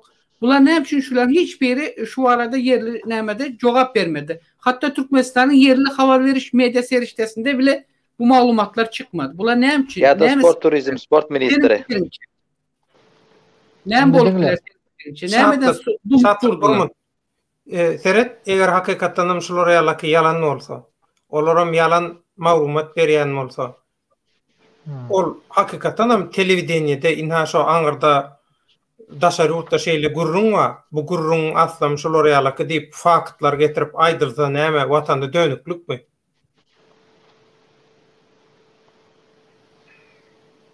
Ya şoňa yer hawa ya şoňa neme ruhsat ýokmu kanunyna düzgünne? Indi men o zatlardan kem bilemem kanun bilen men ödüme cevap berýän. Men ödüm üçin. Bolýar. Döwlet ağa sag bolun, saglyqda görüşelim. Men çykýan agam. Bol soy sagja bol minnettar. Düşnükli. Bolýar. Şartlygyň döwlet mähkeme dinlejiler elbetde şartlyk bize baglandy. Bu bizim üçin gaty bir uly bir avantaj boldy. Ýöne şartlygyň özünün şahsy pikirini aldyk häzir. Siz hem dinlediňizler, hemmemiz hem dinläp otyrys. Ýöne şartly käbir zatlarda dogry öz pikirini jogap beribilen derejesinde bermege synaşdy. Jogap berdi. Dogry bolsa da, nä dogry bolsa da munyň elbetde kararny vermek halk sizsiniz, dinlejiler sizsiniz. Emma şartlygyň bu ýerde esasy şartlygyň özüne bir berilen saňyt sorak berdik. Şartlyk muny senin näme üçin özüň çykyp beýle sen özüň açıklaýdyň. Näme üçin yerli ýolbaşçylar açıklany yok muny maglumat veren yok. Türkmenistanyň habar veriş seriştesinde bile diýsek şartlyk men onu bilemok diýdi. Ene bu gepi gaty önemli. Bilen ýokdur, bilýändir. O da şartlygyň hem günäsi däldir. Olaryň hem bilen bilmäniň hem günäsi däldir. Ýöne muny asyl bilen adamlaryň bilmän durup aýtdyrma şartlygy aýtdyrman durmalaryndadyr. Esasy mesele şundadyr. Ine adamlar bar bolan şunda. Şartlyk sen ýoksam nememi? Türkmenistanda sen monopoliýaň barmy? Senden başka hiç kim şu işe girse sen şolara çare görýärmi? Näme üçin senden başka hiç kim şu mesele bilen kızıklanan ok? Sen ya mafya mı taparıklım ýaly? Eyvah. Ben mafya da däl, adam da. Bilemmi? Prosta bilemmi näýelik dip düşündirýär. Ben sen ýaşlar ýetişdirýärmi ýa menden soň şu işler dowam etsinler diýip ýetişdirýän şagirtlaryň okuwçylaryň barmy? Ya ödüm muallimçilik okudum da ýani mektepde muallim bolup göremek dogry aýdaýynda. Näýerim çydamaýa da. Hakykat. Gedelenje diýen şeýlemi? Gedelenje dip girdiýi gadanýa. Yo gedelenje dip girdiýi gadanama öd girdiýim ma ýürüt. Hiç kim sekretler girdiği men online girdiğini online söwdemek online söwde bolanda ýürit saytymy online mahabat hyzmatlar online mahabat bolanda men reklama bilen meşgulanýar aslında internet reklamasy türkmen telekeçiligini öňe sürmek türkmen telekeçini öňe östürmek näme aýdaly siýasatyny reklam etmek siýasatyny reklam etmek o erwetler men erwetler edem o kanun podamo kanundan çykarmak ýa men bärde hiç kim hiç erwetlik edem o hiç kim hiç erwet niýet edem o men hakykada aýdýan bärde hakykada gurrun beren hakykada men seljerim halky hakykaty görkezýän diýjek bolýan hakykaty görkezýän şeýlemi onun käbir adam döwlet baýhan sen garşyňda döwlet baýhan otur men mehemen işgärmi halka dogruýuny görkezýän bolsaň. Men sen tanamam. Hakyky jogapdy men sen tanamam. Ýöne meni tanamayan adamlar men barada köp zat aýdýar da, men şoňa geň galýan. Näme da bilenmi? Tanamayan adamlar hemme da aýdýarlar. Men hakda da aýdýarlar. Elementarynda ne düýün kim şo näme owergyz çäjewli. Adyma dämeň näme diýşem. Murat Kurbanowyň o bir Türkiýede basylyp ber da näme basyldy. Sultan Tağanowy mı? Awa Sultan Tağan. Sultan bilen Muhammed Düýeçi aslady familiýasy Düýeçem nelekene Deveciken Deveci diýär. Deveci Nejat. Deveci Nejat. Deveci Nejat. Şoň bilen ýa-ni gün efire döwtir TikTok'ta. Diýjek bolarym. Men şo ýerde ýa-ni kommentariýada sowal ýazdym. Muhammed ağa dedim, näme üçin söz diýdim? Eýran İslam Respublikasyna diýdim, ýa-ni siz şu häzir eden hereketinizi edip diýdim, şo ýurtda diýdim, şondan soň diýdim, oş boldy diýdim. Näçe adam gan dökdi diýdim, şondan soňam diýdim, siz şo ýurdu terk edip Türkmenistana gaçyp gaýtdyňyz diýdim. Şo sowalyma jogap beräň diýip men ýazdım bolyn, men der blog etýärler. Näme üçin blog edýärler? Значит, hakikat men zada aýdýan, hakykatdy görünmedi. Ya elementarny öň bir wagt ýa-ni şo Zoom gepleşigi edýärler, ýa-ni döwlet tanklar menen.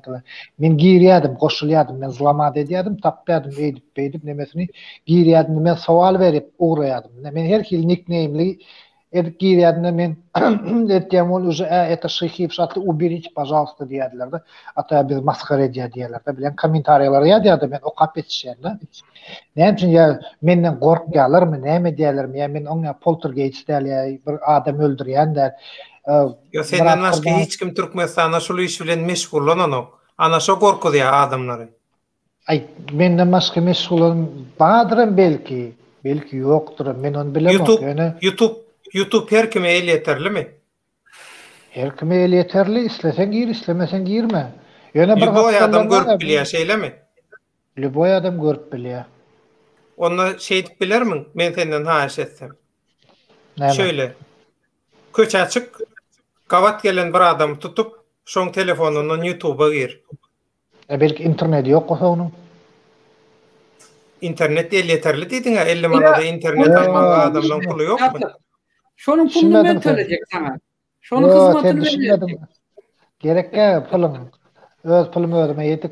Belki ol adam hapşır internet girmeyen olsun yani.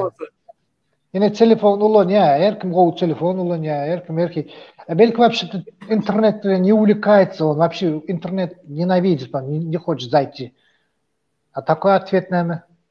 Bana şoň aladymlar. Ýurtdaşyndaky adamlara bir şeýle. Gor birinden sen bir näçesini şeýdip etip görkezäý bolmazmy? Misal getirdim. Meselede problemede. Çok bilerler şoň gel yeterlidigini. Doğru meselede. Göre ertesi gün sonra bütün hatları, telefon nämeleri, sim kartaları, bütün internet nämeleri yine slom edilmesin yani. Şoňa da söz veriyor yani.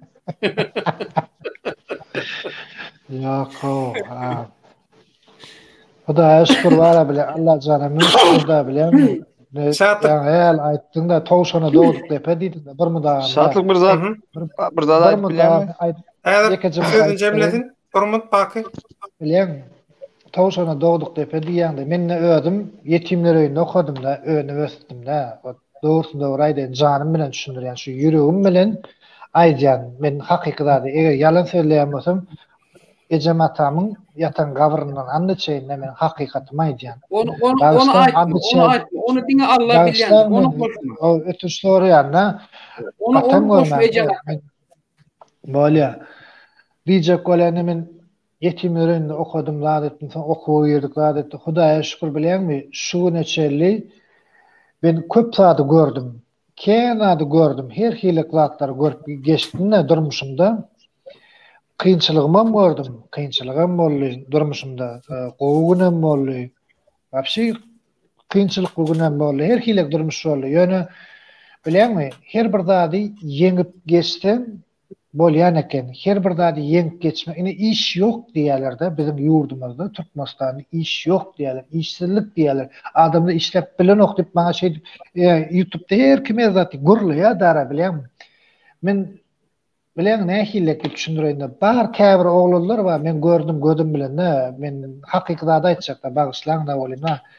Şu iş ýok diýen oglanlar köpsini men tanydym da YouTube'da gurlaýarlar. Şolaň öýler şöyle Türkmenistanda bolan döwürlerde bilen çilim çekişip, ya nasatışıp, ya köçede arag içişip, Neden pul alýarlar olar? Enesinden atasından pul alýar. Olar gidip o götünü gynasy gelen oklar işlemek üçin gidip o 5 mark pul gazanasy gelen ok götünü gynap.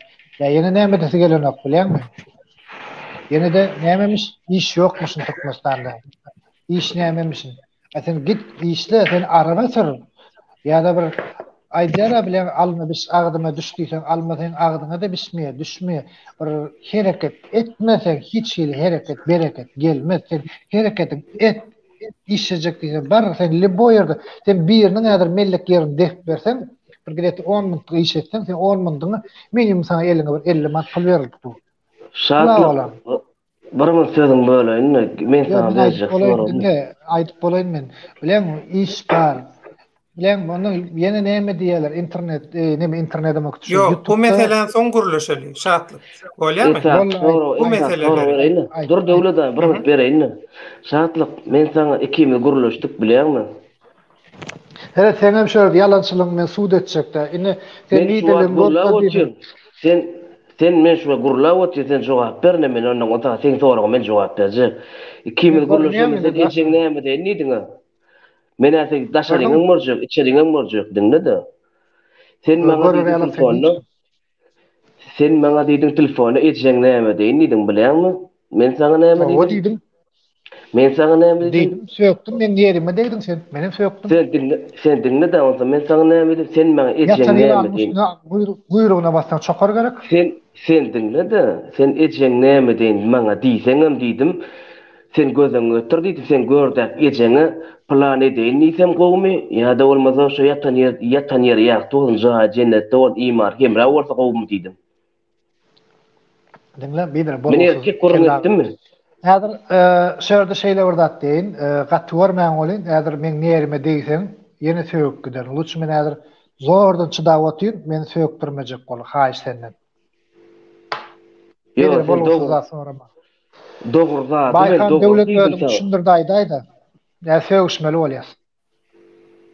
Ýok, sen näme üçin öz isleň boýunça ýaşaýan, öz prawilary boýunça talkat edip adamlar zat düşündirjek bolýar. Ilki sen dogry boýnal. Ollada dogry. Dur orat. Bärde her kim öz pikirini aýdýar. Şoň üçin men şatlykdan şu gün bir zady haýyş etjek şatlyk. Sen tanamok diýdiň. Gayrat edip men bilen baglaşykly maglumat alyp kanalyňa goýsaň minnetdar bolar. Sebäbi sen ýanky aýdýan adamlar özüni öz haram bähwidi üçin halky ağlap duzuga düşürüp halky ýakjak bolýan adamlar maňa şu mehemen adamy meheme bilen işleýär diýerler. Aha men Türkmenistanyň 16 ýaşymda çykýan adamam men. On men näil meheme bilen işleýär. Dinle döwlet. Dawa şeýle gurlaşaly. Dawa. Eger bolýar diýsen, ruhsat etsen.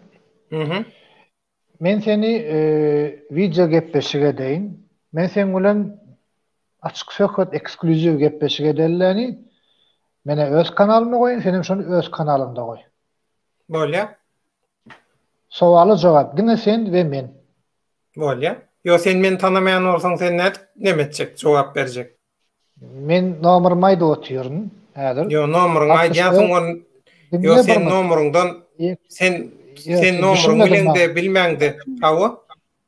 Men diýjek bir sakoň soňundan de men sana nomerymy berip otyryn 64 29 94 00 WhatsApp men nomerym. Jaňet maňa şo nomerymy men bilen naprimер belli bir boş işleňen boş wagtyň bardyr, meniň boş wagtym bardyr. Bir demedelle video gepleşik edeli. Men o ýerde men hakyky halkyň öňünde aýdyp otyryn, şumat için bol gön efir gidip du gön demedi. Ýoksa da sen nomeryň mende ýok aý. Diýjek bolan gepleşik edeli sowaly de men sana gyzykly soraglanma, seniň maňa gyzykly soraglan bolsa onu ber. Hakyky halaly, haramy ýüze çykararlary. Şeýdip hakyky zat internete goýaly. Bärde seni mitirýän adam ýok, meni mitirýän adam ýok. Eger de şoňa sowallar, naprimер, maňa deýişli sowallary kim bermek islese, baýhana bersin döwleti. Goý diýme, şoňa nemesine liçkasyna ýazsynlar, tanýany bar bolsa ýa-da bolmasa kommentariýasyna ýazsynlar.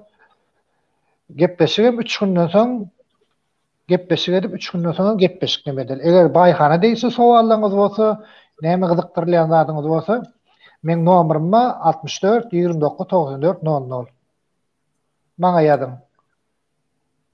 Ine halar erkekçe gurrun bolýar. Düşünüm. Plus 9 WhatsApp işleýärmi diye. WhatsApp işleýärmi Türkmenistan'da diye. O işläp dur. Plus 993 64 29 94 00. Şonu bellede ýadaýda şonu. Kyn görmeseňiz, goý deme men nomerym. Ya men ýadaýyn. Sen Zapis gidiyor. Yazmaya gerek yok. Çıktı. Gepin tümökkeri şuun uje 4 saat boldy bu efirin işi gaýtdy. 4 saat koyarsın da. Yo, bu şeyle durýar bu. He, şatlyk bağma çıktınmı? Düşünmedim. Yo, Buradan gittin olyn men çıktın diýip demetdim. Onda şuun 4 saat boldy. Efir, gaty şatlyk sabır sorum barlar. Bir soruňy soňundan ýapaly. Şatlyk tekliğini men kabul etdim. Habarlaşyp iki çek gurrun edýäs. Şatlyk bugün mü akşam mı bilmedim indi. Kaçan nemedipsin video koyupsun da kanalında. Şonu neme ekranynda goýaý döwlet kyn görmeseň ýazyp uğratdym şumat. Şatlyk boldy häzir. Goýdym aýt. Bugün mü akşam mı bilmedim kaçan video koyupsun. Şu kamera söýünüň kanalında zatda çykdy. Türklere söýüp zat edenleriň. Şolary näme sebepden söýdün? Şonu bir soraýyn da. Indi diňle men türklere söýdüm däl, ýa-ni nähillek diýip düşündireýin. Men neme bilen ýa-ni TikTok bar. TikTokda men gepleşip etdim neme bilen. Näme pryduruk bilen aýtdym karış adyna bilemmi adyna maýdana. Onam söýgün mesele. Ya bir pryduruk diýmek ete söýüşde däl, pryduruk ete gowy söz. Ala şo bilen gepleşip etdim. Ýa-ni men nerime degdi. Men hem aýtdym, indi söýgünden ýerim aýdyp oturma, götü okul diýdim, sen diýdim, gidip diýdim türküň diýdim. Nemesin narassalap diýdim, maňa honne merse görülemesene zat diýip, türküň muhammar polisiýasyna ýene nämetine baryp näme arkadaşlar hoşuň aldyym. Şu ýerde ýa-ni men söýdümi, şu ýerde ýa-ni neme diýerlerden näle montaj, men edir men montaj etişim diýerlerden tipa men türk halkyny söýdi, ýa tipa men türkmenleri söýdi, şoňa alak ol prosto bir ýalan bir kritika, prosto panikada boş yerden panika. Menden öwrenjek bolýarlar, men montaj etişim edip montaj edýärler da. Indi sana bir zat ýüzlenjek sen montaj edişiň edip montaj edýärler. Ýagny sen metodyny sana urşulanýarlarmy? Ben öýde guralym sana bir zat ýüzlenjek de şeýle ýalňyş düşünme. Aýt. Belki sen söýmändirin o taýda söýmänem neme bilendirin. Aýtjak bolýanym şu. Häzir türklere zatlara neme diýen, mesela muhammar polisi diýen zat diýip gürleýän. Şunu aýdaýyn da mesela Türk polisler bolsun, Türk vatandaşlary bolsun, hakykatynda bärde türkmenler gowy görýärler bilen doğan biz zat diýip. Yani mesela belki Siriyalı ya da Araplary zatlary tutan wagtlary olara başgaça neme diýerler? Näile? Döwlet açsa davranýar diýmek. O çemeleşýärler. Çemeleşýärler. Türkmenleri görende mesela şola azar bermejek bolýarlar edip bildigiçe düşündüňmi? Şonu anlameden de mesela sen özün üçin hem gowy bolar. Mesela söýmän şonu anlamedip düşündirende mesela şunu montaj edip sen tersiňe ulanmazlar ýaly şunu. Sen garşyňa ulanmazlar ýaly. Spasiba taňa ýakyn aklyňy ýöne endikide pastaraýys. Jogap şeýle. Sebäbi mesela hazır sen videonu görseler hem şu adamlar hem Liboy yoldan geçen Liboy bir türkü tutup sorasan aýtjak gepleri şu. Bizim doğanımız bular diýip aýdýarlar. Bir doğan biz bular bilen. Biz hem şu taýdan geldik diýerler. Mene şu yer ýüzi boýunça rekordum kadýanda iň dislike köp video menki kadýan. Neme kanal menki kadýan. Ya ama neme. Sen bilen men ýarşýan şat. Ben sonra göreyim saatlik sen hökümette şu wagt işleyen wadipa işleyen ministerler var, zatlar var, NVD'nin başlıkları var. O şol işler doğru mu şu? Doğru işler. Men sana şeýle sowala jogap berem, men hökümet bilen men tapawudum var. Men şartlyk. Ol hökümet. Men özüme jogap berem, men hökümete jogap beremok. Men hökümete de işlemok, men özüme işleýän. Yo, gözüm görýän zatyn aýtmana hakyň bardyr, gözüm görýär. Sen o ýagdaýda sen içinde ýaşap gördüň şu an. Menim ýaşap gaýtdym. Men sana yalan zat dogry diýip aýtdym ama dogry zat aýdyp bilýärdi, ýok. Edýänler dogry ýok, ýa edýän. Hökümetin şu wagty owo. Hökümetin şu wagt işleýän rejim dogry işleýärmi diýen men bolly seni başga sorama. Ýene bolugsyz soragdary men kellem aýdan sonra orazan diňle gayrat etdäni maňa bolugsyz sorag berme, senden haýyş edýän. Ataýdyr men ters tarapyny tutaryn ondan häzir döwlet meni blog etýär bolar. Yo, ne üçin ters sorag, sen üçin ters soragdyr, men üçin dogry sorag, ne üçin diýsen, şu rejim Moskwiýdan sonra menden sorama, menden sorama. Sen öwýän rejimi. Rejimi öwýän. Sen tutmastan o rejimi. Sen videolarda görýän. Böyle da şeýle gepesene. Dinle garagodyňa dönen. Dinle men taňa aýdy. Men şuna Türkmenistanda Türkmenawat mehmanhanasyny. Ende men videoň açdyň, men videomy açdym. Sen 10 sekund diýdim, men 10 sekundda men 4 sagatda men gurla şu otýarym şuna şu videoda. Sen gelne Türkmenawat gazetine, ene men taňa nomerym açarnam görkedeýin. 203-nji nomer. Gel getirip bilen mi adam erkek mi? Erkek gel getirsen men sana var tutuş halkın önünde var ötür sonra korkady. Ne? Gördüm nomer, açar nomer. Sen yan erkek gelak, yan erkek gelak ejeni. Ne üçin ejeng diýen sözi boylanıp bilmedik erkeğime ne üçin onu o erkekliğini da kaza edin. Sen yan boylanıp bilmedik. Cevap berdim ben o. Sen men yılanın kuyruğundan bassın, yılan sen çakar dedim. Sen men kuyruğumdan bastın. Yo. Menin ten söýüp. Asly yılan ýok gördüm. Men näme guýrugyna basýan otoýdy. Asly men kapalar guýrugyna. Men ýene söýükken sana. Insan diýjek söýdümmi? Ya sen mara hökümete garşy işle. Ya da bolmady gowardyrma taýp. Geç bolmasa sen näder bara ýygyňda. Akaw dinle adam çagaty. Mene söýükken diýen sana. Oras. Sen diňe şonu görýäň. Sen başga näme görýäň? Men sana ädir şeýle gowy söz aýtjak. Ora sen erkek bolýanmasyň, bagışla bolýar, sen sallap bersiň da, mesela diýmejekler adamy, diýdirýän sen erkekliň bar bolamasa, sen tupoy çaga bolmadyk bolsaň, sen o näresten tek o çiýleden çykmadyk çagaň bar, ýylyň ortasyna ine men çagam jertw edýär, näme edýär, sen gurlap goýmadyň, sen şöýärdi, eýem adam käçiliň ruhun wapşy demedi pesli bir adam käçiliň ýoklugy. Sen şöýärdi wakabiň hereketiň bardygyny, sen şöyle hakikat metan aydın. Ene men keleýän edýän guruny aýdyn. Men şu sözi men keleýim diýmeli. Adamym 3 aýlyk çağam men taşak etme diýip aýtdylar. Keleýän diýen guruny aýdýan gorýan sen şolar ýaratmak martda. Sen çağaňy taşlap gitdiň diýemek.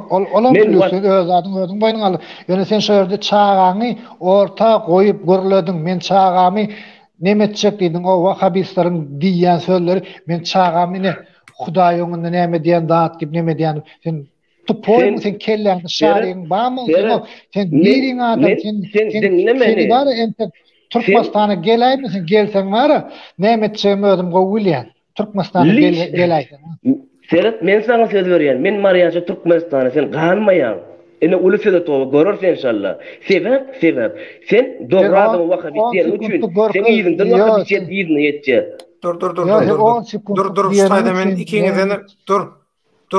Oraz bir minut dur. Şatlyk wahhabist diýen, inni sen watan önükler diýen adamlaňam şol aýplamany bildirýär orada. Näme üçin? Bilemem onu. Senim wahhabist diýen bolarmy wahhabist diýen, ekstremist diýip. Wahhabist diýmek, men muňa wahhabist diýen, wahhabistň hereketini edýän diýdim. Wahhabistň adyny sen videon täzeden ýygyna sarat men durset nokat goýama edýän, ýüzlenme. Soro. Sen Ey, bir gavuklaşy adam değil. adam Seret Oraz sen köçede terbiýalaryň belli. Ene atan terbiýet almadın belli. Sen şuýda belli. Sen ene atan hormat goýaň. dur. Niýe ona ma hormat Oraz goýaň? Oraz burmun. Sen näme diýip oturýarsyň? Oraz burmun. Ara sen ara. Oraz burmun. Seret näçe Tapsaly men. saatdan bäri Tapsaly men. dinle näçe saatdan bäri efir edip oturýar. Oraz şahatlyk söwünç ulandymy ya bir zat diýdimi? Medeni ýagdaýda her kim öz pikirini beýan edip Yo, pikir alşy o söýüşledi özüni işleýär, maňa işleýän ogul. Wagty gelýär, öz jogap berýär, jogap bermeli adamlar. O özüni işleýär, maňa işleýän ogul. Men şu efire jogap Pajy berýän. gaýdetme Oraz, pajy gaýdetme adamy. Adam sen bilen Men bu Murat efire bilen jogap berýän. Orada ýerýän men sen. Sen gep dinleň o. Aýraýarsaň adam. Aýraýarsaň men. Yo Oraz dur indi. Men Ýalnys şu şu mäzir goýdyp. dur Oraz. Men dinle, men sabırzat gürün berjek. Eşdotýarmy? Yo normalny gürläp oturda şatlyk hiç kimin Dinle onda seret hazır men sabırzat gürün berjek. tarapyn tutamak, bakyňam, rozwaýňam hiç kimin. Döwlet bir mi gekejem. Hazır Taýda seret aşağıda yazıklı duran zat okawtymy? Şu adam doğru aýdyp otur. Sen önem için Türkmenistan içinde oturan adama sen diktator zat diýip bir zat sorap otursun. O adam sana näil doğru jogap bersin? Böyle prosto YouTuber bolsa da hazır şu şatlyk çıkıp sana neme edip bilmeýär şonu. Yo, umumy bir etika. Erki şatlygyň başyna bir zat gelmeli bolar belki. Mesela men açık bolýar. Men bu taýda şatlygyň tarapyny alamok ya neme demok şatlygy men tanamok, menem onu tanamok. Şatlygyň real bolanda bolsa näme etjek? Yo, hakikat aýdanda hazır sen sonra oturan soralan yanlış ýöne oraz gaty görme. Neme etme de. Gaýy soramyan, şunu aýtdy. Yo, öz liçkasına girip sonra adin-madinda, adinoçkada özüne sonra o başka halkyň öňündäki efirde gerek gel bolar ýaly. Yo, halkyň öňünde sen kim durdun ne? Ya şu sen kim bolýanam bolsaň, ol halkyň öňünde sorat dämi? 10 sekundlyk güne görkezýär, ýani plan diýipdiň diýip açdy däm temany. O näçe liçkanda soramadym men. Näçe onu Oraz men sabırzat aýdaýmmy? Oraz men sabırzat aýdaýmmy? Men şatlyň ýüzüni ýuwamak, başga kim bolsa da. Seret bir adam näme bolsa da mezarda yatan enes hakkında gürleşmeli hakkın yok. İki sen berde hazır bu kanalı hemme kim dinleýär. Düşünüyorsun ya hemme kim diýende başka kanallardan hem dinleyenler var. Başka adamlar dinleýär. Hazır sen şatlyğa takoy sonra berip otursun. Diktator şunu ya işleýän zat. Hazır şatlyk sen howa diýip biljekmi? Howa diýende şatlyň erti başyna bir zat gelmejegini nerden bilýän? Yani şart. Bolýar o şart sen şu taýda şatlyk burmun. Hemmeňiz burmun. Medeni ýagdaýda şu taýda gurrun edirmek. Özme ýa-da özme gurrun. Şa şolar akylly bolsaň, kimem bolsaň? Kim bana mı? Yeke jewrdat. Hakykat diýe, hakykat öýden çykýança diýe, ýalan dünýäni geder diýe. Şundan şo manysyna. Oraz men seni aýyrdım. Gepe düşünün. Oraz dinle oturan bolsaň seret yanlış adamlara sataşma. Gepe düşünün ok sen. Sen wapşe tanan ok bakyny. Yo onuňam näme gerek? Normal ýagdaýda şu taýda gurrun edip oturýar. Her kim öz pikirini öňe sürýär. Şatlyk aýtdy. Dawai diýdi bile gepleşik edeli. Sen halkyň diýdi sorawlaryny WhatsApp nomeryny berdi, saňa ýersinler halk sorawlaryny. Menem şolara jogap berin. Daş ýurdun daşyna aýdylýanlar bilen ýurdun içindäki ýagdaýlary bile deňeşdireli halkyň öňünde diýdi. Başka merk gerekmi? Başka näme gerek size? Medeni ýagdaýda gürleşili otyra berdi. Hiç kim iş tatýanok. Ine söw awtomatyal söw oturan şatlyk wapşe agzyna iş tat almada. Awo indi şunu bir hormat, şunu bir öside öýmeňizde şu serede oturan adamlar özüňize de hormat tasap etmeler şunu. Söwüşek bolup oturmak näme gerek? Yok kim uzağa siýe? Näme gerek şolar ýaly gurrun? Bolmada ho. Normal boluňa. Bir türkmenden normal öz ara diskusiýa edip bilýänni, pikir alyşyp bilýänni bir görkeziňe bütün dünýä. Beýtmäň da bara. Ine 4 saat 13 minut boldy. Şoň üçin bagyşlan efiri jemläliň. şatlyk sözüňde durdun, sögünmedin, sabır etdiň. Sag ol. Sağ ol. Her kimin günäsi, sowaby öz boýnunda, dogry dämi? Her kim Şolar öde ýaly. işine öz jogap berýär. Bolly, gurrun gutordy, her kim özüne jogap berýär. Baky ýanky aýdýan zady gaty dogry. Gaty dogry. Hiç wagt, hiç kime ziyan bermeller kim bolsa da. Kıyın ýagdaýa düşürüp, adamy duzaga düşürjek bolmalylar. Kim bolsa bolaýsyn. Normalny gürleşip otursaň, normalny gürleşýär. Normalny gürleşmäni bejermeýän bolsaň, onda halkyň öňüne çykmalylar. Emosiýany kontrol etmäni öwrenmeli. Edek terbiýe edilen zat temmek kişi üçin. Bir adam, 5 adam, 100 adam üçin näl? Bärde men hiç kimin tarabyny tutamok. Bu normal, otursa gürleşip. Ha? Gutormakam bir jada aýdaýyn. Awo. Men şumat ýa video goýdum da öz kanalymda. Şo videony görüň. Ýokmany pursatda. Eger mümkin bolsa, ýaltanmaň bir 12 minutlyk video ýaly. Şo video boýunça da kommentariýaňyzy ýazyň, öz pikiriňizi hökman kommentariýada ýazyň. Ede şo ýa-ni biziň sen bilen meň nesip bolsa gurunjak tema boýunça şoňa bagly video şo. Eger mümkin bolsa görüň hökmany pursatda. Men dinleýän adamlar bar. Öýte görüň şo men soňky goýan videomy. Ve şoň manysyny demedip, dalça bolşyny şerde ekran ýüzünde nomer bardyr. Eger meni sylaýan, hormatlaýan, patpisçiklaryma, meni hormatlaýan adamlar we zatlar bar. Gaýrat ediňläni, näme sowalyňyz bar bolsa, eger şu döwlete degişli sowalyňyz bar bolsa, şu maňa berin, men şondan sorap görýän, gyzyklanıp görýän. Ýa-ni gaýtysma döwlete de goýdym, maňa berilýän sorawlar bar bolsa, goýdym onuň döwletiň özünden soran. Bolly. Düşünçtük. Başka näme gerek? Bolly. Taze ol. Rozbay, baky açıklatlaňyz barmy? Ya sağ olam. Bolly salman ol. Şatlyk sen hep şunu ýaly arada gatnaşýan söýünmän-de açak bolýanym. Bir normal näse öňmen oturda gap hemme zady. Näme siz başka? Yo şunu ýapas ýany şunu ýaly boldy ýaýanda. Birim açak bolýanym şu halk hakkında nemedeňde käbir zatlaryny emetmän gürleşsen gowul ýamyk edýände. Söýmän düşündürsen bolýar, şonu düşündürmän ýollary käne şatlyk. Gaty görmeýän nemetdiňmi? Men şumat täzeden geldim da, näme diýdiň, näme başyndan aýtdyň. Mesela halk hakkında, zat hakkında videolar goýanda, söýüp goýan ýok diýen, atyny satdy, ýok bir zadyny nemetdi zat diýen. Ola bolýar, o zatlar yanlış. Ýöne söýmän düşündürýän bolýar şo zatlar diýjek bolýarym.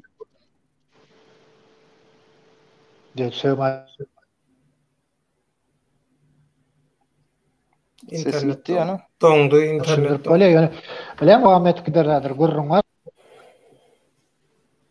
Görnýändämi? Awa.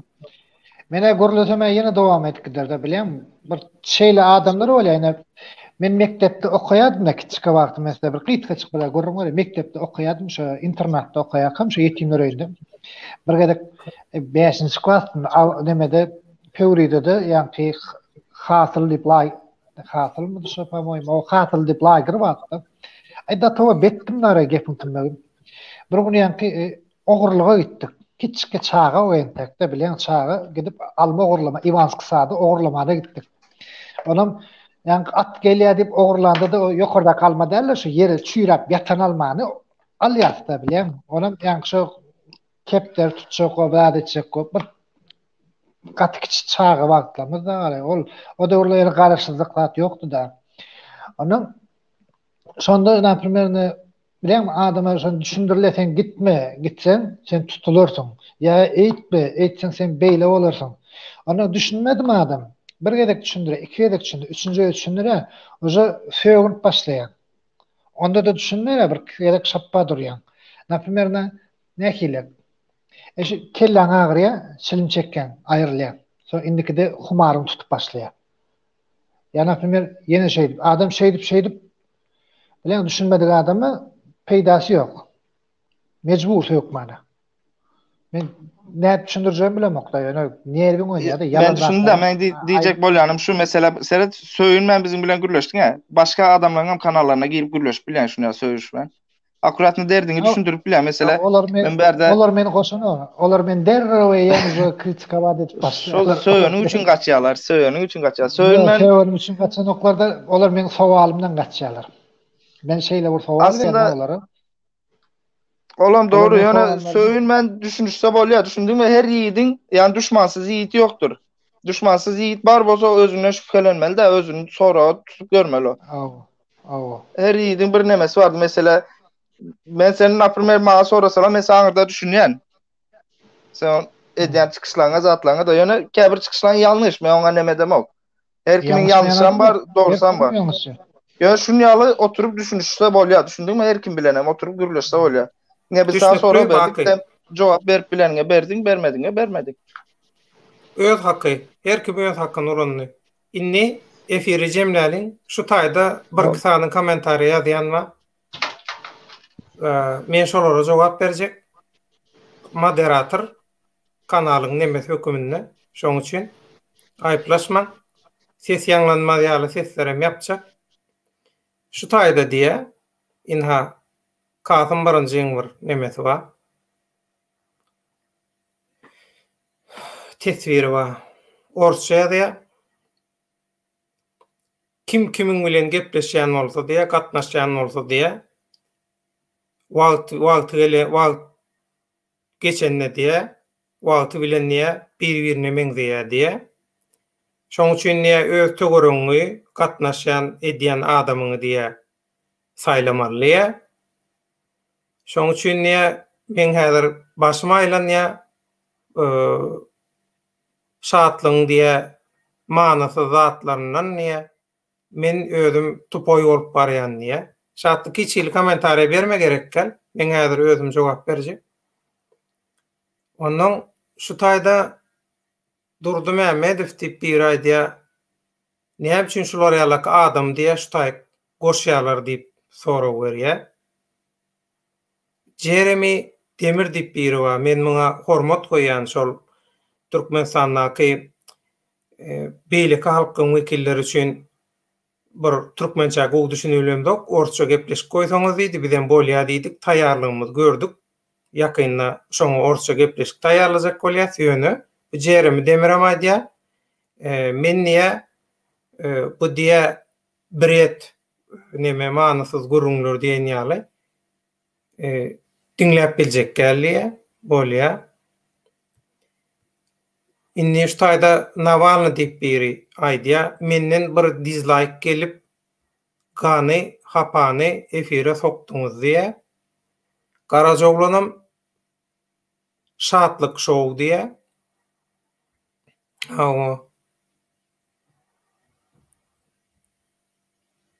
Gepin tümekleri şular ýaly gurrunlar da. Inni bir ösen jemgyýet etjek bolsaň, dürli pikirlere sabır etmäni. Dürli situasiýada sabırly bolmany. Emosiýa bilen, akyl paýkas bilen hereket etmäni öwrenmeli. Siz şu taýda şatlyk şey edip gürlemedik bolsa, köp zady bilmezdiňiz. Şatlygyň söýgünmänem gürleşip bilýänligini bilmezdiňiz. İň bärkisi. Köp soraglar, käbir soraglara özçe jogap berdi, käbir soraglara jogap bermedi. Şatlygyň şuňky eden gürrüňlerinden gowy özüňe peýdaly netije çykarsa bolýar. Ýöne durmuş, yeterlik derejede durmuş tejribesi bolan bir adam üçin aýdýan. Şoň üçin adamy tanaman, hiç eli tanaman. Men näme diýdim şatlyga? Men barada diýdim, men seni tanamak diýdi. Dogry, ýöne beýlekiler näme? Meni tanaman, döwlet baýan sen kim ele zat. Olam hiç geçdim. Men aýtdym, men şahsyma näme diýseňiz men hiç zat diýemok. Ýöne türkmen halkyny ağlajak bolsaňyz, ýakjak bolsaňyz, duzaga düşürjek bolsaňyz öz haram nefsiňiz üçin. Menden tyýlanşyk ýok diýdim. Şo sözüň arkasynda durýan. Inni şatlyk Türkmenistan'a ýeki özü bir blogger, YouTuber hökümünde özüçe bir zatlar edýär. Özüçe. Soradyk bir näçe gerek. Näme üçin senden başga adam ýok zat diýdik. Olam özüçe jogap berdi. Şeýlemi? Türkmenistan'da ýagdaý gowy diýip çykyş edýän bir tarappa şatlyk, biram halkyň problemalaryny aýdýan bir tarappa olaram beýlekler. İki tarapyň arasyndaky pikirleri şuň sabır edip dinledik, gördük. Dogry dämi? Şu taýda näme zyýan bar? Inni şatlygy efire almak bilen watan dönü bolmaýarmy? Ýa-da manaly, manysy ýok şeýle, ýok beýle her kim özçe näme diýip. Siz öz kimter akıl paýkatsan, strategiýeden, siýasatdan kim öz pikirlerini emosiýa bilen ýogurup şu taýda oturýarsyňyz. Näme gerek we emosiýa? Men näme üçin şatlygy reklam edeyim? Ha? Men näme üçin şatlygy reklam edeyim? Hay bule ağam gelip şatlygy reklam men şatlygy reklam edemok. Men iki kapmaňarçylykly pikiri şu gün ekrandan size görkezýän. 4,5 saat bolýan ha şu günki efire. Men mezbur däl ha. Çağam maskalam taşlap. Sizin halk hakykaty görsün. Sizin öňüňizde alternativ ýollar çyksyn. Sizin pikiriňiz kämilleşsin. Göz ýetimiňiz giňesin diýip edýän şu zatlary. Ha o şatlyk ina, onna şatlyň garşysyna çykyň da. Çykyň şatlyň garşysyna başga platformada. Hani men kanalymy halaman bilersiň. Yani men şatlyň reklamasyny edýämişim, şatlyň tarapyny tutýamyşym, mehemeňim işgärmişim, eýle beýle.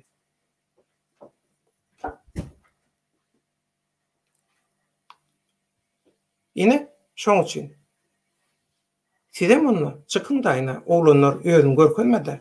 Sizem görkezmän çykyň, öz pikiriňizi aýdyň, diskussiýa ediň. Faktlaryňyzy goýuň, şatlygyň faktlaryny goýsun, ba bolsa, bolmasa da goýmaz. O şoňa görä de netije çykaryň da bar. Näme berde derrew ýok şatlygyň nämetini etdiňiz, onu etdiňiz, näme üçin onu çykarýan, näme üçin muny çykaryň? Men diýejeğim çykardym şu ekrana. Hawa yine çıkaran gelecek diýse, näme üçin çykarmaýar? Her kim aýtsa na. Metbuat söz alatlygy bar. Şu taýda jemliýet şunu. Kim näme diýse şonu näsin? Hakykatda hiç kim üýtgedip bilmez. Hawa karar berýän Allah Taala. Şoň üçin Rozway şatlyk baky köp sag bolun, şu günki efire gatnaşyp öz pikirleriňizi beýan edeniňiz üçin köp sag bolun. Barly, sag bolun onda. Ýeke jogorda adam ýeke jogorda adaýdan şoňam çykaýyn. Eger men hemişe soňuny gotarýan söýdüm bada, meni görüp, napmera içýän ýan adamlar bardyr da. O pajasta buz ýaljak suwda içdi, içiň sovar diýdi. O da samsyk gep ýöne samsyk bolmasa aklyňa peýda alýar. Bolýa sag bolun. Tamam. Hazır. Onu tamamlaýas. Rozbay, baky sag bolun.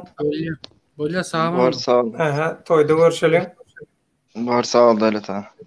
Daway. Häzir dur Navalny näme diýe. Ýeke hakykaty görkezäýsin başdan aýak ýalana aýdýan zatlary. Ana näme diýdi? Her kim diýdi? Öz faktlaryny ýazyp bersin. Menem jogabyny taýýarlaýyn, efir edildi. Inhaş etip efir edip görelim. Özüňiz baka beriň.